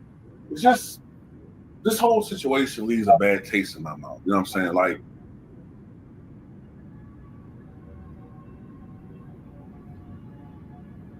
I mean, what will be this guy's legacy as he leaves office? Like, what is his legacy? With a jabby jab.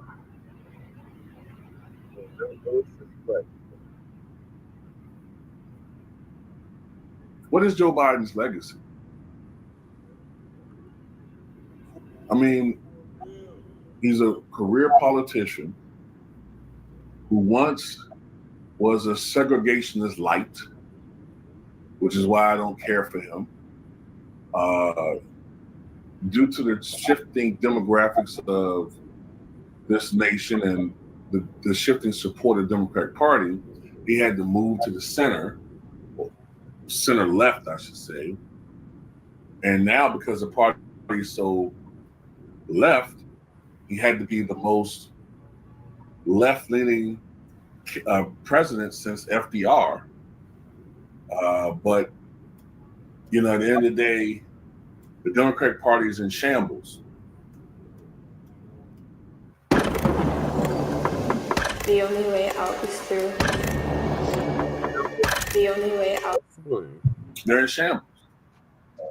She did get 48% of the vote, but I mean, at the end of the day, Hillary Clinton got 48% of the vote when there was a significant third-party president. So Kamala Harris performed terribly. This is a severe repudiation of the Democratic Party. It was a repudiation of Biden and his administration and his policies and the party as a whole. And this happened under Biden's watch. Yeah. So, it's just sad to me, It's sad.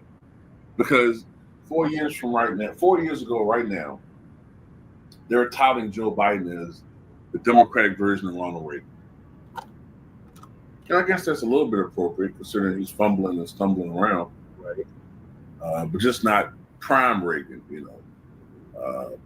I know some people like that's being kind of mean, but look, man, at the end of the day, people make fun of both these, people make fun of Donald Trump and Joe Biden, right? Didn't the media make fun of Donald Trump not being able to open that garbage truck door? Yeah. Talking about how weak and flabby and old he is, but when you do it I don't know, man, just like, if you like somebody, they don't want you to shit on them. When you don't like somebody, then you don't mind me shitting on them 500 times a day. But anyway, I don't know, what is this, the Biden bop?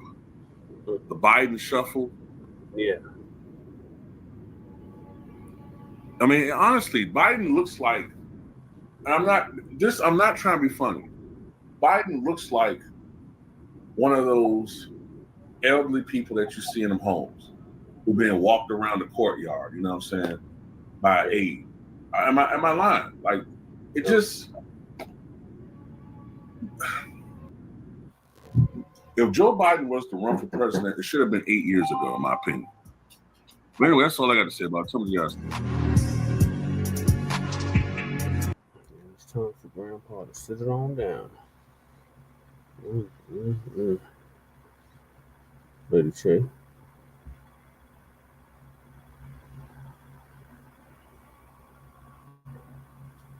I'm right here. Sorry, the mouse was acting up, man. Mouse was acting up. Sorry. Is at the beach. He looked like he looked like his mind was walking faster than his legs. So baby doe legs. That's what they look like. I can relate. I have baby doe legs sometimes too. The fact that he's an old ass man. He's an old ass man. Right. That's what it is. Did he lose? Did the party cause a loss? Yep. Did it happen on his watch? Yep. Is it her fault? Yep. Is it his fault? Nope. They tried to pull the coup. They did the coup.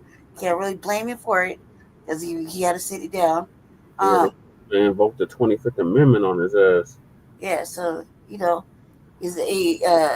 him go. Like he's ready to go anyway. Just let him go. So, what is his legacy? Man, that's a good answer. That's a good question. There's illegal immigration. His legacy, who knows? At this point in time, who cares? I mean, like, everybody's gonna feel some kind of way because, I think that they shouldn't have pulled the coup. Just let him run his time out. You know what I mean? And he appointed the first black female justice who couldn't even define a woman. That's his legacy. Right. I mean, I don't know. Like, it's definitely a black eye on the last couple of months. So, it's not looking good. So I don't know. So now I've been done with the Democratic Party. So I'm like, now they want him to step down completely and let Kamala run the country for a month or two. I mean, technically, she could have. I mean, she could have done that. I mean, she was in the office, so everything that we were talking about, she could have shown and proved and even made an attempt, but she didn't. She had the power of the pen at her disposal. Power of the pen is him.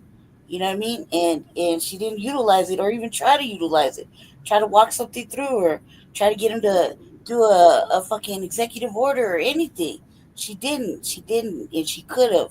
She could have. You know what I mean? There's several things that she could have got him to do, and it would have been like, here's the cameras. This is her doing this, and there's her doing that. She could have tried, but she didn't. She didn't make an attempt. She didn't come real. She didn't try. So a lot of this laziness that Democrats are accustomed to. They do lazy work. All that fucking fundraising and shit and pandering and paying she was offering motherfuckers with big platforms to shill for her. So that was what was happening. And now she's supposedly $20 million in the red in debt after raising over $1 billion. How does that even happen? That's like a teardrop in the bucket. Why can't you pay your debt with $1 billion? 20 million? You can't take out of $1 billion to pay that? That's crazy. 20 million is not bigger than $1 billion. Right. See what I'm saying? But you don't want to pay your debts. And now now you're gonna bankrupt your own party too. You're gonna put your party in the red, basically, right? Yeah. So you spent that whole $1 billion, like that campaign finance report is gonna be heavy, if that's what that is. Right. Like you gotta turn that in.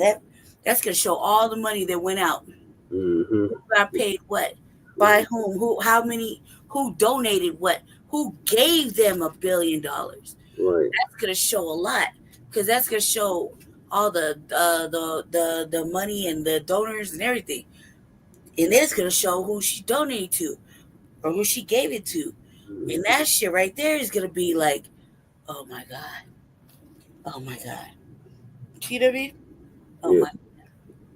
Maybe Lady Tail will cover that on the RBA. Like she's gonna cover a whole bunch of shit on the RBA.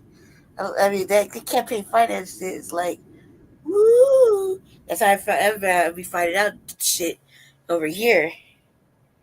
Look at that, like, they raised this much to run. You know what I mean? That was that day. I was like, oh yeah. And I'm not really good with numbers. Like, you gotta explain to me in drug math, but I was like, oh my God, like, this is crazy. And like, oh, white people got this much access to cash is fucking unbelievable. Especially when they do colonizing shit. It's like, I just can't understand. I just cannot get it.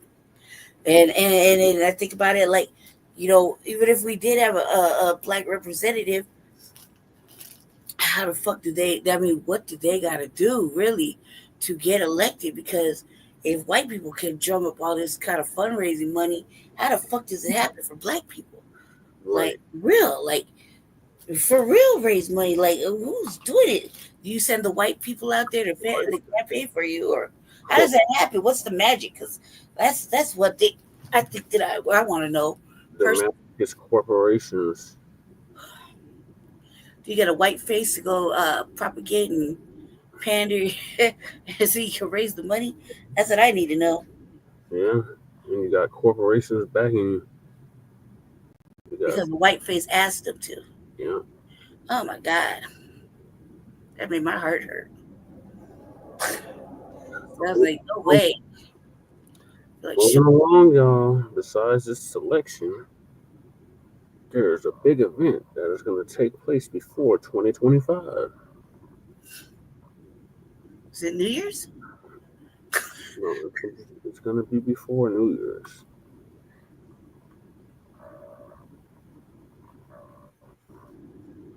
Hey, single people, is this you? Nope. But like I told Barack, if I reach something where there's a fundamental disagreement we have based on a moral principle, I'll develop some disease and say I have to resign. We don't have that. We haven't, and we discussed it. That is my question. I'll start with you. Joe Biden's been a phenomenal president. He's lived up to so many of the promises he's made. There's one promise left that he could fulfill, being a transitional figure. He could resign the presidency in the next 30 days, make Kamala Harris the president of the United States. It would absolve her from being able to from having to oversee the January 6th transition, right, of her own defeat.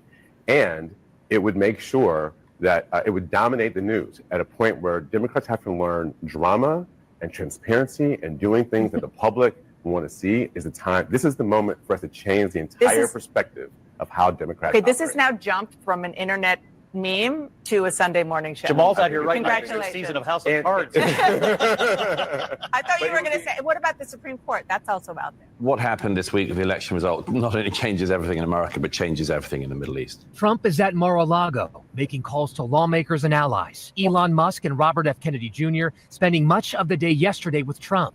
Sources tell ABC News Musk and Kennedy are involved in meetings as Trump prepares to build out his cabinet and other top positions. Trump and his team are also preparing possible executive actions he could take on day one. Sources familiar with the planning say they're focused on Trump's top campaign promises, including launching mass deportations and tariffs on foreign goods. We want to have borders. We want to have security. We want to have things be good, safe. We want great education. We want a strong and powerful military, and ideally we don't have to use. We have seen one estimate that says it would cost $88 billion to deport 1 million people a year. I don't know if that's accurate or not. Is that what American taxpayers should expect? What price do you put on national security? Is that worth it? Is there a way to carry out mass deportation without separating families? Of course there is. Families can be deported together. You will send Donald Trump back to the Oval Office to liberate the United States of America. The occupation of our cities by migrant gangs will be over, and Americans will be in charge of their own country once again. top of mind for defense officials here who we've spoken to, of course, is how Trump is going to wield U.S. military power here at home. Is he going to make good on his previous pledges to potentially deploy active duty U.S. troops to American cities to engage in domestic law enforcement and to help with his mass deportation plan? That is something that officials here have been discussing in terms of how they would actually respond to that. What would a response look like if the president were to actually order active duty troops to these cities to engage in this kind of domestic law enforcement? And if he did, a former senior military official who served under Trump said that that would be very significant. It is not something that the president would be able to necessarily water down to the American people. It would be, quote, a very big deal. And another thing that officials here are gaming out is, of course, what is going to happen if Donald Trump reinstates an executive order known as Schedule F, which would essentially reclassify a large amount of apolitical civilian employees across the federal government, including here at the Pentagon, and allow them to be more easily fireable. That is something that defense officials here are scrambling to address before he enters office, trying to kind of whittle down the list of people who would be at risk of being moved into that category, because of course they're trying to create, as minimal of a disruption as possible to the day-to-day operations here. But clearly they are concerned. They're having these conversations about whether there would be resignations, for example, if an unlawful order were issued, and importantly, what the chain of command would look like if Trump did issue that kind of order to deploy those active duty forces. It can't be stressed enough. The Biden-Harris administration devoted much of its energies for the last year in trying to get regime change where? In Jerusalem. They did everything they could, from Chuck Schumer to Kamala Harris to all of them. It was about trying to get Benjamin Netanyahu out of power. If the White House in the last 4 years, and particularly in the last year, had spent 1/10 of the time it spent trying to get regime change in Jerusalem onto doing regime change in Tehran, the mullahs would have fallen by now. The threat in the Middle East, the intransigent part, is not Netanyahu. The intransigent bit is Hamas and its backer, Iran, the revolutionary Islamic government. They're the ones that are still holding Americans hostage. They're the ones who are still holding more than 100 people hostage in Gaza. They're the ones that refuse to have a ceasefire. They're the ones that have refused every ceasefire negotiation for the past year. The war could have been over a year ago if Hamas had given up. Instead, it has been decimated. Hezbollah is being decimated. But the crucial thing is the head of the snake. The head of the snake is the revolutionary government in Iran. It's now naked. Its air defenses are taken out. It's the Iranians' turn to do the tit for tat now to Israel. If they do, when they do, the response from Israel, I hope, it doesn't need military backing, but with the agreement, with the approval of the United States, the response of Israel this time should be to take out the nuclear reactors, take out the oil fields, topple the regime, as far as I'm concerned. That is the thing that is stopping peace in the region. If you get rid of the mullahs, you can have a peace deal across the whole region. Yeah. The Abraham Accords could even include Iran at some point, and even the Nobel Peace Committee should recognize that. Well, I think, look, it'd be great to have local law enforcement assist ICE, because, one thing we learned during 9/11 report was we shouldn't have stovepipes. Law enforcement should work with law enforcement. But, there's two things. Number one, under President Trump, he was suing the sanctuary cities, DOJ suing the sanctuary cities, pulling federal funds. Of course, day one, when Joe Biden came in office, he stopped that lawsuit. So that has to be put back in place. And look, I've seen some of these Democratic governors say they're going to stand in the way. They're going to make it hard for us. Well, a suggestion. If you're not going to help us, get the hell out of the way, but we're going to do it. So if we can't get assistance from New York City, and we may have to double the number of agents we send to New York City, because we're going to do the job. We're going to do the job without you or with you. But it's much easier to arrest a bad guy. Like I just said, we're concentrating on public safety threats of human and national security threats. It's much easier to arrest a bad guy in the jail. Give us access to Rikers Island that we've been kicked out of. Let us get the bad guy in jail. For the alien, it's safer for the officer, it's safer for the community. But if you want to release these bad guys, out in the community, then we're going to have to go find them, which puts the officer at risk, puts the community at risk, and puts, and bottom line is, no one, sanctuary cities are sanctuaries for criminals. And the left keeps saying, well, we want victims and witnesses of a crime to feel safe coming to the police department knowing we don't work for life. Let me make one thing clear. That's just a stone cold lie. Victims and witnesses of a crime does not want the bad guy back in their neighborhood. That's true. And certainly. And most illegal, the illegal immigrant community, they broke the law being there, they shouldn't be. However, after being there, they're God-fearing family people. I get it. Do they want a serial predator in their neighborhood? Do they want someone convicted of DUI 10 times in their neighborhood? Let us protect not only the American communities, let us protect the immigrant community. Who's the victim of MS-13 crime? Yeah. The immigrant community. Yeah. So, if sanctuary cities don't want to help us to get the hell out of the way, because we're coming. First of all, your comments are disgusting. I've served my country. I've served my country for 34 years. I find your comments this is out of disgusting control. as well. I've served my country for 34 years. And yes, I held a 5-year-old boy in my arms in back of that tractor trailer. I knelt down beside him and said a prayer for him because I knew what his last 30 minutes of his life was like. And I had a 5-year-old son at the time. What I've been trying to do my 34 years serving my nation is to save lives. So for you to sit there and insult my integrity and my love for my country and for children, that's why this whole thing needs to be fixed. And you're the member. We agree on that. Fix it. We agree on that, but I disagree. But I also disagree with your characterization of immigrants as promises of criminality. People for 3 decades on this. So the recommendation of the many that you recommended family separation, I recommend a zero tolerance. which includes family separation. The same as is with every U.S. citizen parent gets arrested when they're with a child. Remember, Lady Che, that's what you was talking about the other day? Zero tolerance was interpreted as the policy that separated children from their If I get arrested for DUI and I have a young child in the car, I'm going to be separated. When I was a police officer in New York and I arrested a father for domestic violence, I separated that father Mr. from his Homan, with family. all due respect, I got separated from my legal child. asylees like 3 or 4 are not times. charged with any crime. Every time I got arrested. When you're into the country illegally, it's violation of 8 United States Code 1325. Seeking asylum is legal. If you want to seek asylum, you go through the port of entry, do it the legal way. The Attorney General of the United States has made that clear. Okay. Yeah, shut her down. Just shut her mouth. That's just stupid. Get ready for the deportations, y'all. Well, they said do the sanctuary city shit. Like, look, that shit's gonna come to an end. No more. The only reason it's stuck is because it's on a Democratic policy. But when I said that shit, I said, look, why don't we think about a hard pause, like, and deal with the fucking shit we got going on here on our right here in Colorado. We had nothing but black people outside. Just because he managed to make them go into housing, my biggest fears are that you got them in there right now, but it's gonna be summertime after summertime. You just want to save face during winter time.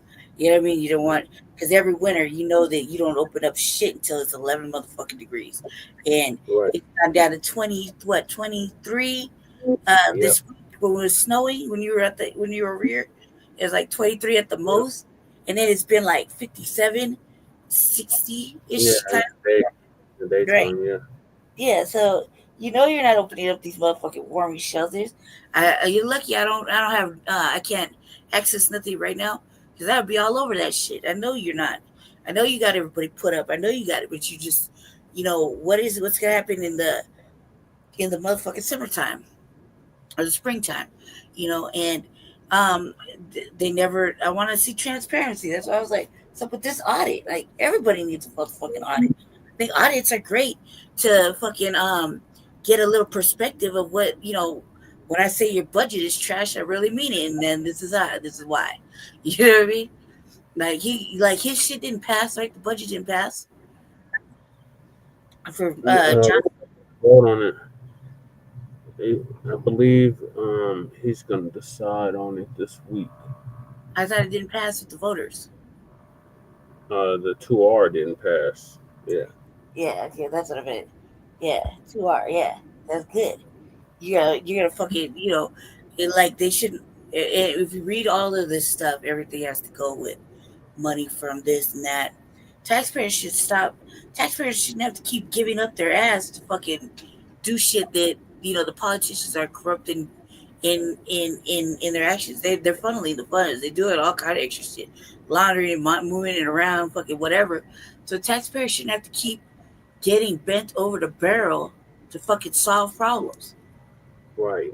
You know what I mean? And you shouldn't bankrupt the motherfucking hospital because you want to be open-hearted and whatever to keep getting this funding you're getting. Well, the people that live here, the everyday people that have been here, suffer at your fucking hands for fucking, to appear to be a good motherfucking mayor. You're not. At the end of the day, your people still look at you like you're shit. Right. Yeah, we need to launch an immediate recall against that mug. So, in the latest developments, Trump is tapping Rubio for Secretary of State. We brought that up.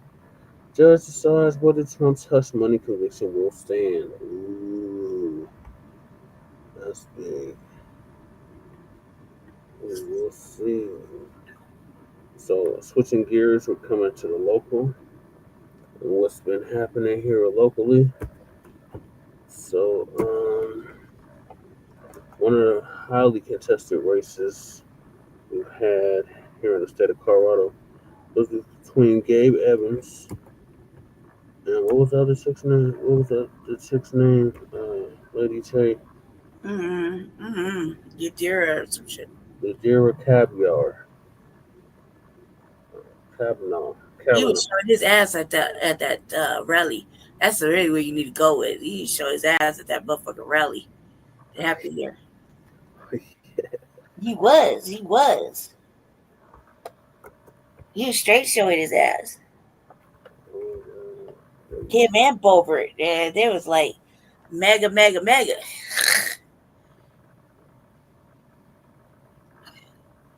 Let's see, just still got the video up. I just got the debate stuff.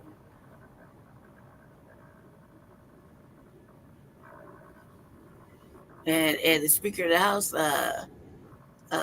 Johnson, was over here repping for that dude. He was like, yeah, we pulled all our support for him. Bobart.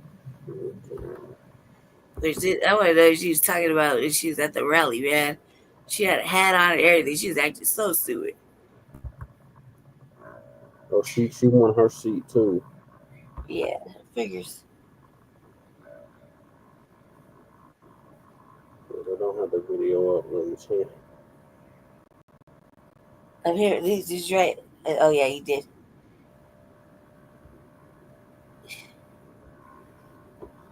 I thought that was it right there.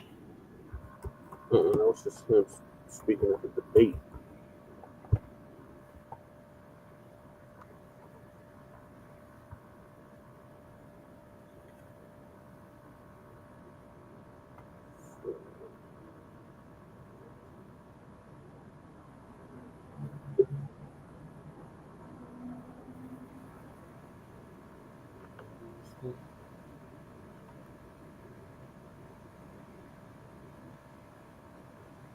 So you think you know Wix, but do you really?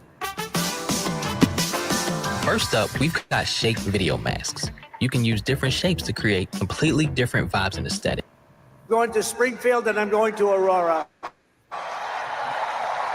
Me to Aurora, all right. You may never see me again, but that's okay. Got to do what I got to do. Today, former President Donald Trump is making that visit to Aurora, Colorado. Here's a live look at that rally right now. If you were watching on 9 News Plus, we are still streaming the rally. Supporters have been there since 5 a.m. today, well before the doors even opened. Right now, people are waiting for Trump to speak, which is expected in about an hour. Mark Salinger joins us live from Aurora. Mark, we've heard from quite a few people already. What's going on now? Yeah, there are thousands of people outside here at Gaylord of the Rockies right now. You can see the line behind me is moving very slowly to get in right now, but there are still thousands of people lined up all the way around the block through this neighborhood. I would. Yeah, that line looks ridiculous, y'all. That line looks. Oh my God. And he got a good substantial amount of votes for a Republican in the state of Colorado. It was like maybe a 10-point split. So We did get a lot of support out here. Yep.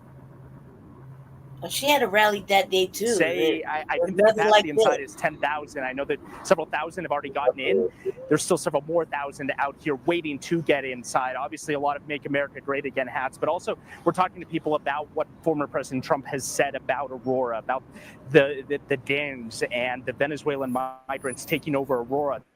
Those, of course, are lies. Dams have not taken over Aurora, and people here in Aurora are just wanting to see what the president says when he comes here. A lot of people are saying, yeah, we live in Aurora. We don't believe that as well, but we're still here to support the president. Right down the street down here, there's a handful of Kamala Harris and Tim Walz supporters, not a whole lot of them, that are protesting this rally right now, but you have to show that the vast majority of people, 99% of the people here are Trump supporters. We've been speaking with them on both sides, both the protesters as well as the Trump supporters here for the rally earlier today. Here's what they had to say. It's a beautiful town. Like, I love it here. I wouldn't want to live anywhere else. Recently, Trump has been saying that it's like a war zone, and like I step outside. That's not the city I live in. That's hurtful. You must be in the Southeast or you damn sure you're North or Yeah, go do that.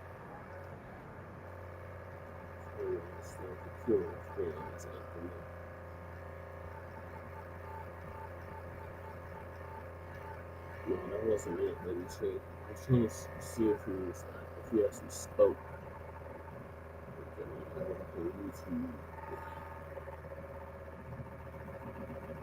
Yeah, this is very good.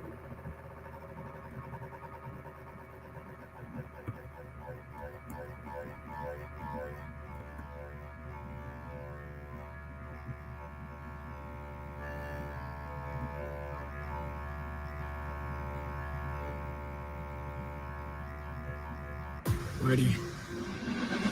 Cool.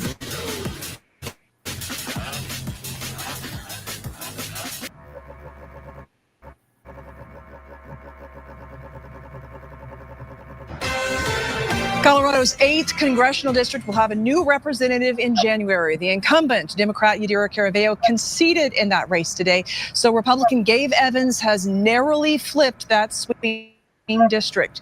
Good evening. Glad you're with us tonight for Denver 7 News at 10. I'm Jacqueline Allen.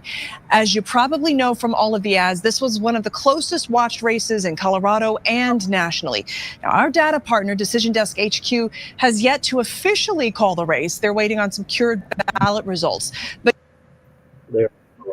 means the district, which includes parts of Adams, Larimer, and Weld counties, will go to Evans, winning by just a few thousand votes. Now, in a statement, Caraveo says, quote, while this isn't the outcome we had hoped for, the work is not over. I look forward to returning to Washington to finish out this term and will continue to be an independent voice for the people of this district. Meanwhile, Evans, on his victory, saying in part, I am incredibly humbled to be chosen as the congressman for Colorado's 8th. I've spent my entire life running toward challenge, and now I'm ready to take on my next challenge, representing our communities in D.C. Denver 7's Colette Bordelon spoke with Colorado Republicans and Democrats about what this result means. Yadira Caraveo co-sponsored a bill. We've all seen the ads. I looked into Gabe Evans. And now we know the answer. Republican Gabe Evans is heading to the U.S. House to represent Congressional District 8 after Democratic incumbent Yadira Caraveo conceded on Sunday. Oh my goodness. Lady Tay, remember the ad where it was like, he scares me. He's too extreme for Colorado. That shit was funny. He scares me. Yes, I was shocked. They're definitely elated, very excited about the victory. Hunter Rivera is with the Weld County Republicans, one of 3 counties in the newest Colorado congressional district. You have Adams County. I would dare to say Adams County is a pretty blue county. You have Weld County. We're a very deep red county here in the... That's your county, lady. Say Adams County. Shit, they got nothing from me. Here in the state. He, along with the rest of the nation, watched the race closely. As of Sunday, Evans leads Caraveo by around 2,500 votes. Most of us did not expect the Weld dump from yesterday to be as good as it was. I mean, that changed a lot of our races here in Weld County. It definitely did. Colorado Democrats say the race reached a point where it was time to concede. And eventually you get to a point where the numbers are the numbers. A loss is a loss for sure. But I will say that Colorado stood its own in this cycle. Chad Murab is the chair of the Colorado Democratic Party. As a pediatrician, a daughter of immigrants, a former state lawmaker, and a member of Congress, Yadira has always stood up for anyone who needed help, regardless of their party, regardless of their background, regardless of their income. And this is a tremendous loss for the United States Congress. So now we have 4 Republicans, 4 Democrats heading to the U.S. House. Are you nervous that they're just going to cancel each other's votes out? I hope not. I've worked at the state legislature for the last 4 years. You know, we've been in a super minority down there and a minority for the last 2 years before that.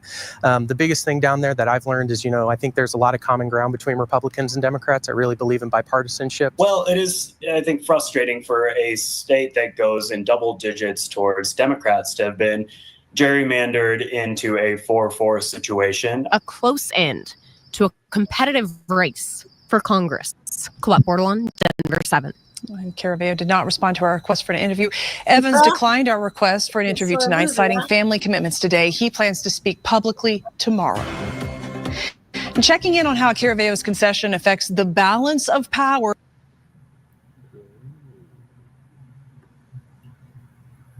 in the U.S. House. So right now, Republicans control 216 of the 218 seats needed for the majority. Now, that does not include CD8, since Decision Desk HQ has not officially called the race. But with Gabe Evans' victory, Republicans will be at 217 seats, just one away from controlling the House of Representatives. And Republicans already control the White House with Trump's reelection, and they also control the Senate. Denver 7 staying on top of all of the elections. Like the only state that went fully for Kamala was New Mexico.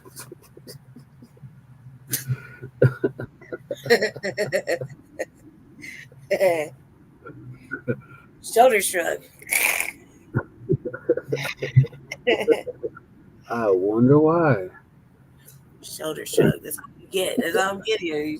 Shoulder shrug. Election results in Colorado from this past Tuesday, from ballot questions to local races and everything in between. So for a complete look of all the results and a look at where the races that are still too close to call stand, you can go to our website.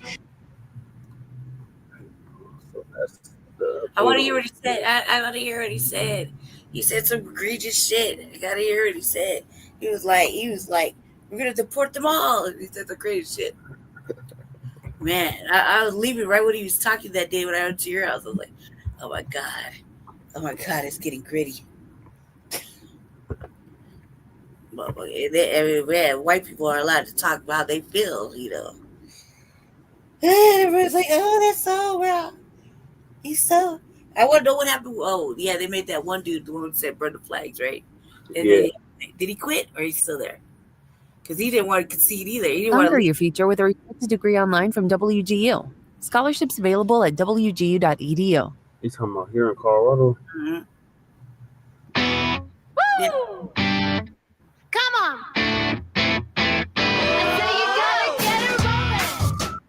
Well, good afternoon, and thank you all so much for coming today. Obviously, I'm Gabe Evans, and we've just wrapped up a really hard-fought campaign here in Colorado's 8th Congressional District. But before we get any further down that road, it is Veterans Day, and so I just want to make sure that we thank all veterans and we take a moment to remember their sacrifices, the sacrifices of those who are currently in our military, and the sacrifices of their family. My wife and I have been married for a little over 15 years. She was with me all 12 years that I was in the Army, and so we know that families serve right alongside our military men and women, and we just want to take a moment to honor and respect their service and the service of all who are currently in.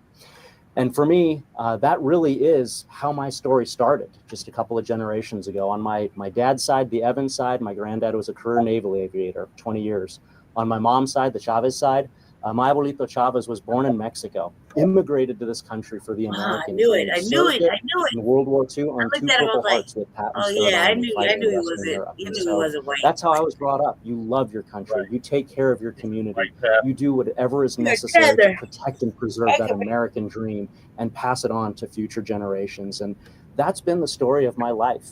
That's why I was a cop for 10 years. That's why I was a soldier for 12 years, to take care of my country, to take care of my community. In fact, 3 years ago, I was a police officer working the night shift out in the city of Arvada, Your age, lady. and that's what got me into politics, was seeing the issues that were going on in our community. We've heard the statistics all through the campaign. You know, unfortunately, Colorado is the third most dangerous state right now in the country. We're number 2 for overdosing and dying on illegal drugs, predominantly fentanyl. We're number 1 in the nation for a lot of terrible things. We're number 1 for bank robberies. Almost 10% of bank robberies across the country right now are happening in Colorado. I saw those problems as a police officer. Couldn't have the impact I wanted as a police officer. And so that's why I ran for and won my state house seat. And that's why I'm now so incredibly honored by the confidence and by the faith that the voters in Colorado's 8th Congressional District have instilled in me as their new representative elect. In many ways, this was a tremendous victory for Colorado Republicans and for balance and for dialogue in the state. This is probably one of the, if not the biggest races in Colorado since 2014, when Cory Gardner flipped a U.S. Senate race. And if current projections hold, Colorado's 8th Congressional District is going to be one of only 4 seats across the entire country where a Republican challenger defeated an incumbent Democrat. But I don't really view this race as Team Republican versus Team Democrat. As a police officer, when folks called me, whatever my political party was, it didn't matter. And whatever their political party was, didn't matter. What mattered is that I was there to solve a problem, to work together for the community. My first year as a cop, I went to over 1,800 calls for service, and I made 41 arrests. And what I took away from that was 1,759 times out of 1,800, I was there to work together with anyone and everyone in the community to focus on what unites us rather than what divides us, and be able to mediate, solve a problem, refer to resources, do whatever was necessary to be able to make life better for everyone in the community. It's what I did as a police officer. I took that attitude down to the state capitol, and that's what I'm looking forward to doing in Congress. Through our campaign, we spoke to Republicans, we spoke to Democrats, we spoke to unaffiliateds, we spoke to third parties, and we found that common ground on the issues that defined this race, making sure that we have a secure border, making sure that we're doing work to fix our broken immigration system for those who legally want to come to this country, as my grandfather did, and be a contributing part of the American dream. Working to ensure that we are a safe place for folks to raise their families again, working to correct this tragic situation that's happening right now with us being the 3rd most dangerous state in the country. Working to make sure that we're lowering the cost of living, that folks can afford to be able to put gas in the car, food on the table, be able to send their kids to sports, be able to achieve that American dream of home ownership. These are the things that we focused on in the campaign. These are the things that unite us. These are the things that I'll continue to focus on in Congress. And for those who didn't vote for me, you know what? I am still going to work as hard as I possibly can for you, just as I did when I was in law enforcement, just as I did when I was in the military. And again, in those careers, your political party didn't matter. What mattered was accomplishing the mission, take care of the country, take care of the state, take care of the community. And that is the promise that I make to every single person in this district, whether you voted for me or not. So don't ever hesitate to reach out to the office. We will do everything that we can to help whatever issue or problem you may be facing. I'm so excited to be able to get to work in this district, to roll up my sleeves and work with some of my colleagues to fix these issues that we've talked about. To help me in that transition, today I'm excited to announce that Tyler Moore will be my new chief of staff. We'll be making additional staff announcements in the coming weeks. But during that transition period, for our friends in the media, you can still use Alan Phil for any of your media questions as your point of contact. We've got so many thank yous to go over that got us to this point. Too many to name them all. So I'm just going to call out a select few individuals so that we're not here all day. But truly, from the bottom of my heart, to everyone who participated in this campaign, who helped to get us to this point, who put in the blood, the sweat, the tears, truly from the bottom of my heart, thank you so much. And first, I want to thank my opponent for running a hard, well-fought campaign. We had a conversation yesterday. My hat is truly off to her. I know that was a difficult phone call to make, but we had a conversation where she offered me her congratulations, and I thanked her for her service, for her groundbreaking historical service as Colorado's first Latina in Congress. And then we had some of the This guy is details so that we petty. talked about, making sure that we have a good transition from her office to mine so that none of our constituents have their cases dropped, and we continue to serve seamlessly everyone in this district who has reached out to her office for assistance, and making sure that those are transitioned to our office. I want to thank State Senator Barb Kirkmeyer, who was the Republican nominee 2 years ago for this district, and who was a trailblazer, who paved the way, and she is truly a giant here in Colorado Republican politics, and I am so honored to be standing on her shoulders today. I want to thank you. They read Truly, you I your would loss. not be here without all of the help and support that she gave through this campaign. I want to To thank all of our volunteers, there's too many to mention. So if I don't name you, know that my deepest gratitude is with you. But Maria Weiss, Sandra Vera, Cindy Lombardi, Mark Morris, Carl Hoops, Robert Terry, Craig Sullivan, Heidi Pitchforth, just to name a few. We put together a fantastic team when I was a commander in the Army and a watch commander in law enforcement. I would always talk to my folks, and I would make sure that they knew that they were the most critical asset that we had in the military or law enforcement. Helicopters don't fly themselves. Police cars don't drive themselves without people. And it's the exact same thing with that campaign. We would not be here without the volunteers who donated countless hours, countless miles walked. I mean, we had volunteers that made over 12,000 phone calls, just one person. So thank you from the bottom of my heart to all those individuals. My campaign staff, for all of the work, for all of the long hours, for the way that we pulled together and that we gelled as a team, and for getting everything that needed to be done. Truly, my hat is off to you. Again, would not be here without my campaign staff. My finance committee, my donors, George and Barb Eidsness, Tim and Lisa Walsh, John and Kathy Woodward, Gary and Mary Margaret Wright, John Pritzloff, the whole Smethel family, Rich Sokol, Warren Cohen, Bob Murphy. There are so many other folks out there. Again, we'd be here all day if we ran through the entire list, but truly, if you'd have told me that I was going to raise close to $2.6 million in this campaign a year ago, I would have laughed. I'm a cop and a soldier. $500 is a lot of money to me.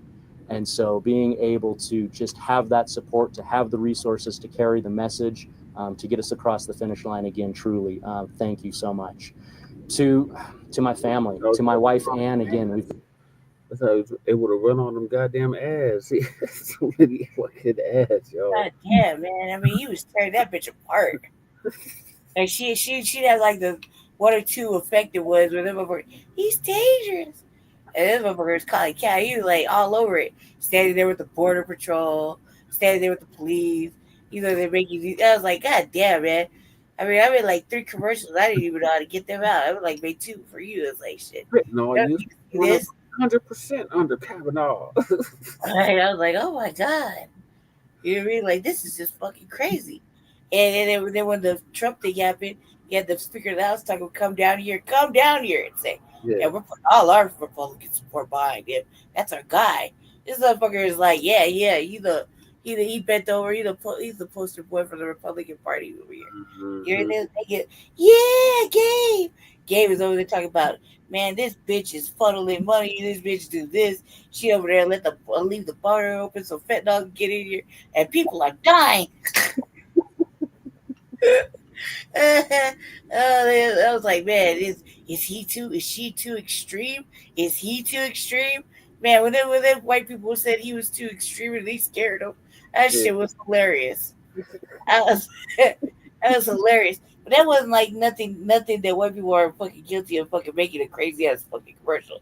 Like that one lady, they had her mother out there, so she's like, oh God, addicted to fentanyl. Her face winner. Like, yeah. She's like, I have to take care of her. And she's like, I've been addicted. You know, like, and then she won her seat. And then she won her seat. Yeah. I was like, how the fuck is this even? Like, the world has been changing for a minute. There was no way a regular Republican woman or whatever could run a race with her mama being a drug addict and her talking about it, admitting it like it was no big deal. You know what I mean? And it did happen. Against Casper. I think Casper was running for that seat. And she beat him. I was like, this is fucking crazy. This is fucking crazy. Yeah, and don't even talk about Casper, because if we listen to what other fool said, I was like, when the fuck has he talked about anything recently? Like, really, that was relevant that we heard. And we heard that Ted, instead of saying, you was right. He was like, what Casper said? Well, where the fuck is he? When the fuck did he speak? Because I sure as fuck don't know about it or heard about it. He was talking about when he did that debate with Casper.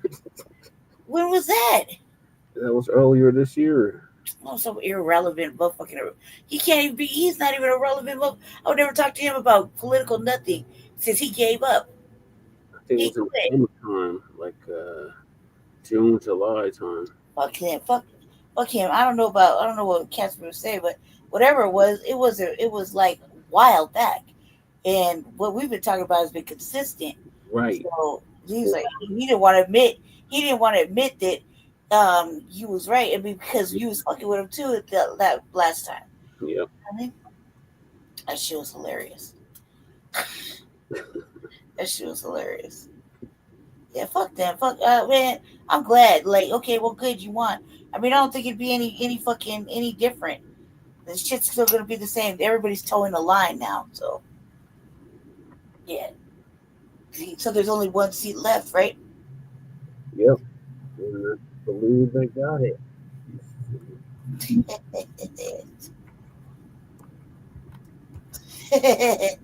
Oh man, he's not saying all that extreme shit he was saying at the motherfucking rally.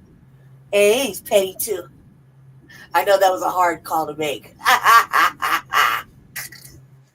I know that was a hard call to make. They got 218. That's it right there.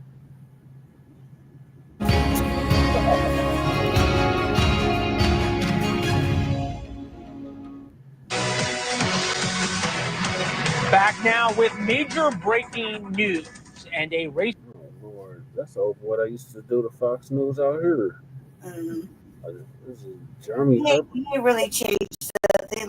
His hair's still wild as hell. He still look excitable.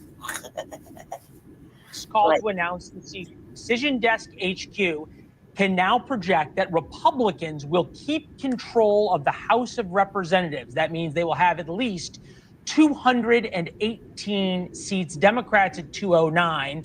So still another 10 or 11 seats to call. This is enormous. That means Republicans will control the House, the Senate, and the White House. It will have a major impact on how Donald Trump will be able to govern, has a major pick in terms of who he is able to pick for his cabinet, from how the Senate will confirm those cabinet picks. Also a major influence on what kind of legislation he can get through, with Republicans now controlling the House of Representatives. That means a Republican majority leader in the Senate and now a Republican Speaker of the House when Donald Trump takes office on January 20th.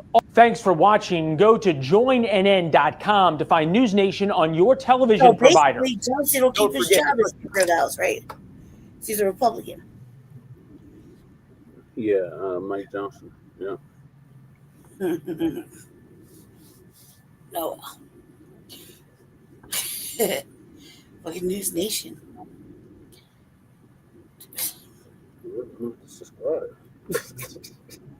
Yeah. I'll get MLS. Once again, you only have yourself to blame. Other than that, and the Republicans just jumped on a already open wound. So it wasn't like they did anything special or miraculous. They just jumped on an already open wound and just kept picking at the wound until the wound was like already ready. You know, they didn't do anything special or different. They just stayed on their fucking pressure. Their applied pressure of dismantling the fucking Democrats in this election. Yep. And the girl Bobart won too. Well, of course. She moved over to win that seat. That was she didn't want the challenge. That was an easy seat to take. Mm-hmm. Even though she had like 8 people challenging her for it. Yeah. Say what you want about her, man. She stayed consistent.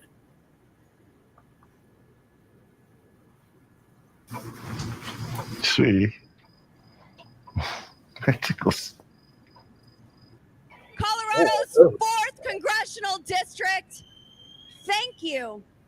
Thank you for trusting me to be your voice. Thank you for trusting me with your vote in the primary and now in the general election. There has been millions and millions of dollars spent, dark money dollars spent. But you know what? We always get outspent because it is more expensive to sell a lie. Yeah, right. That's true. We have run a campaign of truth. We have run a campaign of policy. You have put in the hard work communicating to your neighbors, your family, your friends, that this is the direction that Colorado needs to go. This is the direction our country needs to go. The swamp, they thought I would fail. But you all welcomed me to Windsor, Colorado. Yeah, that's definitely playing country. Windsor. It definitely is. That's the one that got hit by that EF4 tornado back in 2008. Yeah, that's when I think that isn't that when the Kodak building, when that explosion happened by the Kodak building because of the fucking open gas pipe. Yeah, that happened out there too. Mm-hmm. Well, at some point I was married to some white dude back then, right? And he's in the army. He's got my I put him in the army, right? Mm-hmm. And I had him out of the oil fields, the Halliburton, a whole bunch of shit. And it was a very small little thing. But that was when his mother called me a nigger in front of my daughter, and she was like 5. And she was like 5 or 6 or something like that. And I had to explain that to my my daughter that looked like my mother, very white. I don't look like my mother, but very white. Long light hair and light eyes and stuff. And oh God, that shit was horrible. And I was just like, she said it directly to my face on a holiday, and I was like, oh my God, this. And I didn't hold back, so she got called all kind of names and crackers and shit too, but it was at that time, that was when that fucking tornado came through. I wasn't there at the day the tornado came. I would have loved to have made it to wished it to knock their house out the map. Yeah.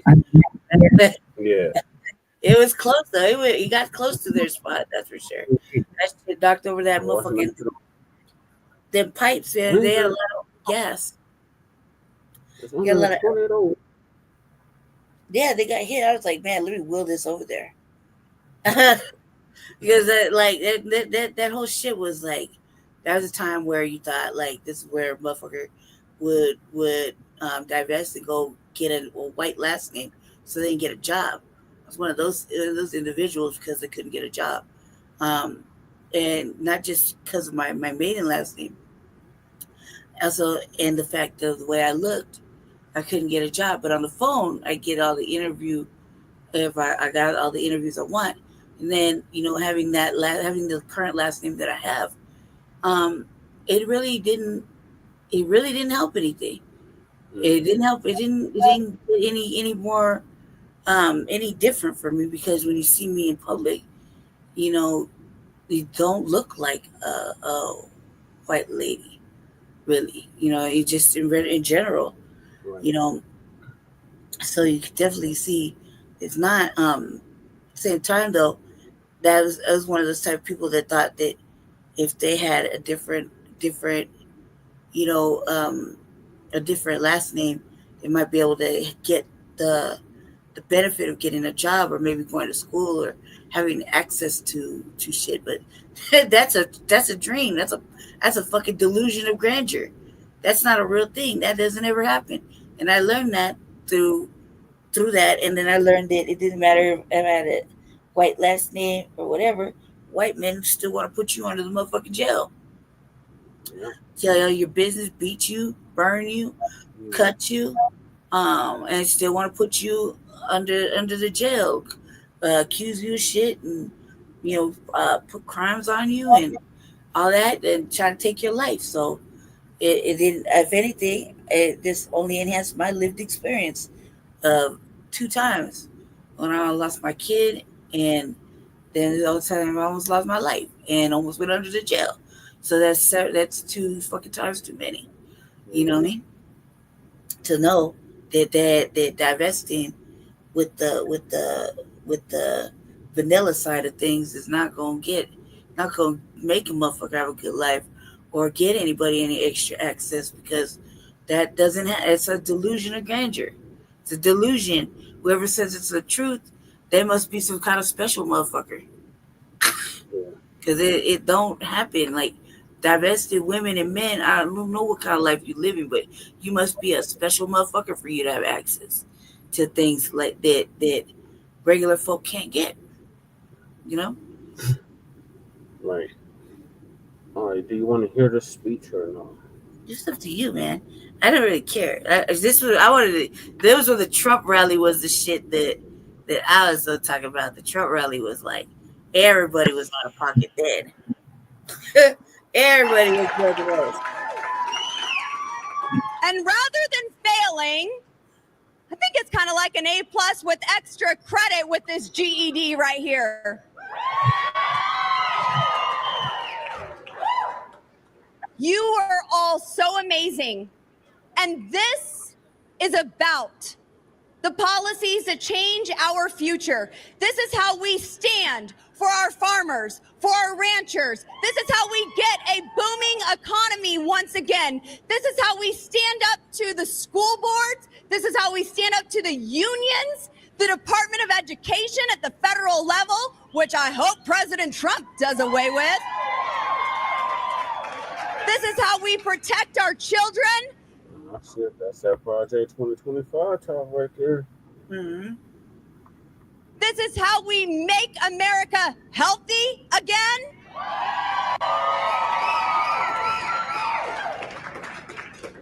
This is how we regain the American dream. That fundamental principle that keeps us all going, that keeps us all working harder each and every day.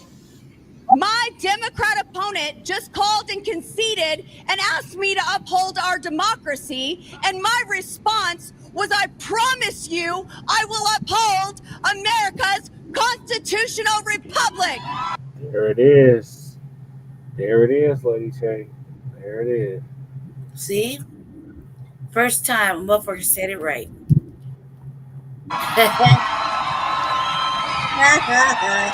That was my job right there. For real. Tonight is not a win for me. Tonight is a win for you. Tonight is a win for the small business owners. Tonight is a win for ending federal overreach. And it's not just about political rhetoric. This is about government accountability. And I promise you, I will fight harder than ever to hold your federal government accountable.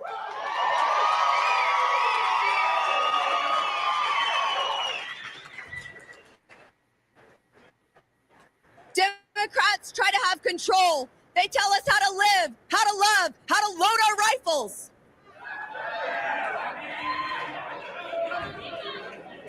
But we hit the bullseye in this one, and we're going to hit the sniper shot that they tried to get on Trump when he pulls out this electoral college victory tonight.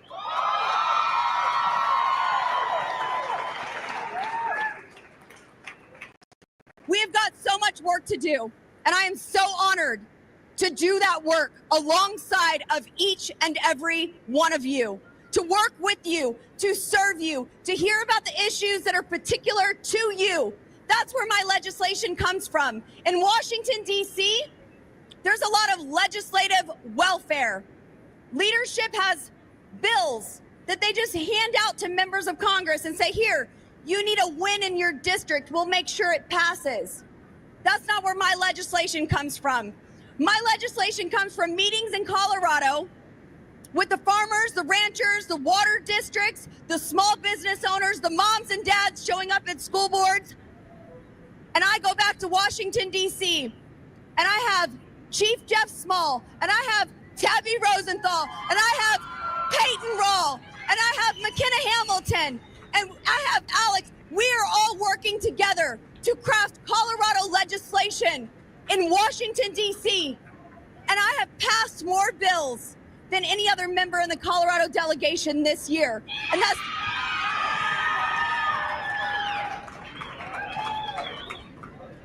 I have an amazing team that is just as dedicated as I am to this fight for the American dream, for you to have representation. I want to thank the Weld GOP for putting this together. I want to thank the Larimer GOP for joining and putting this together.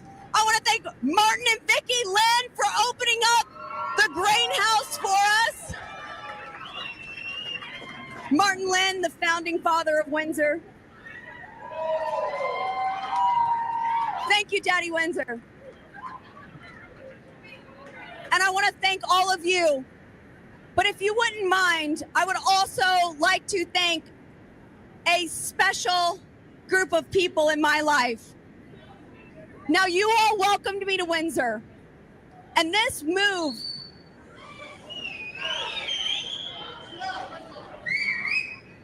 I can't whistle. I can sing, that'll shut y'all up. Just kidding. Y'all welcomed me to Windsor. And all of the news, we have the news here, we have all the media here. They always tell the truth, right? Kyle Clark, hi. They all tried to come up with their own narrative of why I moved to Windsor. But this was a family first decision. Many things that I didn't want to be public were made public. And things weren't good at home. And so my boys and I moved from my home of 25 years to Windsor, Colorado. And you don't know my boys. Some of you do. But I do. And I see the difference. And I see the joy. And I see the engagement in the community. And I see the reception that they've got. And tonight, I want to bring up Brody, Caden, Roman, my grandson Josiah, and my mom, Shauna.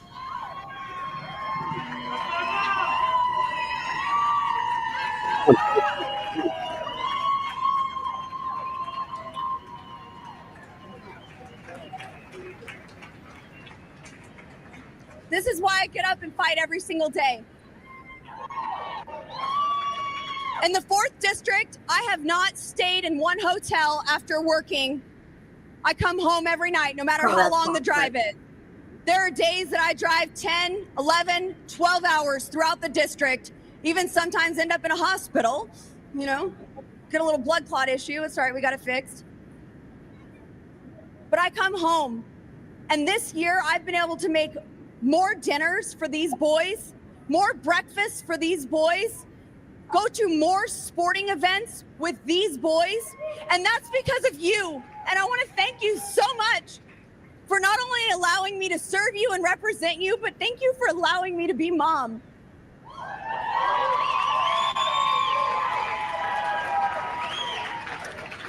I have my grandson, Josiah. His dad's rooting us on. I was talking to him yesterday and today. He's happy Josiah's here. But this is what standing for life looks like. 1 2 check 1 2 check 1 2. My son came to me at 17 years old and he said, "Mom, we're gonna have a baby." And fear struck me, not because he was what he just said, but because of Colorado's laws. That my son and his girlfriend didn't need to come to me and make their own decision. And so I sat in silence for about a minute, and then I finally looked at my son and I said, "What are you going to do?" And he said, "What do you mean? I just told you we're going to have a baby."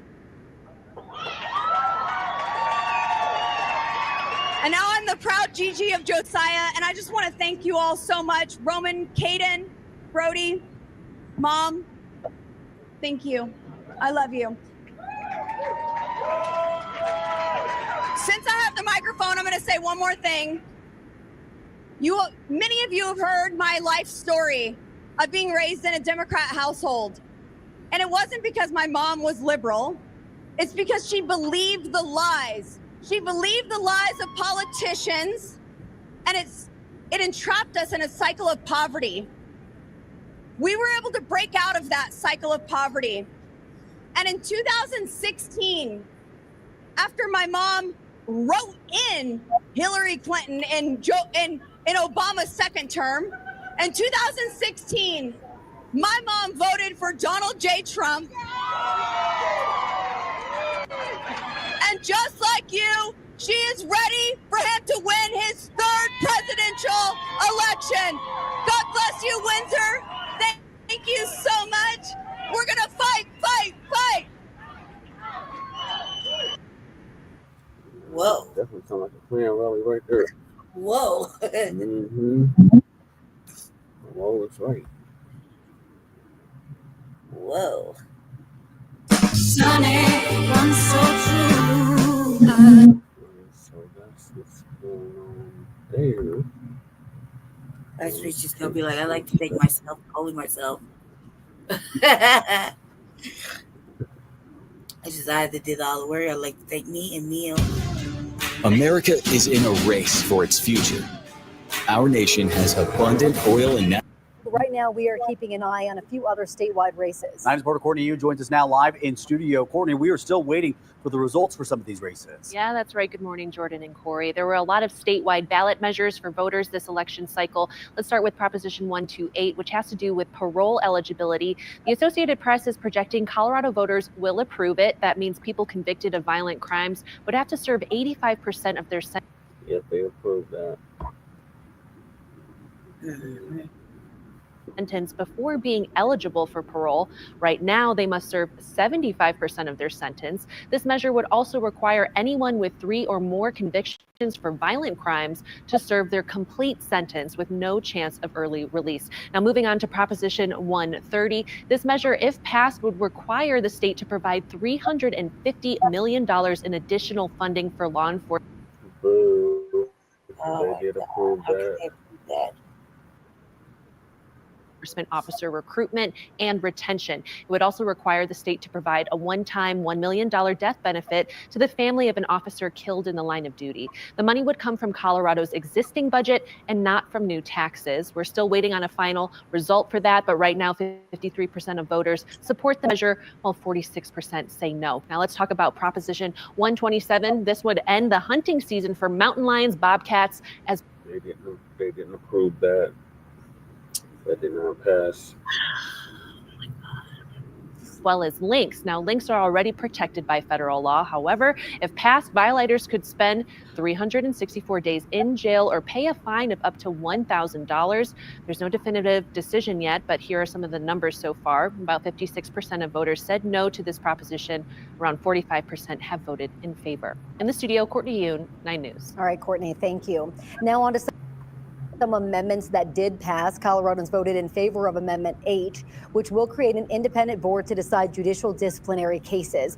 Okay, we did vote yes on that, so that passed.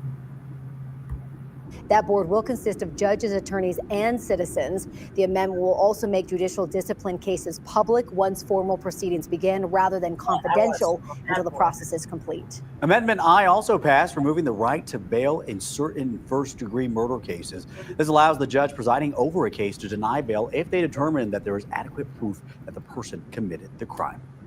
Oh my God, that's without due process. The price of freedom is death. Well, they said if they have been convicted. That's denied bail. Like, that shit is just without due process. It's like taking away due process. Oh yeah, if you're convicted of murder, I think that passed. I'm charged with murder. You have to be charged with murder. They don't want you to get a bail. With the adequate proof that that motherfucker did it, that's taking away due process. Like, you don't know. Like, there's gotta be reasonable doubt beyond reasonable doubt. You know. Oh no, that's one. You've been watching that show the other day, man. You're supposed to be able to prove beyond a reasonable doubt. Yeah. They don't want that. What the hell is this?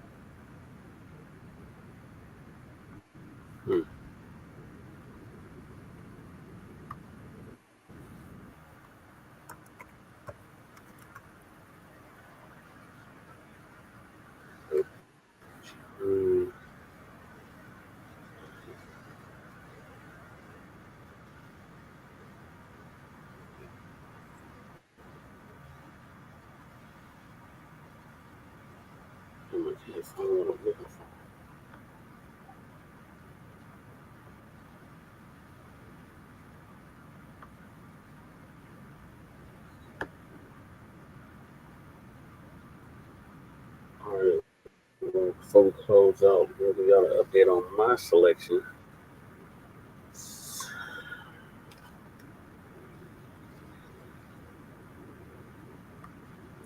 So the race has pretty much been called at this point. They're saying the unofficial results are there still must be votes to be counted. Right now,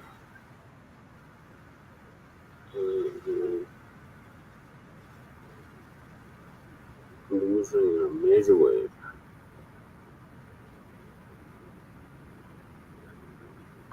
And let's see how my party did across the state.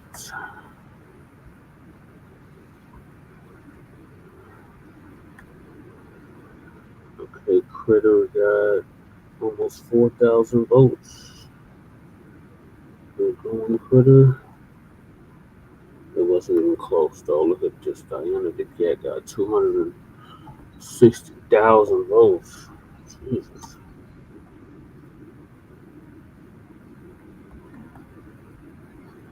And Cynthia got about 3,500 votes. Mm-hmm.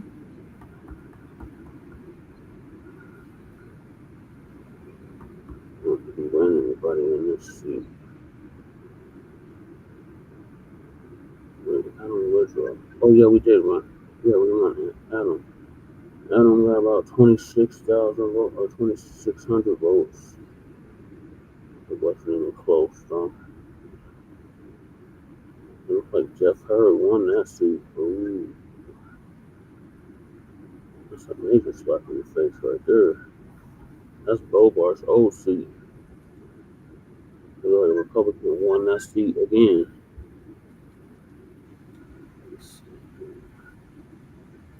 There's Bobart, she won.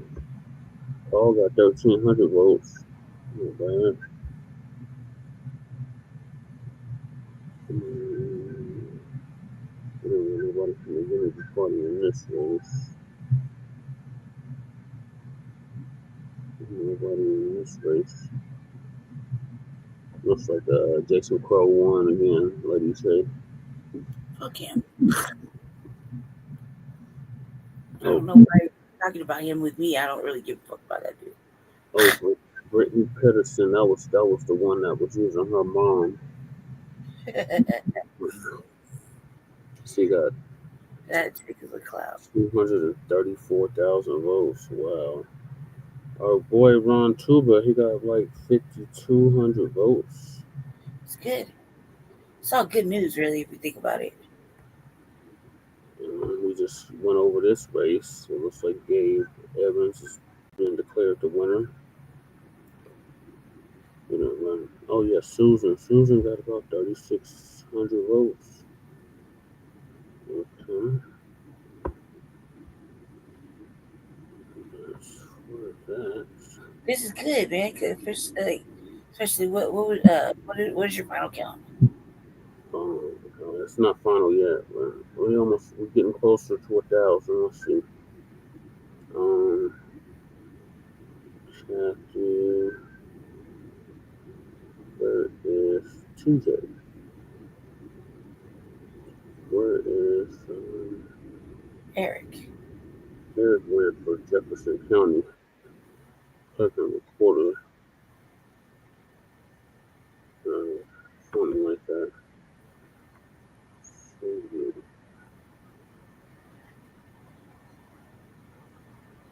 TJ got, okay, TJ, I see you.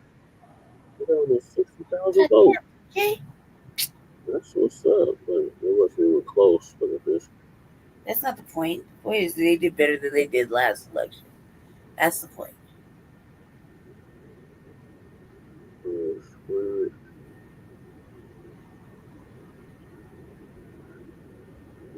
Let's see here. State Senate. We got some people for State Senate too.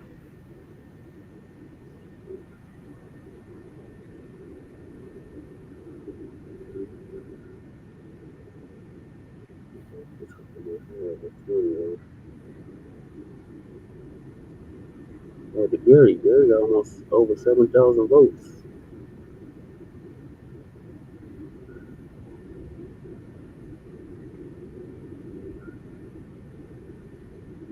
Gary's the only man for that seat.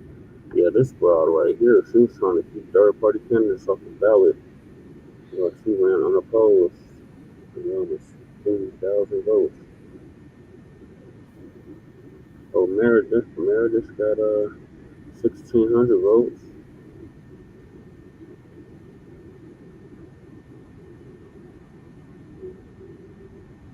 Oh Lord, there's Janet Buckner. That's the one that said we were spreading disinformation and misinformation, like you say. It comes from Russian bots. Yeah. Punk ass Hanson won. Fuck him. Fuck him, and he gets slapped in the face with 2 dicks. Fuck him.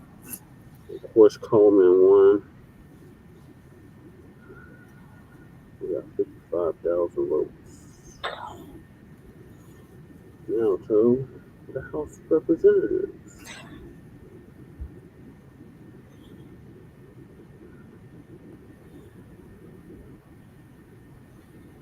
Javier Marbury won.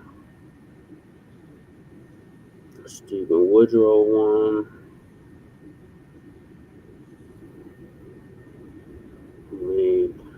I think this is Boulder, yeah. Regained her seat, like a lot of these people regained their seats. Cecilia Espinosa, Johnny Wesley Johnson, I think he's black, but he definitely lost. Look at all the black candidates lost. Except for Coleman. Yeah.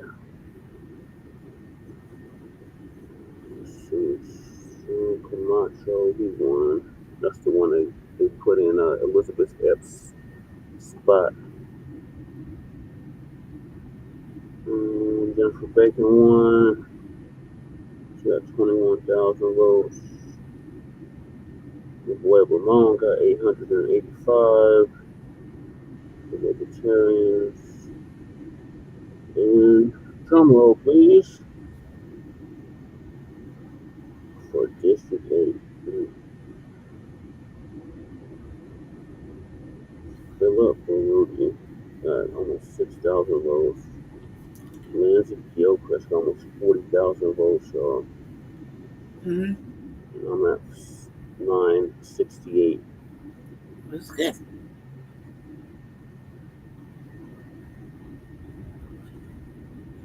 just anybody else.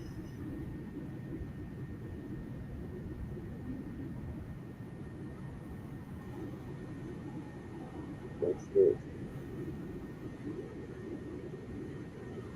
This chick, she used to be with the Unity Party. Rebecca Kettle. Looks like her race is still too close to call. She went back to the Republicans. Yeah, that race is too close to call right there. 16. I think that's the closest race. I think that race is closer than the Kavanaugh, Gabe Evans race. Yeah. It's only like 20 votes difference. Right. 21 votes difference.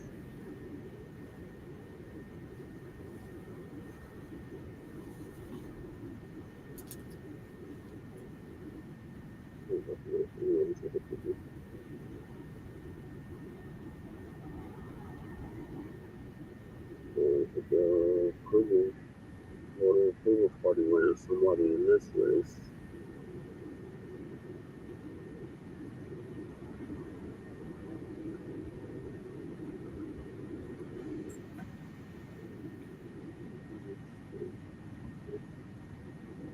Oh Lord, there's a transformer. Like the Transformer one they see again.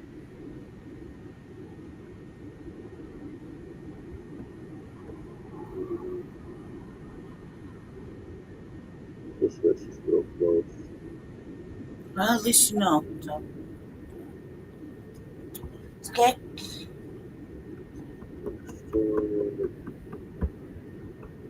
think that's it for the Unity Party. Yep.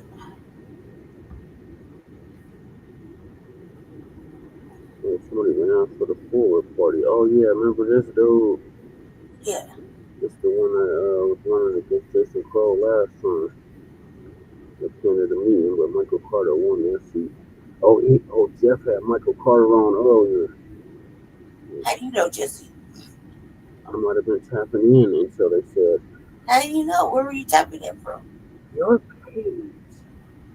Oh, you can see. Oh, yeah, that's right. You can see my shit.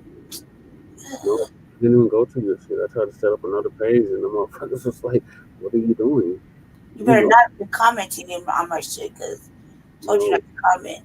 I didn't go under your shit. What? It's the lurk. It's another thing to do something else. I set up a whole new page, and these motherfuckers are like, you're still going against our community standards. I told you where to go. I told you that's why I had it set up the way I had it set up, so you can watch it over here.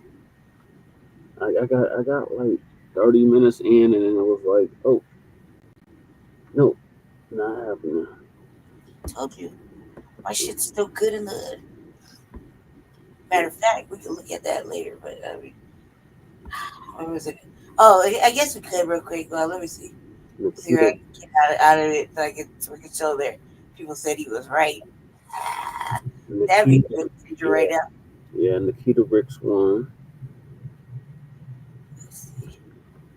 Iman Judah won. Mandy Lindsay, that's the one that filled in for old girl that stepped down to work for the Biden administration, or just stepped up.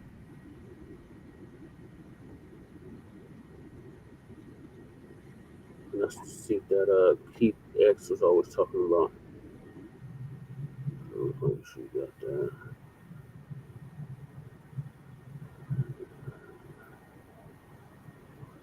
The Republicans won that seat.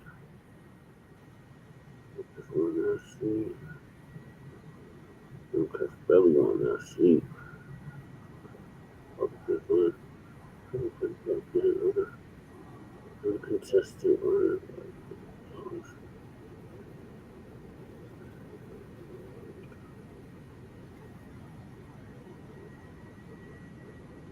Some of these, a lot of these seats were unopposed.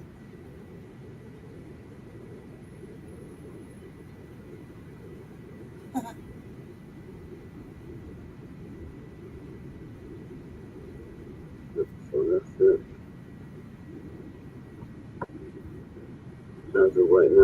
It said this is the unofficial results. So there's still votes left to count. A week later.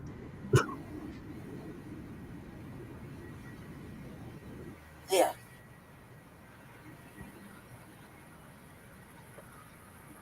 All right, Lady Che, what was it? You're going to share that video? Yeah, I'm looking for it right now. A couple of things have happened in the last couple of days that I've been sleepy.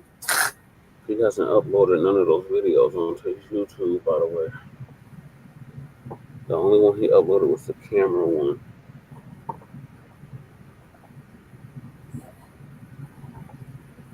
What the fuck they were talking about? Let's see. It was on the Free Game Friday one. I don't know. They're all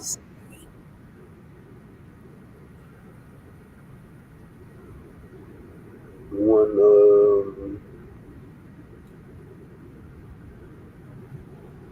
one on the 11th. No, that was on yesterday. Oh shit! I gotta change my calendar, y'all. I'm still looking at October.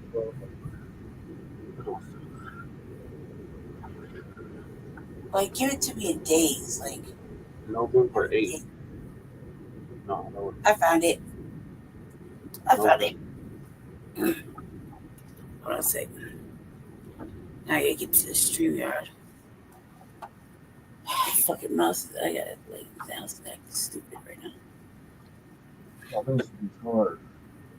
It is been charged. It has been charged. They have been like, arrested and shit.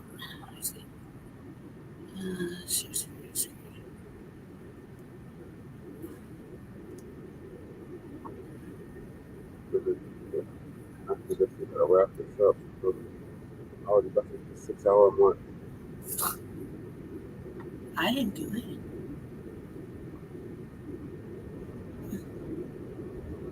Okay, can you see it?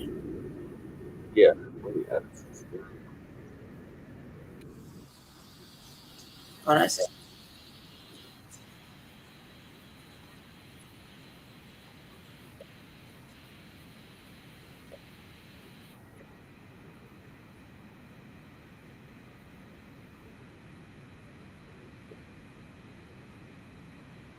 Ready whenever you're ready.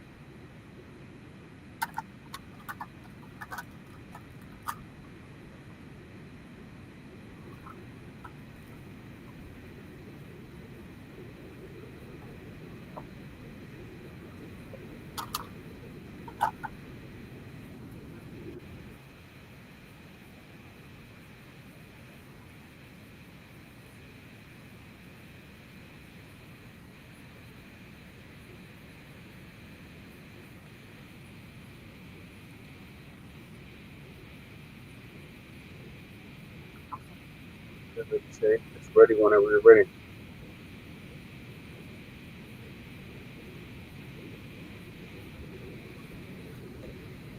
You gotta unmute it. I can't hear it.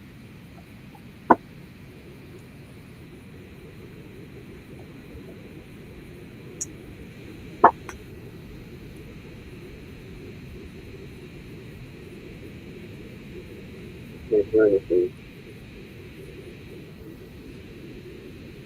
Let's see anything else. You saw how you stuck that in, right? I can't hear it. What do you mean? There's no sound. There is sound, Jesse. You're just not listening. No, there's no sound. There's no sound on my end. There's no sound because there's plenty of sound. I just gotta be muted or something because I don't hear nothing. It's not muted though. Are you sure the volume's not muted? Mine? Can you hear me? Yes, I can hear you, but I can't hear the video. How about now? Nope. How about now? Nope. I don't know what to say because it's on.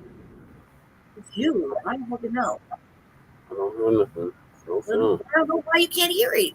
Can you hear me? Yes. Okay, then I don't understand what's wrong with your computer because you can clearly see. My computer does it. Right? Computer. There's nothing wrong with my computer. It's not me. It's not my computer because I can hear it just fine. The tab is muted or something. You can't hear it. It's not muted. You can't hear anything. The tab isn't muted, Jesse. Are See it you muted? sure? Fucking positive. I can't tell. Look, there's the volume. See the volume? See my Yeah. hand on the volume? See how it's Mhm. all the way up? So how's it fucking muted? Did You can hear me talking. How's it muted? I can't hear the video. That's the whole point. You can't hear Let's nothing. try it again. Let's just try it again because obviously it's not wrong with your shit. No, it's not on my end. You're the on one. your end. Yes, it is. It's on Oh, your end. how's it on my end if you're the one sharing the screen? That don't How even come you can hear me and I can hear it? How can that make sense? There's something wrong with your volume on You your know, something wrong with your shit. No, you're sharing the screen. That has nothing to do All with right, me. yeah. Look, can you see it now? I can see it, but I can't hear anything. Can you hear it? No, I can't hear anything. What in the fuck? Like, this is why I don't want to do nothing here. It's like always some difficulty over on your end of shit. You know, it's ever on my end. My shit works amazing. It doesn't work. No, Stop apparently sharing. Stop sharing. Okay, man. Yeah, stop sharing. There you go. I did enough. You gotta listen to it now. So I'm not gonna keep going through it because that'd just be dumb. That would be stupid if I just keep doing it. Just keep trying to fucking impress you because that's just ridiculous. No, not tonight, buddy. Not tonight. Let's see. One more time. One more again. Bam. Share screen. Can you hear me now? You can hear me, right? I can hear you, but I can't hear you. So that you're trying to share. No, you can hear me, right? Yes. Bam. Okay. That has nothing to do with it, though. Shh. All right. Now you can see it, right? Yes, I can see it, but I can't hear anything. Okay, wait. It hasn't started yet. Can you stop? You see the volume, right? Yep. Okay. Now this is on you're looking at my Windows screen. So you can see this, right? Mm-hmm. See this? That's my volume. Let's just turn it up just in case. Okay. Mm-hmm. Okay, you saw that, right? My volume's up. Yeah. That volume's up. Right? I'll go right here just in case. You know, if there's any more complaints, right? Sound is good, right? See that? Can't tell if the sound is good until you press Okay, play. well look, you see that, right? It's on, right? On? Mm-hmm. On? Off. Right? Okay. Mm-hmm.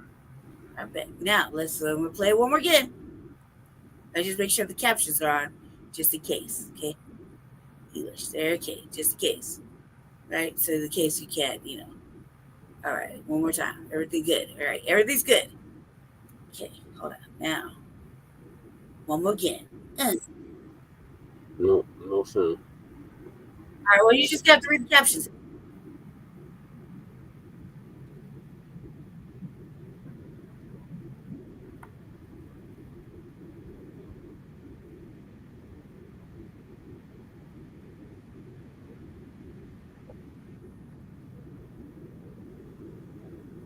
It's right here, right? Yep.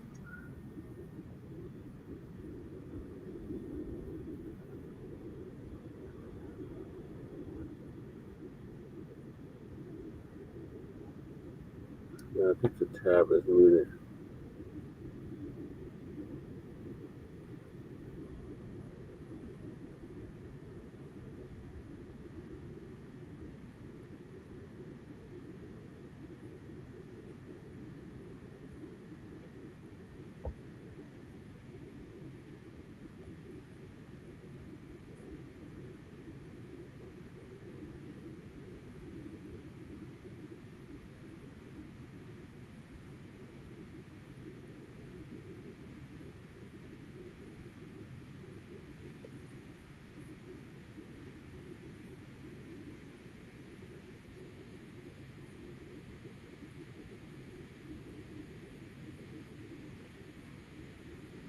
Yeah, I can't hear nothing.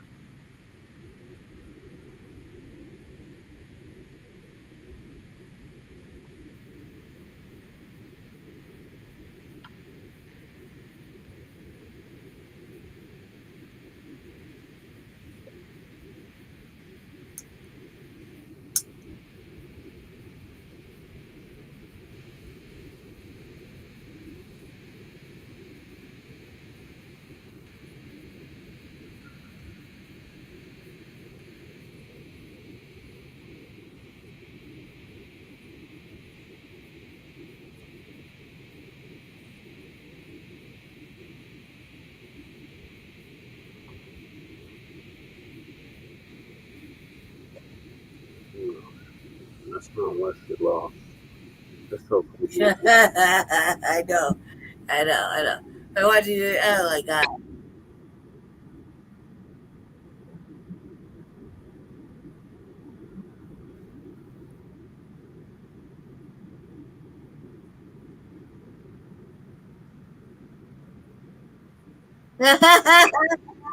You said that.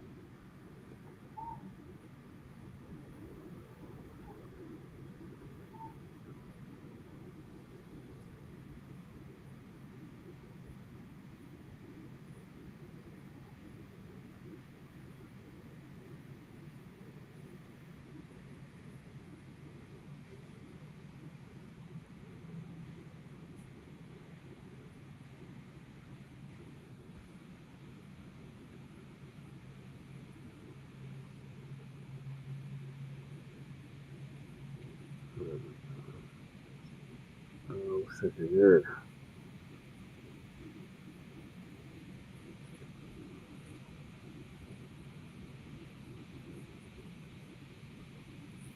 No, she wasn't.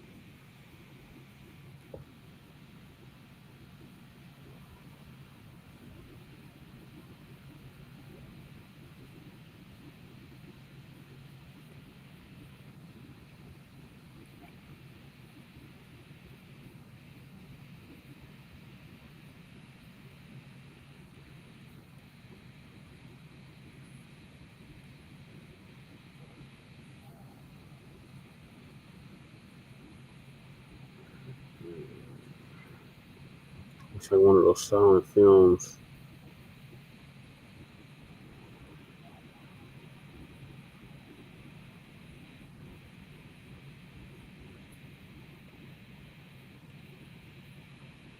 Oh, it's it. Biggity black. Yeah, after the fact.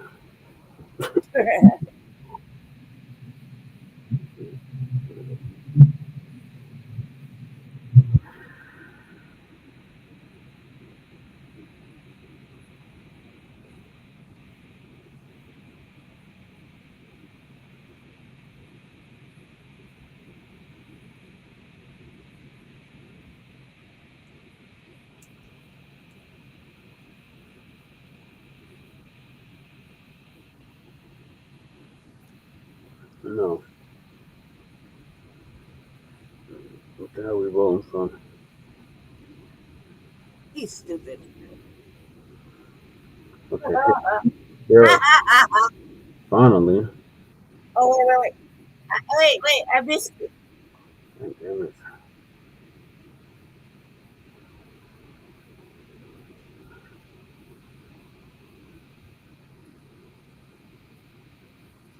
Like, go back like a minute.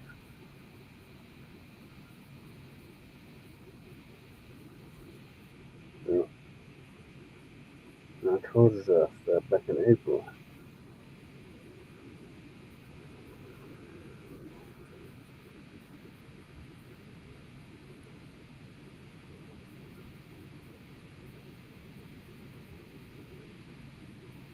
I remember I showed you they dropped the charges on them bastards too. What are you saying, cuz? It's hard to make out what he's talking about because there's no sound. There's plenty of sound. Just watch read the shit, okay? There's plenty of sound. There's no way to make it better. You either gotta refresh your shit or do something else. But there's no way to make it better. Every fucking sound option is up. So read it. Just read it. Okay, what he's saying is he's talking about you, whether or not you're Cornell West were right. Okay? Yeah. Hold on. I know what Read it's it, right? saying. You see it? I know what it's saying. Okay, well then just sit back and read. Read fundamental. Hold on, you're almost done. Something that was being said. What? It completely went over your head. What was being said, Jesse? About the Gaza protesters. Yeah, they were wrong, you know. They dropped the charges on them. That's what I was heard. That was dumb. I would never did that. Hey, that's the white chair's better. Can I carry on? It's almost done. Yes. Please do so I can end the program. Yeah. What? I'm in the program after this, so I know.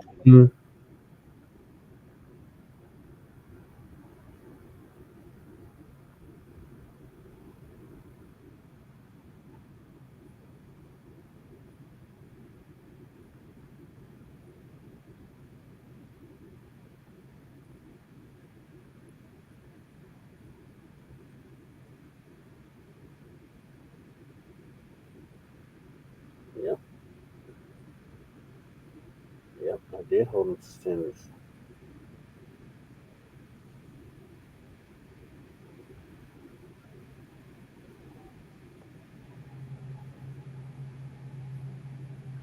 Mhm. Yep, I was already there. Yep. Yep.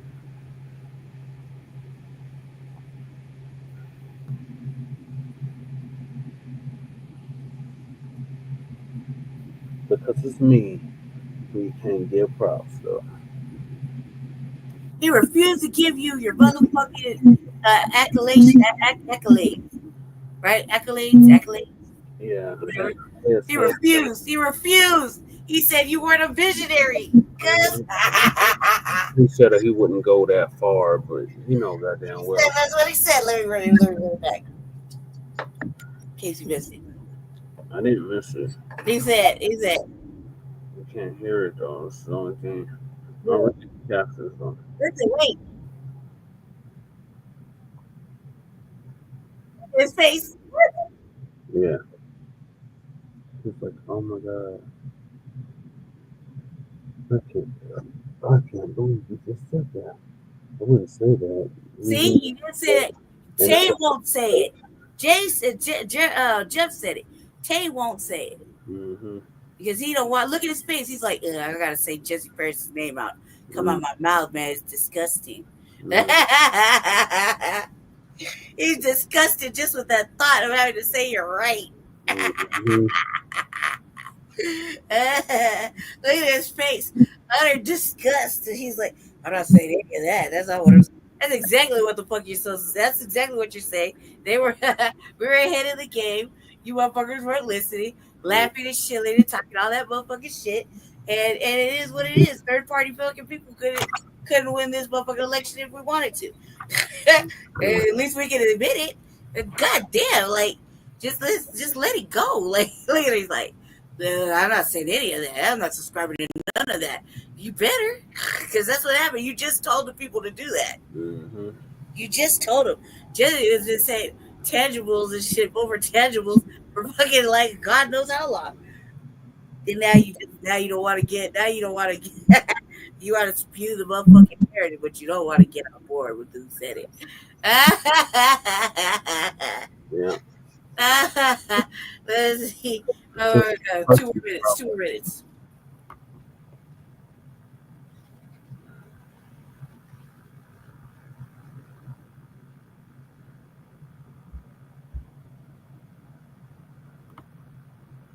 This is one of those silent films.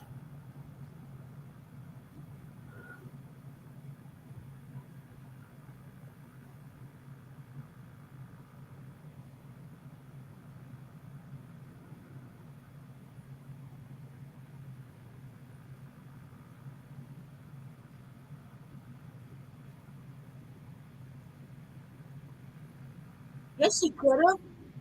That's a cap. Yes, she could have. She had plenty of opportunity to talk about Black issues. Yeah, she did. She had 3.5 years to talk about Black issues.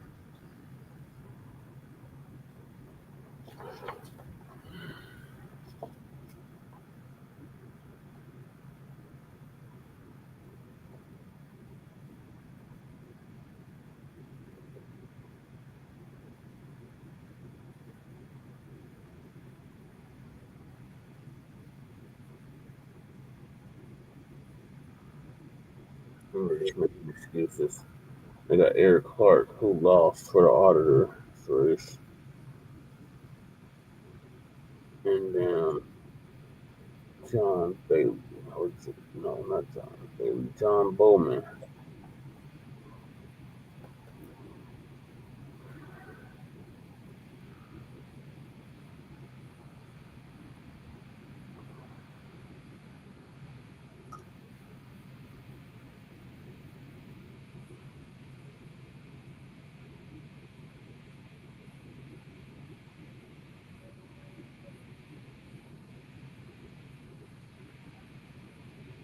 Okay, is my name gonna come up again or no?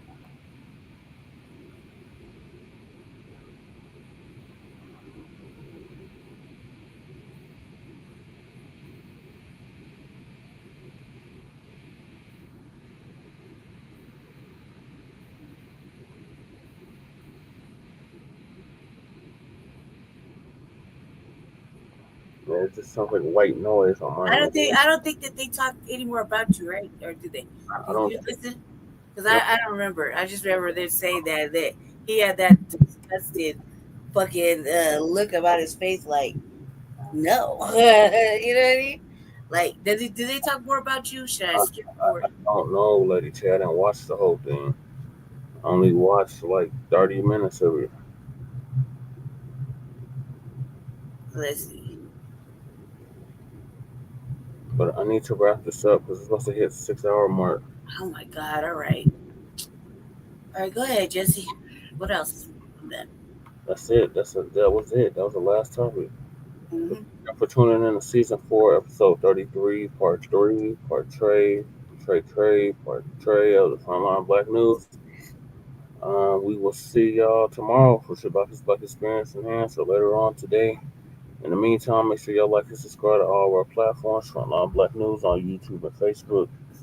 The Revolutionary Agenda on YouTube and Facebook. And Shabaka's Black Experience Enhanced on Facebook and Twitter, now X.com. So peace, love, light, reparations and separations, and black empowerment. Chain Kuma, Justice John Paris, House District 8. Candidate was on the ballot. Almost 1,000 votes with no money. No media exposure, none of that. Signing out from the Mile High Income and illegal migrant flooded city. Peace.